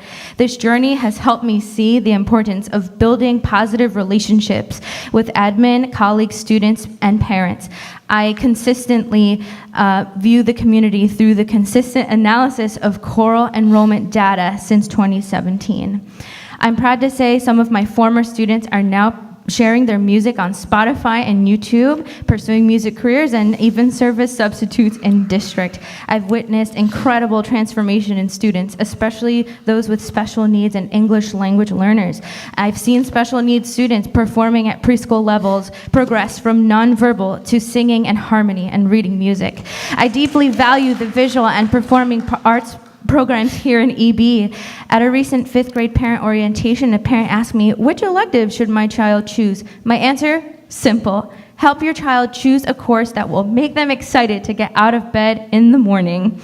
I hope we can all find this joy in our work. Furthermore, it's my desire to add the following highlight to my long speech. Mrs. Mann, Hughes Chorus elective teacher and CJHS choral teaching assistant director to help Ms. DeSienna offset her influx of additional 7th grade students. 10 seconds. Offering chorus as Hughes Club is not enough. I don't want to give you 15-minute concerts. I want to share more art. Thank you for your time. Thank you.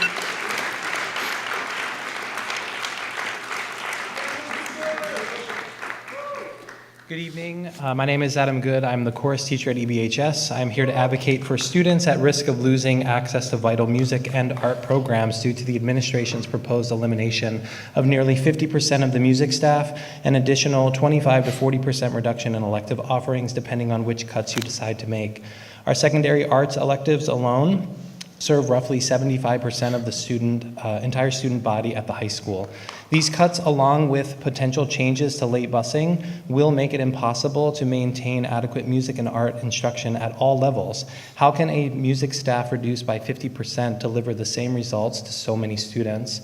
Eliminating the chorus program as an elective until 7th grade, shifting them to optional before or after school activities, and increasing the cost of club participation is not an equitable solution. Many students, especially those from lower income families, will lose access, widening an already existing gap. Arts education is not just an elective, it is a proven driver of academic achievement, social, emotional growth, and long-term success. By increasing costs and limiting access, we are not only denying our most vulnerable students creative expression, but also hindering essential cognitive and social skills that will shape their futures. Consider these negative impacts on our music programs. Attrition will rise beyond the current 16% loss of music students. National data shows cutting elementary ensembles causes a staggering 65% drop in secondary music participation within 2 years. Eliminating chorus, band, and orchestra, serving roughly 50% of Hammarskjöld students, will lead to increased class sizes and other academic areas, reducing individual attention, hindering customized instruction, and harming academic performance. I urge the board to find other solutions that put our students first. Art education is not an expendable luxury. It is essential to developing well-rounded, capable individuals and is what sets East Brunswick apart. East Brunswick Public Schools once set the standard for arts education. Most likely, these cuts will proceed, so in the future, we can no longer claim excellence in the arts as part of our motto. Again, I urge you to reconsider. In my time here, those in charge have sought to eliminate the cycle classes at Hammersholt / elementary music and art instruction from 80 to 45 minutes per week, and now for the second year in a row propose cutting 4th grade instrumental music entirely. These ongoing reductions make one thing clear. Those in charge are systematically dismantling visual and performing arts education programming. Prioritizing short-term savings over long-term student success is a failure of investment in our students, yet despite this budget crisis, decision-making stakeholders refuse to consider freezing their own salaries, putting personal gain over fiscal responsibility, therefore neglecting students and forcing staff to endure life-altering circumstances. As John L. Benham warned in his book, Music Advocacy, a financial crisis will always expose the education philosophy. Time. Thank you.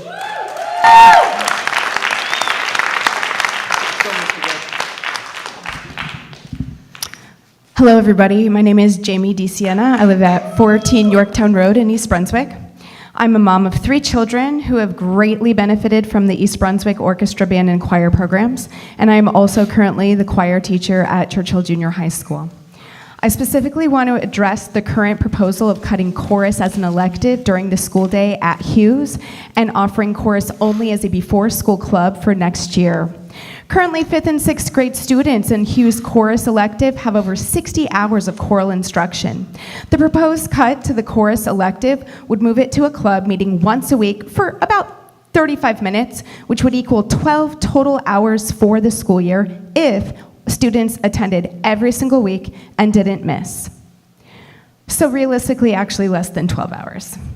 A 35-minute rehearsal once a week would not adequately meet the needs of our curriculum. It is an insufficient amount of time to cover technique, pedagogy, music theory, and part independence, which are foundational building blocks needed to grow during this crucial period of development in singing. This model would lower all achievement and enrollment in our choral programs 5th through 12th grade.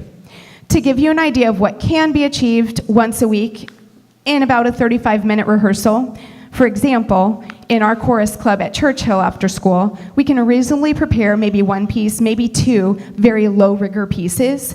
But the reason we can prepare those successfully for a concert is, with that constricted time frame, is due to the majority of those students also being in an academic chorus class during the day, where we're able to dive into technique and pedagogy and vocal performance. These students also had the foundation at Churchill of 2 years of chorus already at an elective at Hughes. So that's why they can achieve such high things at Churchill. Needless to say, the proposed new Hughes choral model would directly impact the integrity of our whole East Brunswick choral program from the bottom to the top, due to eliminating time to develop the skills necessary. This proposal of eliminating the chorus elective at Hughes will dramatically impact the numbers of enrollment at Churchill and subsequently at EBHS. Chorus must be during the academic day and have equity with full access for all students, just like band and orchestra during the school day. Chorus electives also are a successful placement for our ELL students with IEPs and with AIDS. Much of this is due to the support that can only occur during class time as an elective. We elect all of you guys on our East Brunswick board to support us as residents. Please hear our voices and know what best represents the community, which is the arts. Thank you. Thank you, Jamie.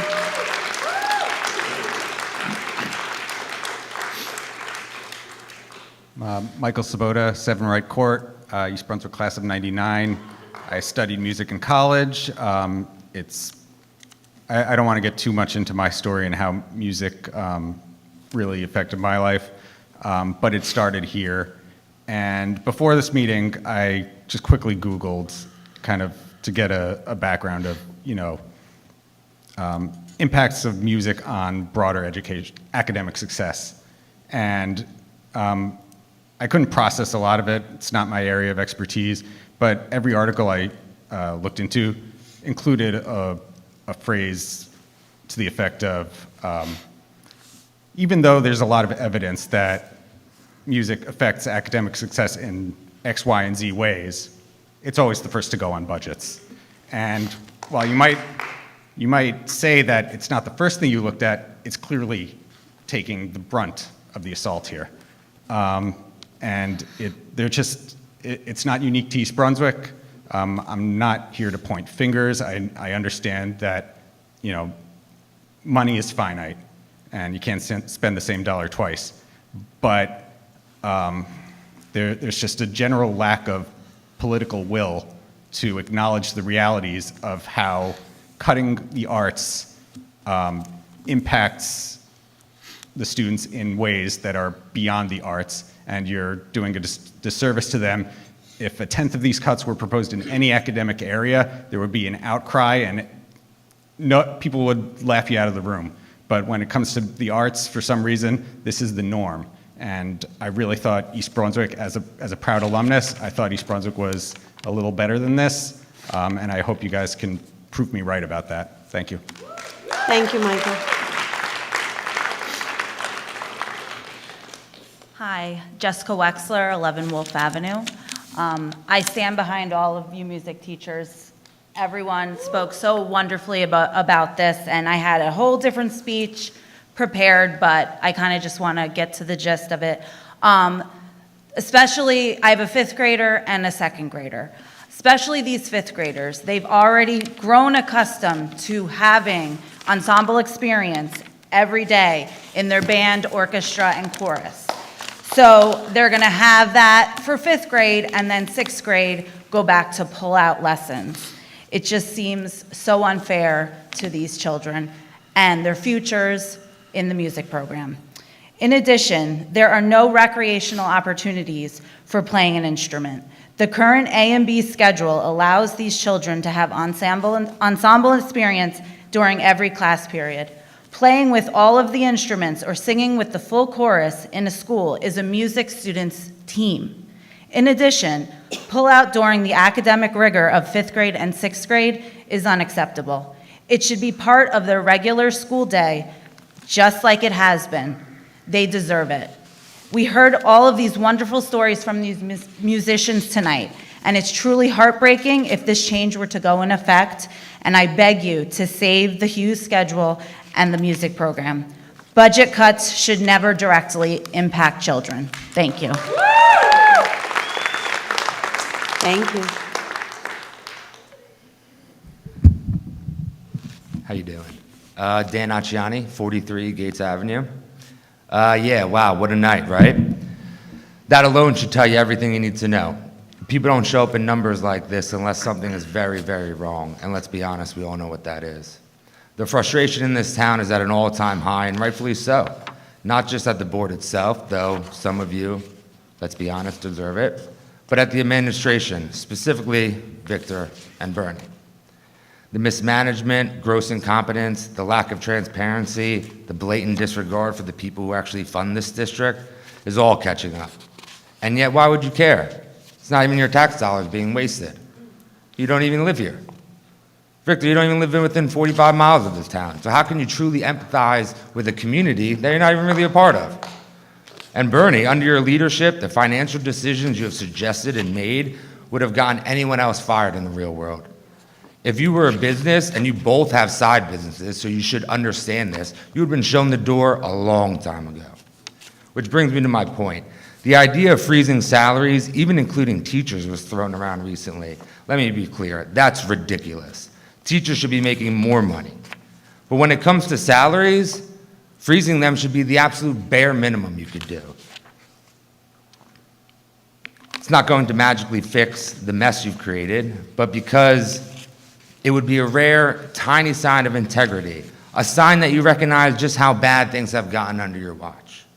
But let's be honest, that's not going to happen, right? Because to show integrity, you have to have integrity.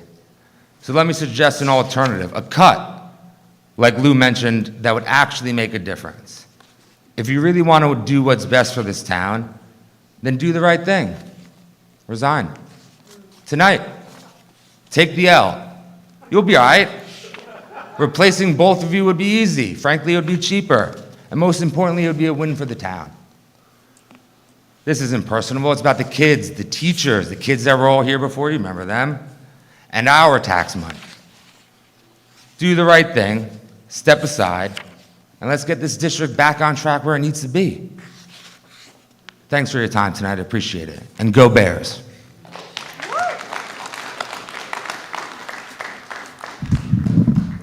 Susan Muse, I teach orchestra at Churchill.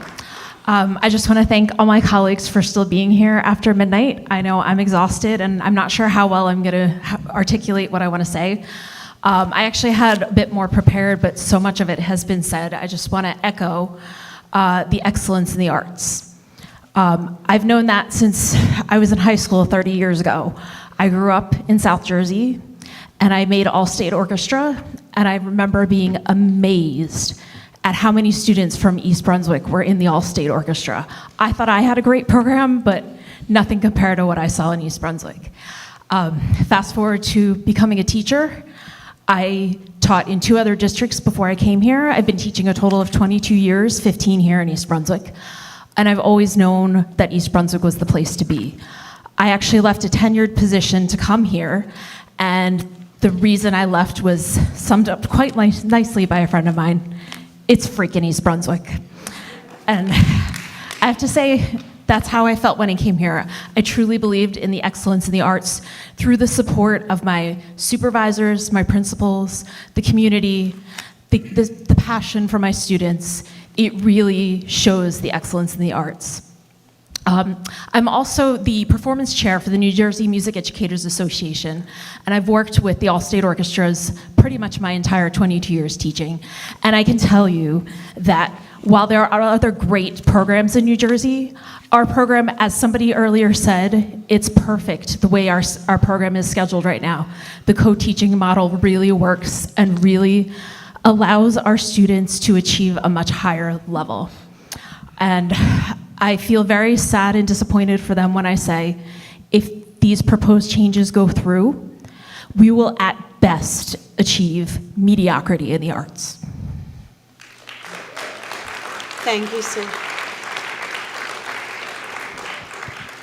My name's Kathy Mannon. I'm at 23 Lois Avenue. I'm an East Brunswick resident as well as the current music teacher at Chittick Elementary School. Chittick, yeah. I was going to say, Susan, same thing as you. I grew up in South Jersey, and one thing I always knew was the arts program in East Brunswick was always such a great part of all-state orchestra, all-state wind ensemble. I'm actually reading a letter on behalf of Michelle Moore, the general music teacher at Irwin Elementary, and I wholeheartedly agree with the contents of this letter. 1 year ago, parents, teachers, and community members rallied to support the 4th grade band and orchestra program, hoping that it wasn't just a temporary fix. Today, I return with renewed concerns as we face even deeper cuts to our music department, despite ongoing efforts to maintain the excellence we're known for. I'm deeply concerned about the proposed changes for instrumental music at Hughes and Churchill. These programs are essential to our students' development. The cutting of the co-teaching model for instrumental music at Hughes and Churchill will have long-lasting effects on both our students and the district as a whole. Music education in the early grades fosters creativity, discipline, critical thinking, problem solving, collaboration, and emotional expression, skills crucial for success in life. Without early access to instrumental music, our students will miss these opportunities to develop skills needed for middle and high school programs. Eliminating these programs sets a dangerous precedent. As educators, we know how transformative early arts education is. It ignites passion and builds the foundation for future success. Cutting music at this stage would damage the future of our entire music program, from elementary to high school. When we consider vertical alignment, cutting the co-teacher model of an instrumental music at Hughes and Churchill creates a gap that impacts the whole district. Our high school music programs thrive because of the strong foundation built in the elementary school. Without it, students wouldn't be prepared for higher level music instruction, and the quality of our high school ensembles will suffer. The proposed changes to music at Hughes will diminish the quality of the instrumental program, leading to unmanageable class sizes and safety concerns, like we've heard from my colleagues. It's disheartening to see budget cuts that threaten these thriving programs, especially with ongoing teacher shortage and 10 fewer seconds. people entering the profession. Losing talented colleagues during this time is alarming. But more importantly, we're talking about our students' future. I urge you to reconsider these cuts and think about the long-term impact on our students. Thank you. Thank you, Kathy.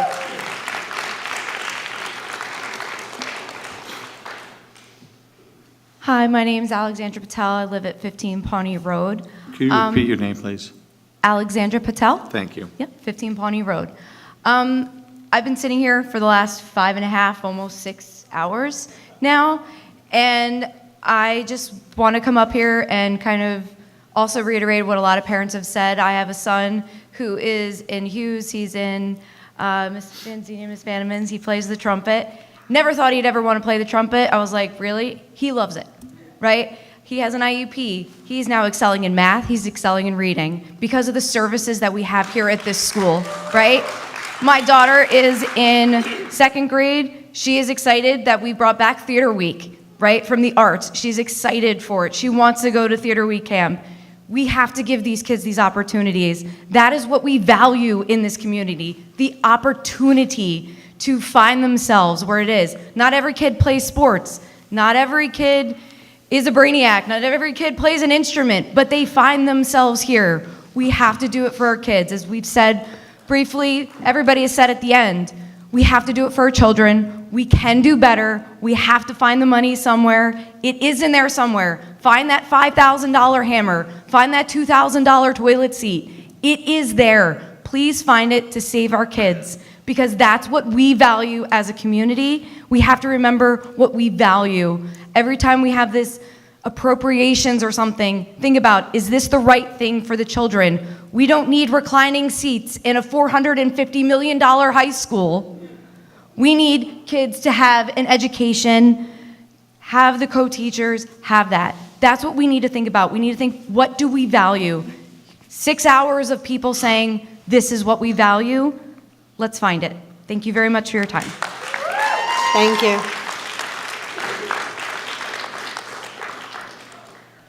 Good evening. My name is Mary O'Mara. I've been a teacher for 22 years and an orchestra teacher in the East Brunswick schools for 18 years. I'm also a member of the EBHS class of 1998. As a student here, I was fortunate to have outstanding educators who inspired me to become a teacher. 18 years ago, I left a tenured teaching position in another school district to come home to East Brunswick to take a new orchestra position, which was created due to the growing number of students in the program. I came to the conclusion that it was the right fit for me. I could return to the place where the value of the arts would never come into question, and I could do my job creatively and passionately without a second thought. Fast forward to this moment, to a situation I could never imagine East Brunswick being in. I'm extremely overwhelmed by what we as a department are facing, and make no mistake, we are a family. For example, there are 3 of us that currently teach close to 280 orchestra students at Churchill. If the cuts you are proposing happen, I'm looking at over 60 students in each class, based on projected numbers for 5 classes. I cannot fathom managing this amount of students by myself. It is completely unsafe. Additionally, this age group is still developing foundational skills.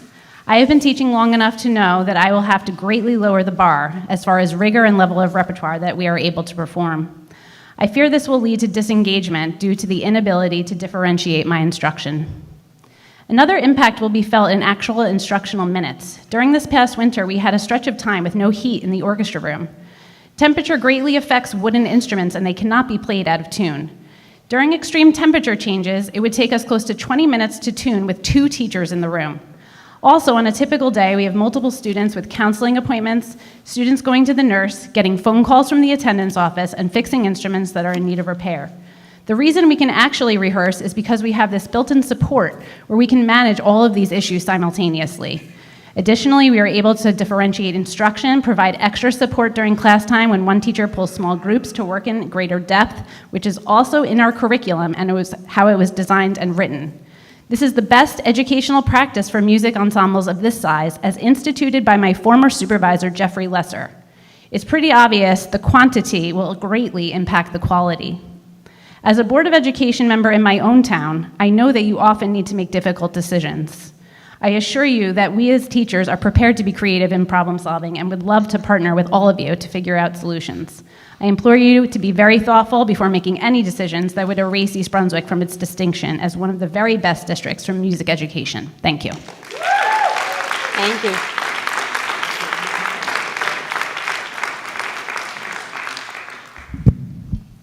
My name is Alex Delbar, and I teach chorus, piano, and media production here at Hammersholt Upper Elementary School. And in the first 2 rows here, I've been noticing you've been listening very intently, you've been taking notes, and of course this has been going on for hours. So thank you for listening and for clearly caring enough to do that. I am here to show my support of the arts in early education as a music educator, and also my support of the of learning foreign languages. In addition to teaching here for 5 years as a music educator in the district, I also taught 5 years teaching foreign language at the University of Pennsylvania. And I cannot reiterate enough how learning language and learning music as early as possible will benefit children throughout all subjects and all areas of their life. We've had parent-teacher conferences this week, but I can assure you that at every parent-teacher conference, there's always innumerable parents who tell me that their student is doing better in all areas of life because of the exposure to music and ensemble music making that they've had at the very early stages. So thank you. Thank you, Alex.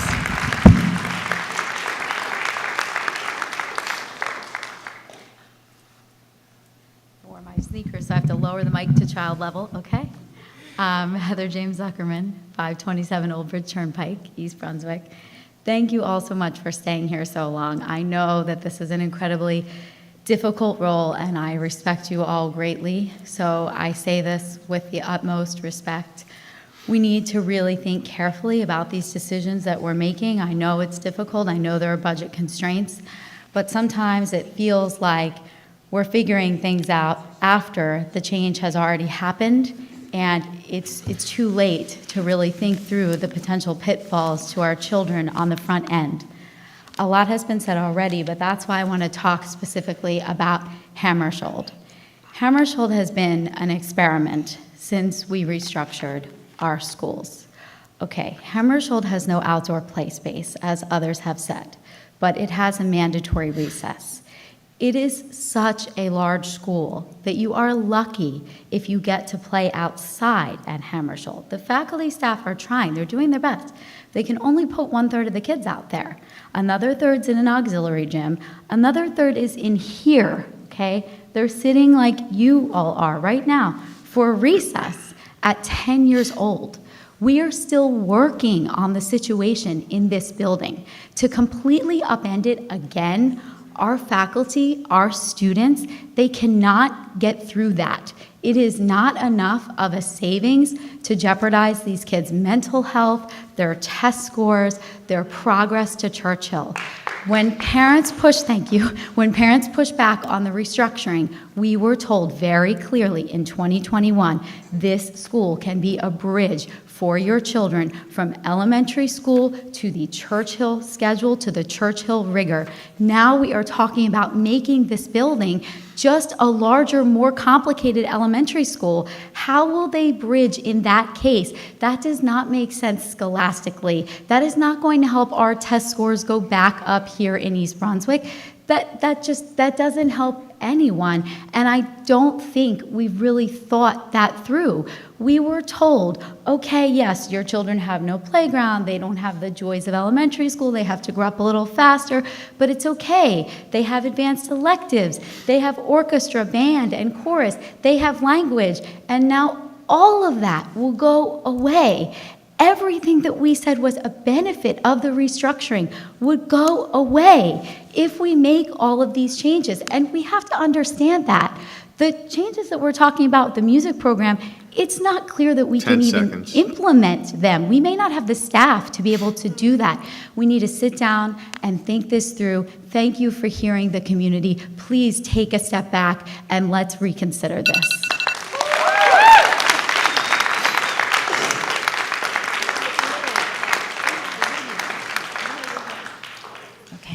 Good evening, Josephine Dominique, 52 Dutch Road. Okay. I have 3 children in this school district. Currently, 2 of my children are participating in string orchestra and have done so since 4th grade.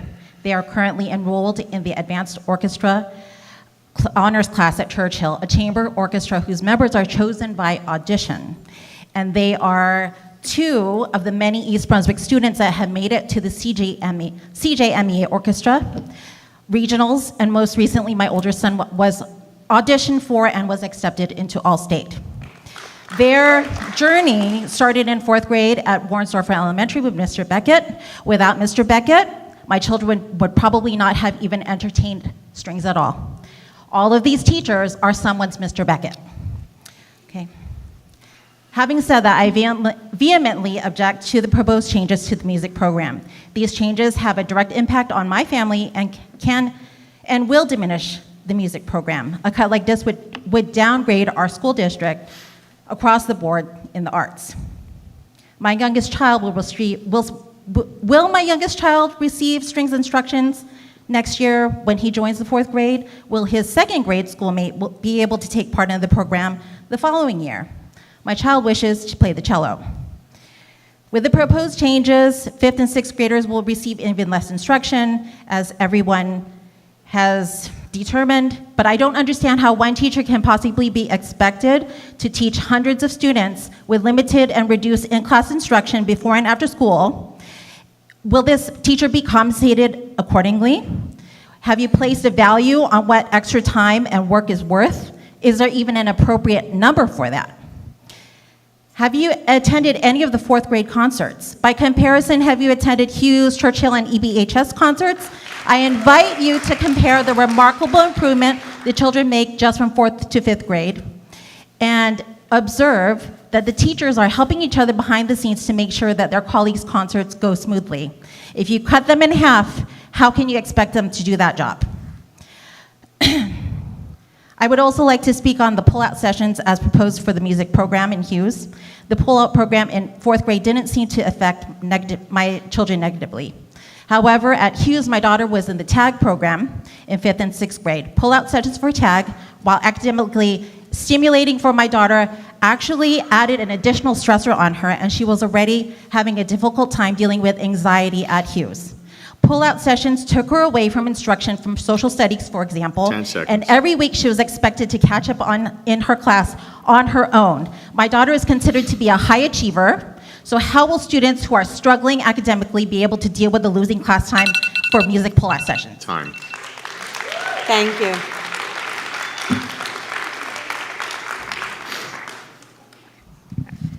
Christy Martino, 224 Milltown Road. I wasn't planning on speaking. I'm sorry, I'll be quick. Oh no. But I just wanted to address the lengthy speech from earlier, where the board was trying to explain that, where the deficit came from. We do appreciate it, and how it's not the administration's fault. Let's say, for argument's sake, that's true. We understand that you can't save over a certain amount of money, per year or carry it over year to year. We do understand that the state aid formula is very flawed, but when we say it seems there was a lack of planning, it's because of this Hughes proposal. It's garbage. It won't work. It guts the music program. This is East Brunswick. We are known for our orchestra. Like the student who spoke earlier, he was the son of Mr. Kachuk. I don't know how to say his name. But we have one of the best, if not the best, orchestra program in New Jersey. This is why we don't feel this was adequately planned out. It seems last minute because it seems like a proposal that didn't have any real thought put into it by anyone who knows anything about music education. I can't imagine anyone from the music department had any input in this. The proposal has to be a no-go. We literally moved here because of the orchestra program. I hate feeling like we made the wrong decision. And we're not just a music family, we're a sports family too. My kids have been in competitive swim teams since 6 and 7 years old. I was glad to hear that sports wasn't being cut for now. But honestly, it's so disappointing how easily you did not reach consensus on cutting sports, yet so far you've reached consensus on this truly awful plan for Hughes. I'm hoping this is because the board members didn't fully realize just how much the kids would be losing. Dr. Boley's lack of explanation into what would be lost definitely didn't make it easy to understand. It seemed that there was also pressure to reach consensus on these proposals. But I'm sorry, I know it's not convenient, but you have to do the right thing and say no to this proposal. Thank you.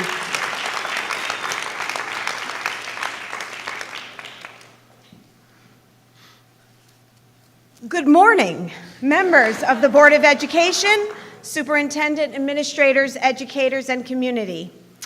Thank you for your dedication to our schools and your commitment to providing a high-quality education for our students. I apologize, Cheryl Brass, 9 Scott Drive. I know you care deeply about the success of our district, and I'm grateful for the opportunity to speak to you. As you may know, I'm speaking to you as a parent, a musician, the creator of the East Brunswick Symphony Orchestra, and on behalf of community members, businesses, and fellow music educators. I'm deeply concerned about the proposed reduction in the instrumental music program, a decision that would have far-reaching consequences, not only for our students, but for the health and vitality of our broader community. A strong music program doesn't just foster talent, it drives community engagement and supports the local economy. When students develop musical skills, they carry those benefits into other areas of their lives, academically, socially, and emotionally. The success of our local arts organizations and the broader cultural life of East Brunswick are directly linked to the strength of our school music programs. The instrumental program at Hughes is not just functioning, it's thriving. Currently, 510 students enrolled in the program, close to half the student body. This is an award-winning program with a legacy of over 50 years of excellence. It has produced remarkable results, as seen from the sheer volume of students participating from grades 4 through 12. The program is working. It is one of the strengths of EBPS and a key pillar of our district's motto, academics, athletics, and arts. We must also keep in mind who we are as a community. Not every program enjoys the same level of success or participation as the music program, but the instrumental music program is a proven success. The evidence is clear, from the high participation rates to the accolades and performances on prestigious stages. This program reflects the very best of East Brunswick. Our students, families, and communities deserve a solution that protects and strengthens the programs that are already working. It's vital we retain the incredible music educators we currently have, and it's essential to show them how much we value their dedication and expertise. By continuing to invest in these programs, we can retain our exceptional educators and ensure our students benefit from the best possible learning experiences.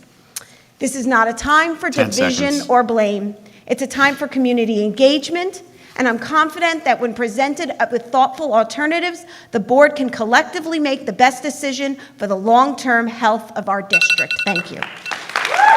Thank you, Cheryl.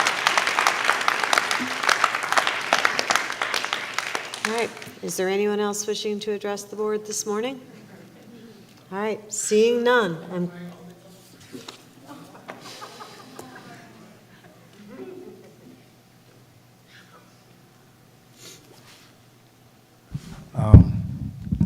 Jeff Z. Millman, Drive. First time speaking. I just moved here a year and a half ago, so So first of all, I want to say thank you to everyone. It's a long, long night. Thank you to all the boards that, do what you do. And, watching all of us, thank you to all the students that have spoken and luckily went home and gone to sleep. And thank you to all the parents, friends, community, sisters, brothers, the teachers. My God, are you guys teaching tomorrow? That's crazy. So, thank you so much. It's not our job, right, to know what it is that goes behind, closed curtains. It's not my job to know what you guys spend money on. That's your job, right? That's what you guys want to do. That's what we elected you to do. It's what you're paid to do. I noticed that almost every board member has intently watched us speak for hours at midnight. However, Mr. Bernie, I've noticed that you haven't really looked at us, and I find that personally very disrespectful. If there's a good reason, please let us know, because I find that disrespectful personally. I'm actually from Edison. I went to John P. Stevens, 2005. Go Hawks, don't be mad. I say that because we're not here by accident, right? Nobody's forcing us to be here.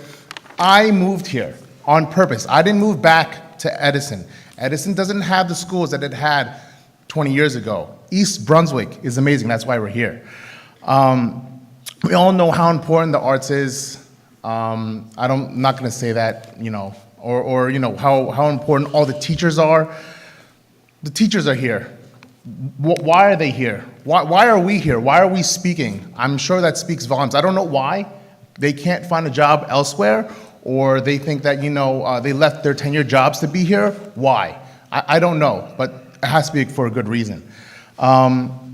You guys talk about what other districts are doing. I don't care what other districts are doing. I care about what we are doing. I care about my kids. I care about my son, my daughter, my town, my people. So look at what's going on. I don't want to hear pay cuts. I don't want to hear the trailers. I don't want to hear the $250,000 petition. I want to hear what is the money being spent on. You're only giving us a fraction of information, and there's so much more. $200 million is a lot of money. What is it being spent on? You've heard a lot of passionate speeches, hopefully including myself. I don't care about you. I don't mean any ill will. I don't care about you. All I care about my kids. Let's get together, please. Whatever we need to do, tell us the information, and let's make it together. Thank you so much. Good night. Thank you.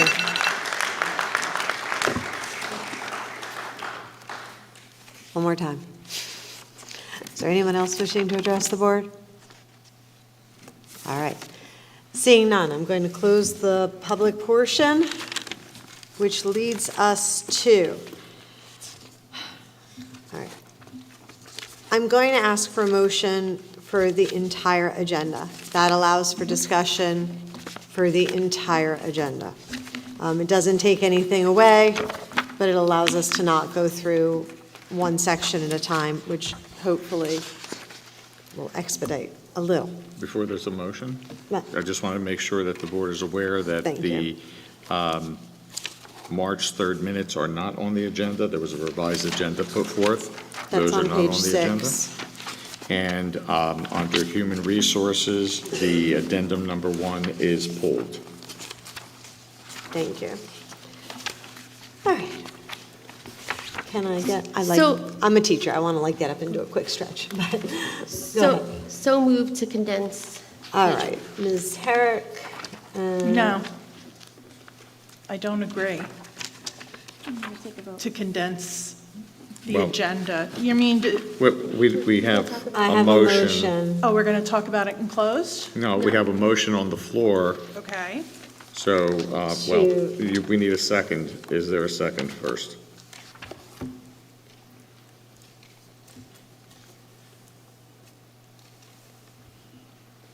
All right. No second on the agenda.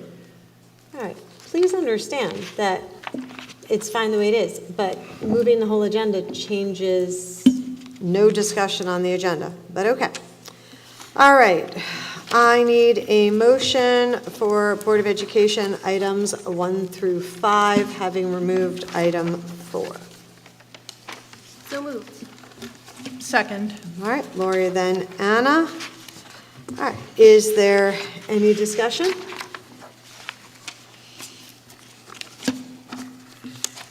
All right, this is Voice vote. a voice vote. All in favor? Aye. Opposed? Abstentions? All right, motion carries. Second. Jamie? Oh, sorry, Jamie. Yes, I vote aye. Thank you. Thank you. All right, moving on to curriculum and instruction, items 1 through 7. Can I have a motion, please? I should recuse myself from I need a items motion. 3 and I need a motion Oh, sorry. first. Sorry. So moved. Anna and? Second. Wilbur. Thank you. All right, any discussion? I have to recuse myself from items 3 and 4. Just when you My vote. son's going on those trips. Just when you vote, okay. Discussion? Yes. For these items, number 6 and number 7, is about the overnight trip to either Washington DC or. So for this application, there is no emergency contact information for the administrators. And for other overnight trips, it does contain the administrator contact info for administration. So I just want to know why there's no emergency contact information for these 2 trips. Mr. Hung, we'll check into it to make sure there is an administrative contact. Yeah, it's very important when our student travel to some distance away, school need to have a contact. And I assure you we do that. I just have to find out why this wasn't filled. Yeah, in. that's not just 1, 2. Okay. So, number 6 and number 2. Thank you. Any other? Lori? I just want to point out number 1 under curriculum is a program by Mothers Against Drunk Driving that will happen on Wednesday, April 9th, called The Power of Parents. I've seen the program before. It's really excellent. I encourage parents to attend. It's a very good program. That's it. Anyone else? All right. This is a voice vote. How do we do abstentions on that then? Dr. Pan can just note the abstention during the vote. During a voice For vote? those items, yes. Okay. Do you want those before? Because he has one No, and I we can have do one. it now. Okay. I need to abstain on item 5. As my student is on that trip. Wilbur, which ones did you need to abstain on? 3 and 4. 3 and 4. All right. This is a voice vote. All in favor? Aye. Aye. Opposed? Abstention? All right, motion Jamie? carried. Oh, sorry. Jamie. Aye. Okay. And the abstentions are noted. Thank you. All right, moving on to business and support operations, items 1 through 16. I need a motion. So Moved. I don't even know. I- Okay. Lori and Wilbur. Lori and Wilbur, thank you. I'm Somehow I just heard sorry. Tim. Please forgive me, I'm a little confused. Are we talking about the budget? Is this including item 12? Yes. Oh, A okay. motion was for the items 1 through 16. All right, so Okay. we have a motion, we have a second. I'm going to start the discussion on this having to do with the budget. What I would like to say is, well, I have a few comments and then I have a question or two. My comments are that I appreciate everyone's participation this evening. I really do. I especially appreciate people that were thoughtful and respectful because even now, at this hour, our children are here, our children are watching. And I think that we need to model the process of caring. We also need to model the process of collaboration, and we need to model the process of respect. So for doing that, I am grateful. We need to show our kids exactly that. As to the budget, I want to say some parents spoke about pay to play being difficult for parents that don't fall under free and reduced, but struggle. I want to say that I am openly one of those parents. I am a mom with 3 kids, and quite frankly, right now, I have at times paid a late fee on pay-to-play for sports, not because I'm disorganized, but because I couldn't afford to do the registration before it was due. That happens. And with the increased fees that we are looking at for sports, I'm going to really have to figure my way through those things. That being said, I do think from the community, from the emails that I have read, and from the passion tonight, I do think that we need to discuss and really look at making music pay to play. I think there's the support for it. I think there's the support for the program. But we also have to be realistic in that we need to find more funding. And I think that there is the community support for that. Having said that, I do want to say, as far as the budget stands, I am not in favor of the current schedule change for Hughes, the change in the arrangement. That is a personal statement. I am, though, constantly talking to the administrators about the tentative budget that they are working on, what the priorities are. I've been very open and clear about I don't support changing Hughes. But I also support the ongoing efforts. I get to have the conversations more often to hear the constant work being done on it and that it's a tentative budget. I am hoping that in we have 5 more weeks, that we have more time to come to greater conclusions. I do want to say, though, that with those changes, Hughes and music, there is always going to have to be something that has to give.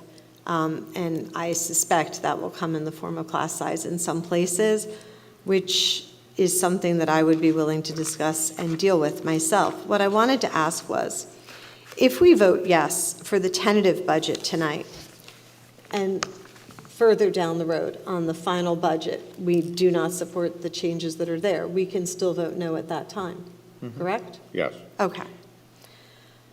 All right, those were my questions, because I am in support of tentative with work to be done, but I do not support the changes to Hughes, and I want to find a better way for the music. But I want to give the administrators more time to work. Right. All right, those are my comments. Anyone I'd like else? to, yes. I'm going to work please. my way down from the end. Okay. Lou? Thank you, President Guas. I just want to make a couple of comments on tonight because it does have to do with the budget, of course. I want to say, first of all, thanks to all the people who spoke this evening. Thank you to the staff and to the parents who are going to go home and get up in a couple hours and go back to work. Appreciate you being here, and what you said really resonated. Dr. Valesky and Dr. Boley, after hearing our kids speak tonight, we are doing a lot of wonderful things in this district. It is our job to make sure we continue doing those kinds of things. To our students, I can't tell you how impressed I am, especially the students who spoke about programs for younger kids. That's called community. And that's something we have in this town. We have a great sense of community. I fear cutting back on any of our programs will crush that spirit, and we do not want to see that. And lastly, in my comments, all regarding the budget, Elena Mastruzzo, who has gone home to go to sleep, I suppose. She didn't want to go to, she's not excited about going to Hammersholt next year.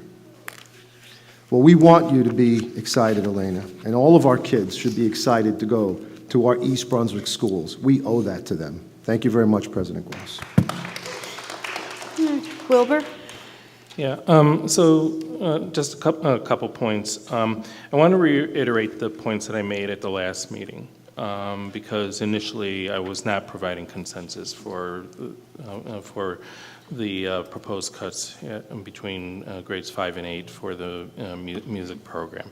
I want to reiterate that I provided consent with the understanding that I am expecting to see a different plan come forth from the administration, and that I was doing so only so that we could move the process along.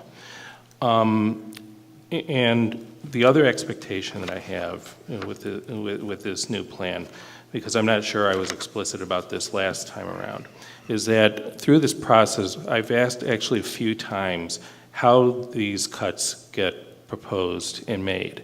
And my understanding from the answers that I was given, and perhaps I missed something, but it seemed like these cuts should be made from the bottom up. And everything that I know about organizations is that's how you do it. You start with the people that are the boots on the ground regarding that process.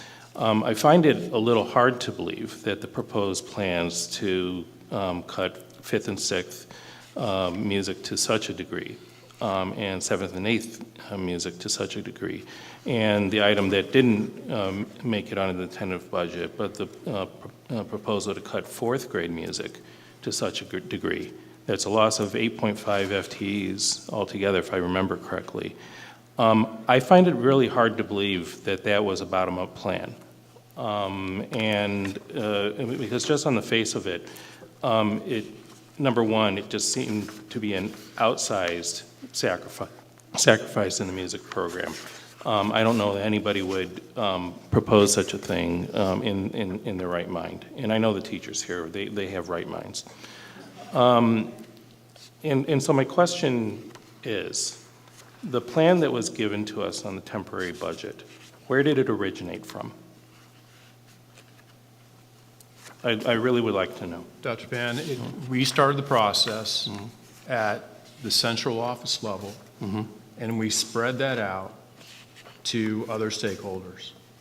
I'm not going to tell you that we did a bottom-up plan, that we went to the teaching staff and asked them for their input.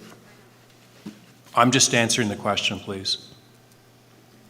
I'm answering the question at the dais. We have to maintain some level of confidentiality when we're talking about cuts that involve people.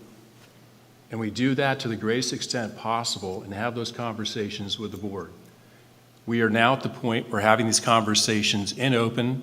We've been here a long time. The teachers have been here a long time. And to discuss, to get input. But this is a tentative budget that still has room to move. But as we've tried to explain to the board, if we put something back in, something else has to come out. But that is the process, because we are tasked with, at the central office level initially, with the numbers that come from the state. We have shared, and we did share with the board prior to that, until those numbers were finalized by the governor's address. So that is the process that we follow, or that we have followed. So I'm still a little confused, because again, my perception of what the process was going to be is a bit different from what I'm being told now in regards to the proposed cuts for the music program.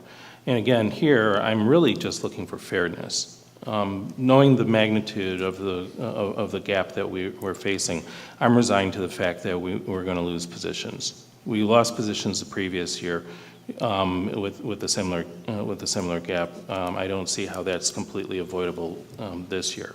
But having said that, I'm trying to come up with a scenario where the stakeholders involved came up with a plan to lose half of the teachers in the program.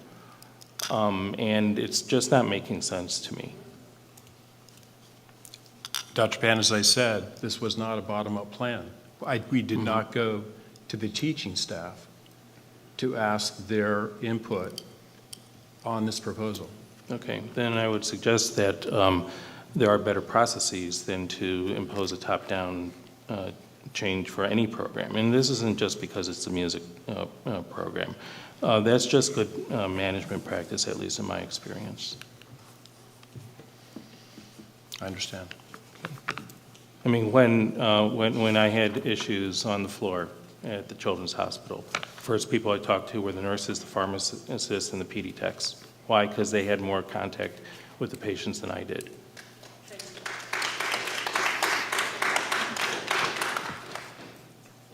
So, thanks. Okay, understood. Leva?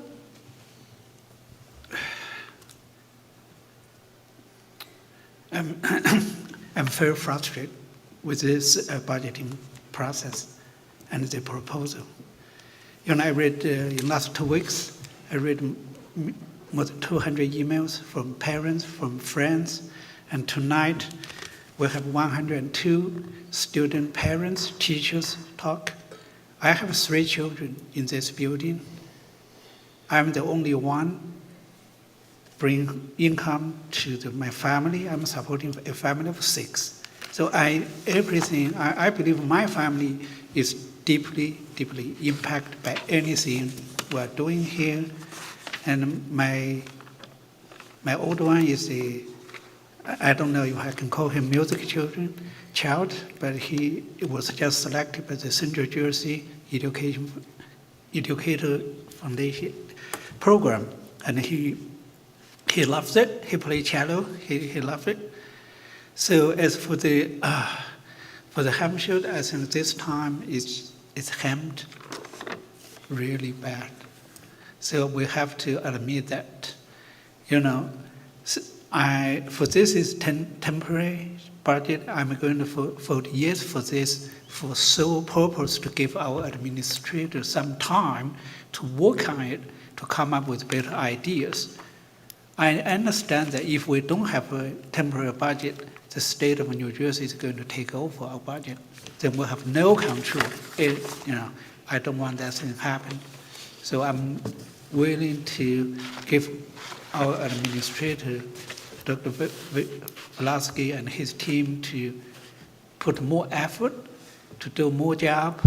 And, I know you're going to scratch your head. Please scratch it harder to come up with something where, at this difficult time, that's the reason I'm voting yes tonight. Thank you.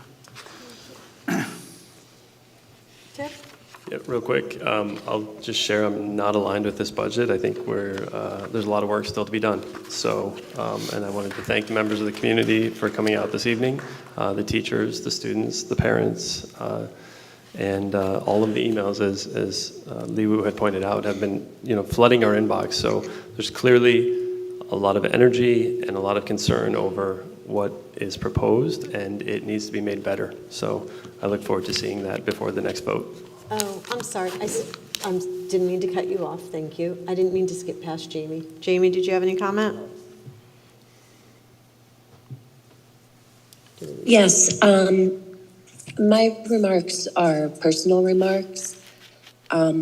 This is a very sensitive thing for us. We care so deeply about our children and about the quality of the education. I believe personally very strongly in the importance of early language and early music. And I am very optimistic in the sense that I believe that this board and this administration hears the community. And I believe that we will work very hard to meet everyone's needs in the best way we can. And I want us all to go forward with some degree of positivity, because at the end of the day, we are here for our children and we are going to work really hard for them. Thank you. Lori? Thank you, Jamie. Lori? I'm cool. I'm sorry, Tim. No. Did I cut you off? No, I'm good. I'm good. So I'm in agreement with some of the things that have been said so far. I'm not in favor of the huge changes. I think it's too drastic, too quick, and we're not really thinking about the best interest of our children. I wish they were still here because I really wanted to see some of the signs that they had that I couldn't see with the glare here. So, but I thank everybody who came out tonight because our community does have an impact. And I do have a question regarding the budget as far as late buses, at least for Churchill. I don't know if this is a thing, but it seems that we'll get another round of funding for high-impact tutoring. Is funding for high-impact tutoring that happens after school, can we use some of that funding for late buses that may be run like once or twice a week? No, probably not.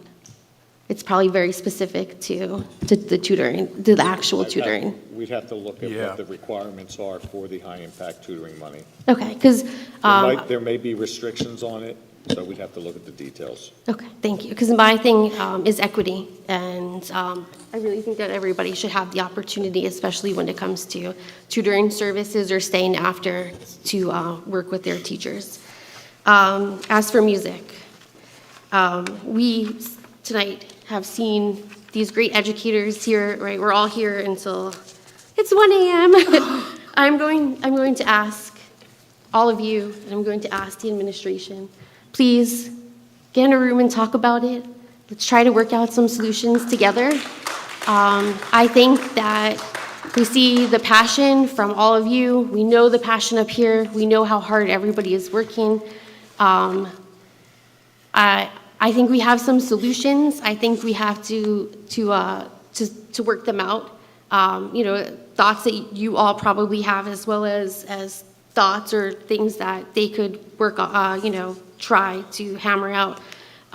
Because I don't want to cut our music. I don't want it to be negatively affected. It's obviously something that is very dear and sets our community apart from others, but I'm also aware of financial constraints. So if we could at least start to have some more conversations over the next few weeks, I just would like to see that come to fruition. So thank you.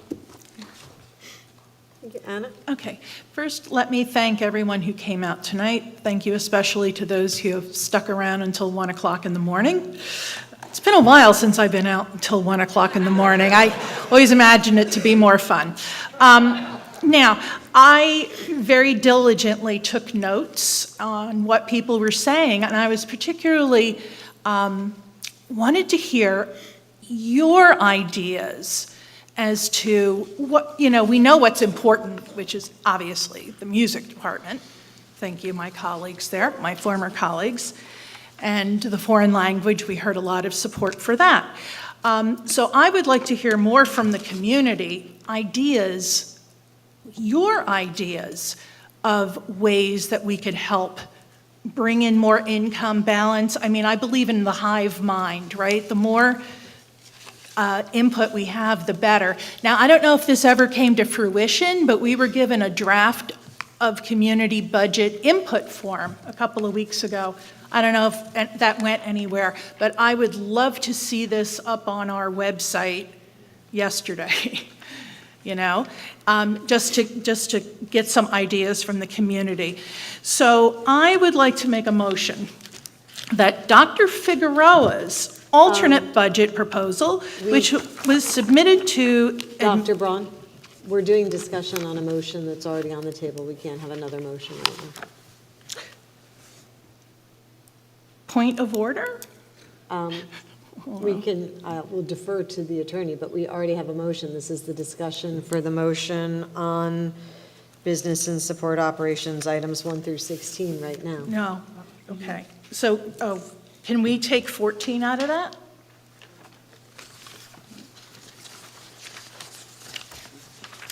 The buses. At this point, I don't think so.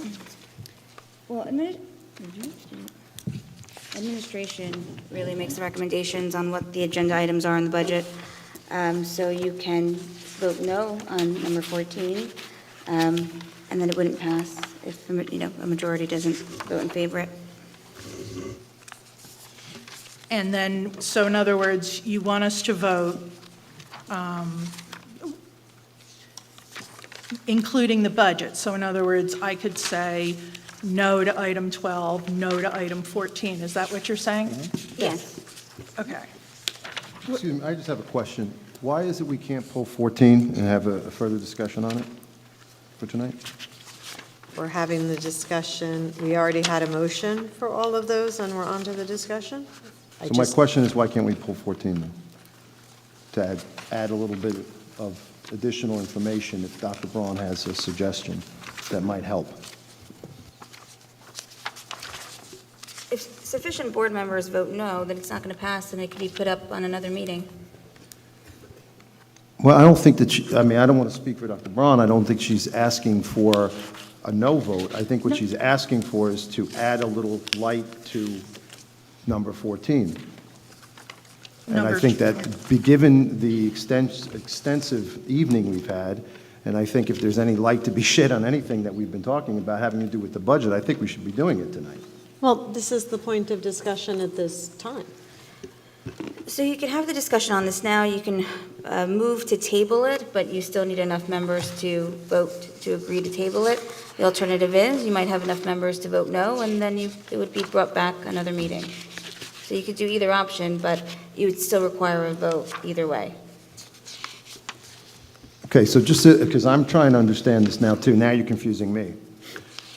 So what I'm trying to understand is how is it that we can't pull it out to add something to it? It doesn't mean that we can all vote yes on it, if that's the case, if it means the tentative budget should go to the next level, which means we may say yes with prejudice, but I think it should be, I think any board member who has something they'd like to add to the conversation, it should be allowed.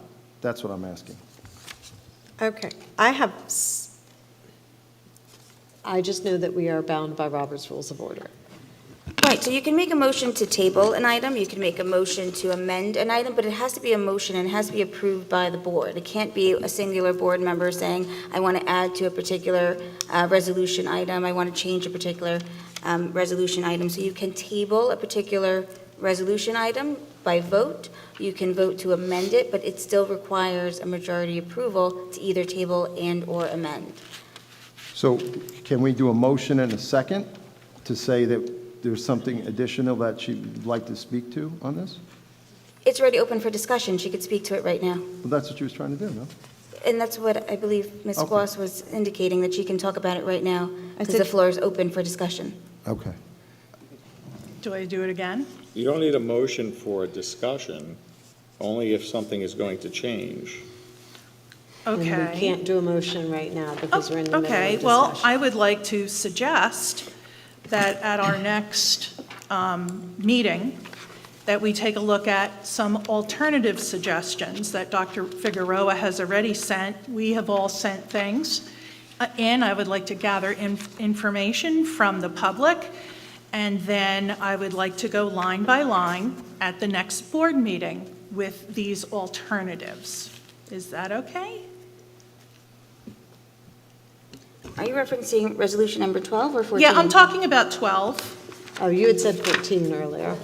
I want to talk about 14 too, but right now we're on the budget, right? The tentative budget, we need to either vote yes, or if we all vote no, then this budget goes to the state. Am I thinking correctly here?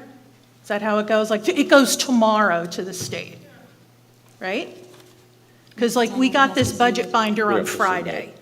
So, and I did read the whole thing, but I don't feel comfortable voting yes on something that, you know, we definitely need more information to add to it, so I'm not quite sure what to do. Well, as a reminder, this is a tentative budget, and we've said all along that the tentative is a pro forma budget that we have to have an approval to submit to the state, and it is subject to any revisions that may come between then and prior to the public hearing. So this is a temporary, it's a placeholder. Think of it as a placeholder. It's not final. I don't mean to cut off your discussion at all, so excuse me if I'm out of line. But maybe for clarification, I asked the same question when I started, because I will vote yes for the tentative budget to allow us more time to work on it. But I did ask if, when we come to the final budget, if we can still vote no if we don't agree. And I was told at the final budget, you can vote no. Okay, Does that that really help? helps. Yeah, Okay. it does, because I'm not an expert in Robert's rules. I'm an expert in Mozart, but not Robert's rules.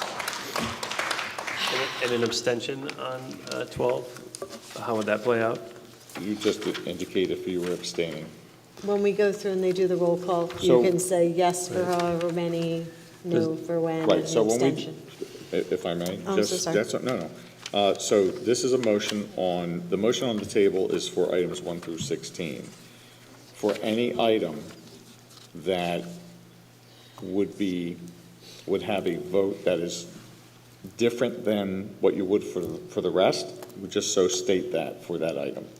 Does that make sense? I understand that, yeah. My concern is that if multiple board members elect to abstain from number 12, that may trigger the budget going to the state. Is that accurate or not? That's accurate. That's accurate.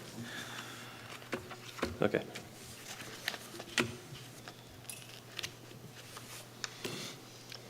All right, not moving further down the line then, Dr. Braun. Anything else, Dr. Braun? I just wanted to, I guess it clarifies it. The reason I wanted to pull 14 separately was selling of 6 buses, because then we're going to be buying more for $800,000. So I just wanted to, I don't know, say, hey, maybe let's not sell all those buses, especially since 4 of them are from 2016. So The they're not buses that have old. already been purchased. These are the ones that are in the cycle to be sold. Okay, they're in a cycle to be sold, but they're only 9 years old. I thought the state said we could have them going until they're 15 years. Isn't that, did I misunderstand? Yep, that's correct. And in the Q&A, there was an explanation that also referred to the high cost of maintenance once the extended warranty expires, and that the cost of the maintenance will end up exceeding what we have budgeted for maintenance. Oh, wait a minute. So in other words, if we buy buses for $800,000, repairing buses that are 9 years old is going to cost that much? That doesn't seem to make sense to me. Why would we spend all that money when we already have those buses? And I understand that you want to, keep them going, cycle every 5 years, or every year getting 5 new buses. But given the drastic cuts that we're making to student programs, I just don't feel comfortable selling off buses and then buying more. Does the purchase of the buses come out of this budget? The purchase of the buses, the budget purchase or the bus purchase does not come out of this budget. Thank you. Where does it come? I'm so sorry. Please forgive me. Where does it come from? It comes out of the shared services agreement, which the board approved in January.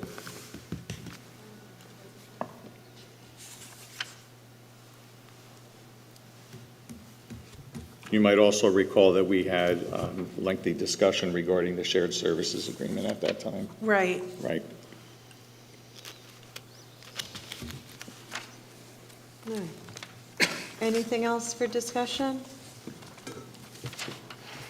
Okay. This is for business and support operations. This is a roll call vote. Correct. Ready? I'm Okay. ready. Anna Braun.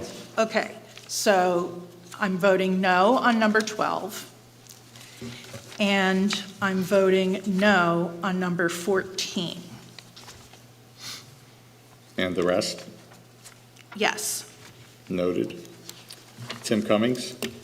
I'm voting yes on all with the intent of getting number 12 solidified and updated appropriately to meet the needs of the community by the next and final budget vote. Noted. Jamie Falco? I'm voting yes to everything with the understanding that number 12 will continue to evolve. Noted. Louis Figueroa?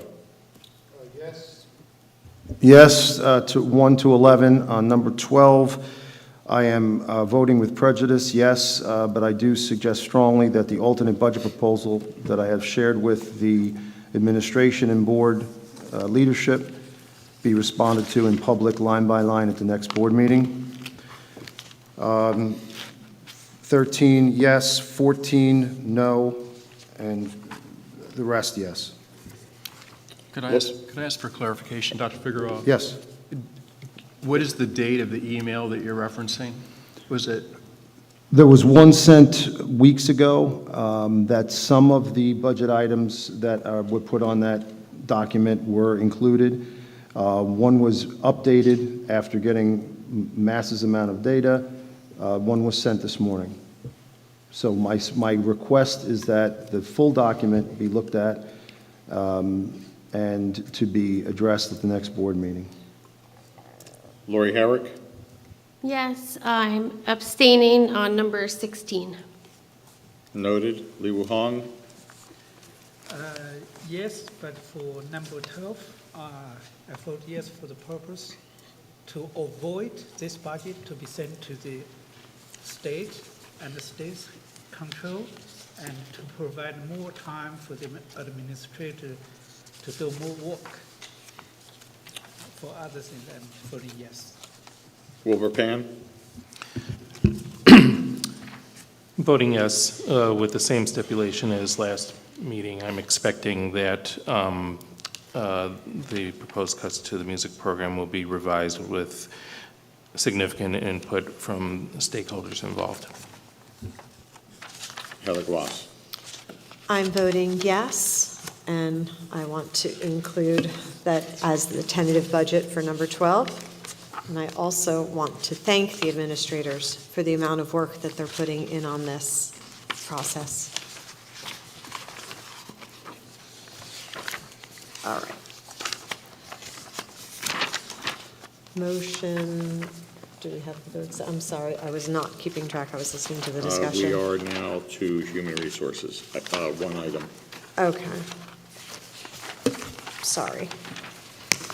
All right, so business up, all of those carried, yes? Yes. Okay. Human Resources, item number 1, I need a motion. Move. Wilbur and Anna. Sorry, we have things crossed out. I have to make sure if it is a roll call vote? Yes. Thank you. Anna Braun? Yes. Timothy Cummings? Yes. Jamie Falco? Yes. Louis Figueroa? Yes. Lori Herrick? Yes. Li Wuhong? Yes. Wilbur Pan? Yes. Heather Gloss? Yes. Motion carries. Special Education and Student Services, please note that item 1 was removed. Revised. Sorry, revised. Please excuse me. Item 1 was revised, so we're looking at items 1 through 4. Is that correct? Yes. 1 through 4. And that will be a roll call vote.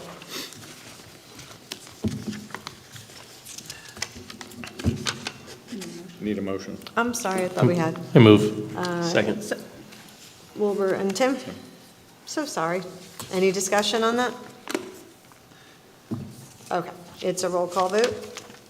Anna Braun? Yes. Timothy Cummings? Yes. Jamie Falco? Yes, abstention on 3 and 4. Noted. Louis Figueroa? Yes. Lori Herrick? Yes. Li Wuhong? Yes. Wilbur Pan? Yes. Heather Gloss? Yes. All right. I would like to thank the board for their attentiveness here on Thursday. Committee reports, information items, and for the good of the cause for the board, we have, no, okay.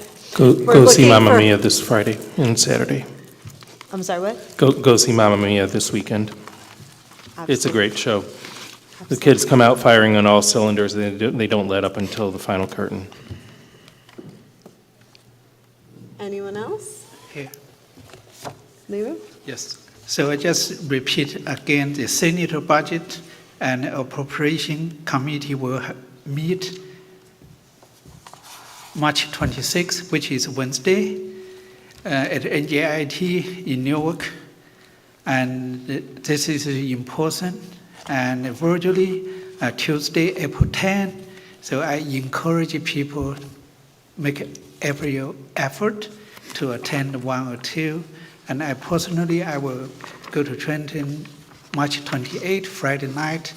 I'm going to talk about our own East Bronx situation I still trying to convince them, the formula is not right one for the entire state, and I'm trying my best to talk as many people as possible.